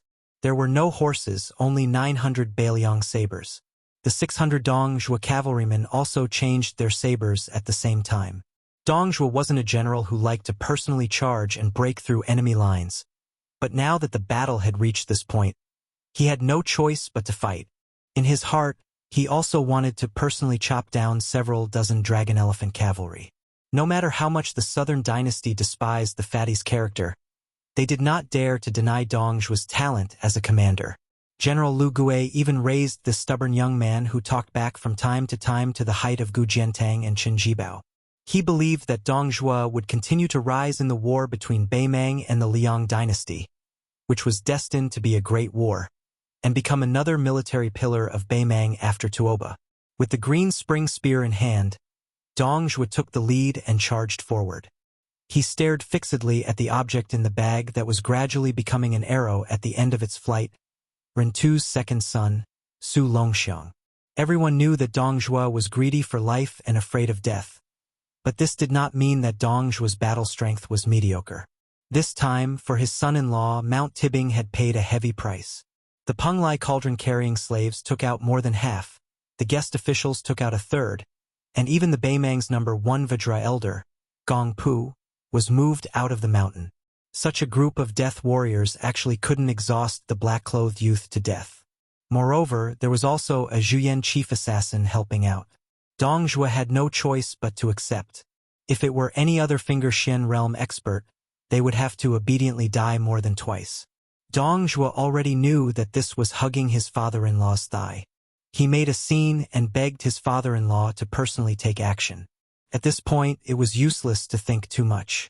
Dongjue was also not the kind of person who could not let go of things. His bottom line was that he was willing to sacrifice another 1,000 cavalry lives to kill that Su Longxiang. Corpses strewn all over the field would impede the cavalry's attack speed. 600 Dongjue's infantry and cavalry only delayed the 900 Longxiang army. They did not continue to fight. When the 2,000 cavalry approached, they quickly ran to the sides and left the battlefield, clearing a space for them to charge. The 2,000 cavalry rushed over the 900 reefs like a flood. It was similar to the autumn harvest of rice in the Central Plains. This kind of rude and unreasonable waiting for an exhausted enemy to arrive at a leisurely pace achieved a huge result. In one round, they killed nearly 200 men of the Longxiang army, and their side only lost 80 cavalry. Dongjue's green spring spear easily killed and wounded more than 10 extremely tired infantry and cavalry. Of the 80 casualties, half of them were torn apart by the black-clothed youth. Passing through the entire infantry formation, Dongjue turned his horse around and looked at the group of reefs that were riddled with holes but still stood firm. Even with Dongjue's cold-bloodedness, he still had an indescribable feeling. In the future, would his 60,000 men of the Dong family have to face this kind of Bailiang army head-on? Even if he became the only official with power in the imperial court, how many of them would be left? The Dong family army was a direct line of troops that he had spent 10 years to nurture. If one died, there would be one less, and it would be extremely difficult to fill the gap. He still had the confidence to fight against Gu Jiantang on the Eastern Front, but against the Bailiang cavalry, Dong Zhuo did not have much confidence. Dong Zhuo launched the second wave of attacks. Apart from this, he also sent out several hundred cavalry to take on the responsibility of circling around and hunting, not giving the remnants of the Longxiang army any chance to catch their breath. The baby-faced soldier glanced at the familiar lieutenant beside him who had been stabbed by a northern barbarian's spear after killing 2 cavalry. He did not have a sad expression and clenched the Bailiang blade in his hand. The little flea was dead, the old sergeant who always liked to talk dirty was dead, and now the lieutenant was also dead. They were all dead. No matter what, it should be his turn. He grinned. After the second wave of attacks, another 300 men of the 600 Longxiang army had died. When Dong Zhuo was prepared to completely eliminate this group of stubborn Bailiang soldiers, it was actually not them who launched the first attack, but the black-clothed youth who began to run towards him. Was he trying to stall for time with his life? Dong Zhuo narrowed his eyes and clenched his teeth. If nothing unexpected happened, Li Gujuan should have already rushed over to clean up the battlefield. Yellow sand suddenly rose from the mouth of the gourd. Only white horses and white armor could be seen between heaven and earth. Dong Zhuo fiercely spat out a mouthful of saliva, staring and cursing. F***CKU. Huang Songpu, Lu Gui, Yang Yuanzan. These old bastards, 18 generations of ancestors, tricked me into fighting to the death with the great snow dragon cavalry. Dong Zhuo roared without hesitation. Sergeant, get off your horse and give it to the infantry soldiers. Retreat. The general in white armor and silver spear rushed to the battlefield. He glanced at the 2,000 Dong Zhuo soldiers and did not pursue. He walked up to the black-clothed youth with a sword in his chest and said respectfully, "This General Yuan Zuozong greets the general." The youth only tilted his head and asked, "Where is my brother?" Chapter 6:18. While retreating, Dong Zhuo's 2,000 roaming cavalry and 600 infantry pulled apart some distance, their connection clearly loose. After running for 3 li, Dong Zhuo let out a sigh. He pulled on the reins, the green spring spear slowly drawing out a gully in the yellow sand. When he turned around to look, it was quite regretful that the great snow dragon cavalry didn't take advantage of the situation to pursue and attack. Dong Zhuo pursed his lips. He removed his red tasseled helmet and placed it under his armpit, not minding revealing a bitter face to the officers and soldiers under his command. He sighed in despair. A direct subordinate officer who had dismounted to become an infantry followed the cavalry upstream with large strides, arriving under Dong Zhuo's horse. After 3 li, he pretended to be defeated, running like a stray dog. When he stopped, he was actually calm and composed, his mouth full of vulgarities, nothing more than disdaining Bailiang's No. 1 cavalry for not having any guts. The officers and soldiers trained by Fatty Dong were generally all like this. Dong Zhuo placed the green spring spear on the shelf and put on his helmet. "Let's go." That officer who followed behind Dong Zhuo's buttocks asked, "General, are we really going to leave just like that? Are we not going to launch a counterattack?" Dong Zhuo didn't reply to his subordinate's question. Since he didn't say anything, that officer also gave up on the idea of asking. This was precisely the tacit understanding between the Dong family army. Dong Zhuo was not only good at leading a small number of elite cavalry on long-distance raids, he was also extremely good at launching a counterattack. In many intense battles, he could even retreat several dozen li or even several hundred li in the face of a slight disadvantage, and then turn around and fight again, thus establishing victory. One had to bear in mind that the counterattack tactic was a double-edged sword. If used well, there would be miraculous results, but if used poorly, one's cleverness would overturn one's cleverness. If false plays became true, then they would truly be routed 1,000 li, defeated like a landslide. It required a thorough understanding of both the morale of one's own side and the toughness of the enemy's strength. This type of calculation that could easily cost hundreds to thousands of lives was definitely not an armchair strategist. Dong Zhuo muttered to himself, 6,000 against 4,000, fighting to a draw. We've pretty much grasped the foundation of the Longxiang army's strength.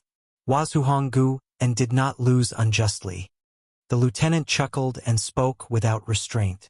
If the elders in the imperial court heard what the general said, they would say that we are shameless again. Dong Zhuo clenched his teeth and slightly lifted his buttocks. The eldest daughter-in-law of the royal family always teased him about the calluses on his buttocks, telling him to ride less. Dong Zhuo was an extremely intelligent person. Although it seemed to be a private conversation between the ladies in the boudoir, what he actually meant was that her husband should not get involved in the battle himself. After all, he was still young and had the status of being a relative of the emperor.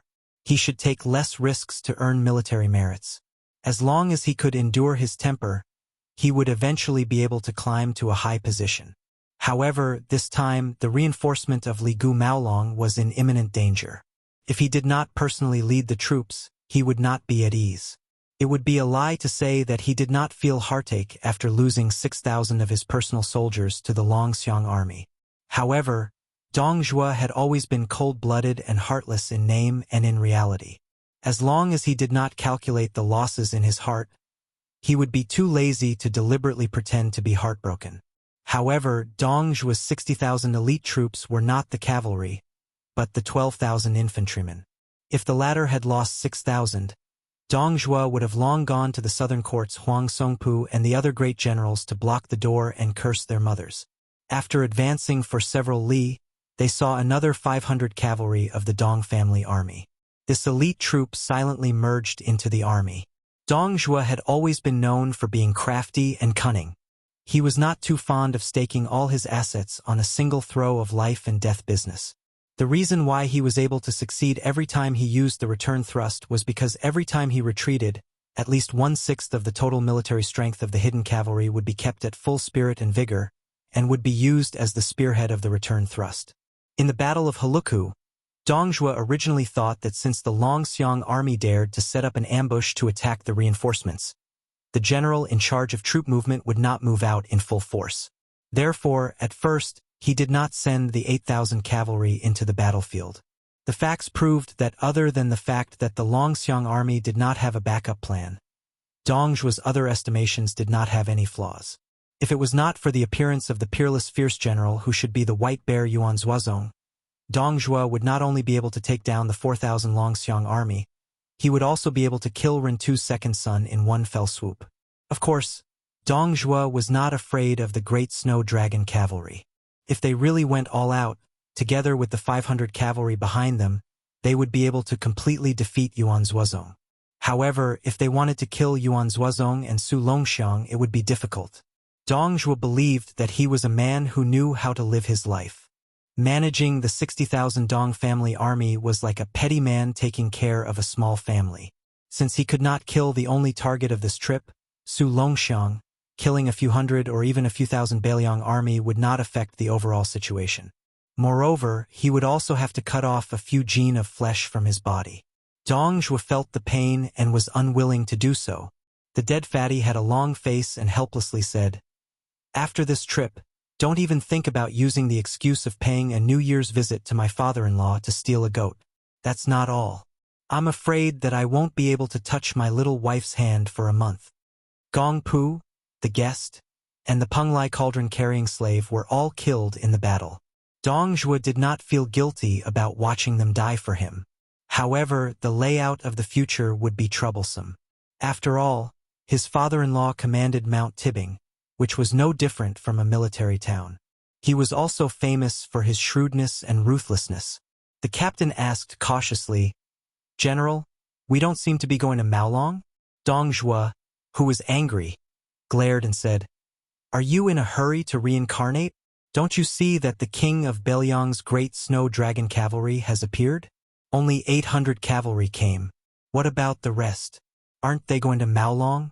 Otherwise, why would the 4,000 Longxiang army appear at the mouth of the calabash and wait for us to enter their crotch?"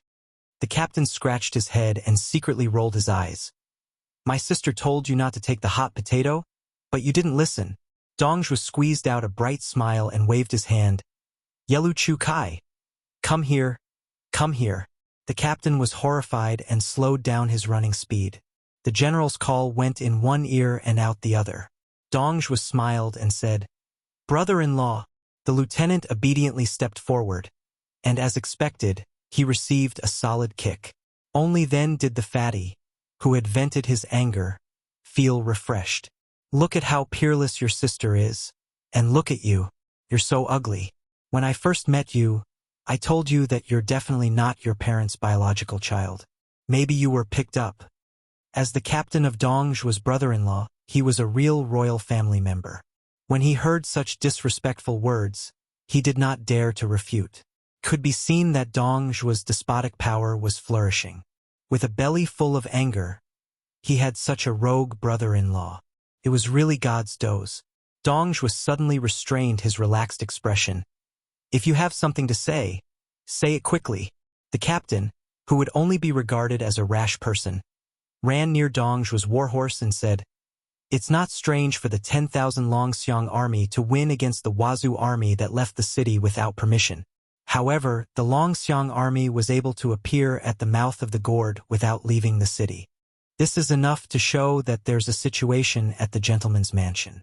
Although our Beimang military towns are not as high and steep as the towns controlled by the Central Plains, the Dragon Elephant cavalry could not take down the gentleman's mansion. Using a cavalry that can't keep up with siege weapons to attack the city is really comical. This only shows that the Bailiang's infiltration of the Beimang border army is far beyond the Southern Dynasty's imagination. Perhaps Hong Guan was hot-headed and went out of the city to resist the enemy because there were spies causing mischief." Dongzhuo didn't nod or shake his head. He continued to ask, "Then tell me, look at the Longxiang army penetrating deep into the city alone. There were only 400 soldiers left at the mouth of the gorge. Adding on the injuries from before, there were less than 2,000 of the 10,000 Bailiang elites left. What was the point of paying such a high price?" The captain, who was often teased by Dongzhuo as a golden branch and jade leaf, thought for a moment and said, "The Wazhu gentleman's mansion is near the 4 towns of Gugu, Maolong, and Long. In the end, it is a military town that is easy to defend and easy to attack. Apart from the military strength, it doesn't have much value. Unless the Bailiang army is stupid, they would not leave soldiers to defend it and wait for the old generals of the southern dynasties to seek revenge. To tell the truth, I can't figure out what was fought in this battle. Was the king of Bailiang muddle-headed? Or was he in a hurry to send his second son to the Bailiang army as a general?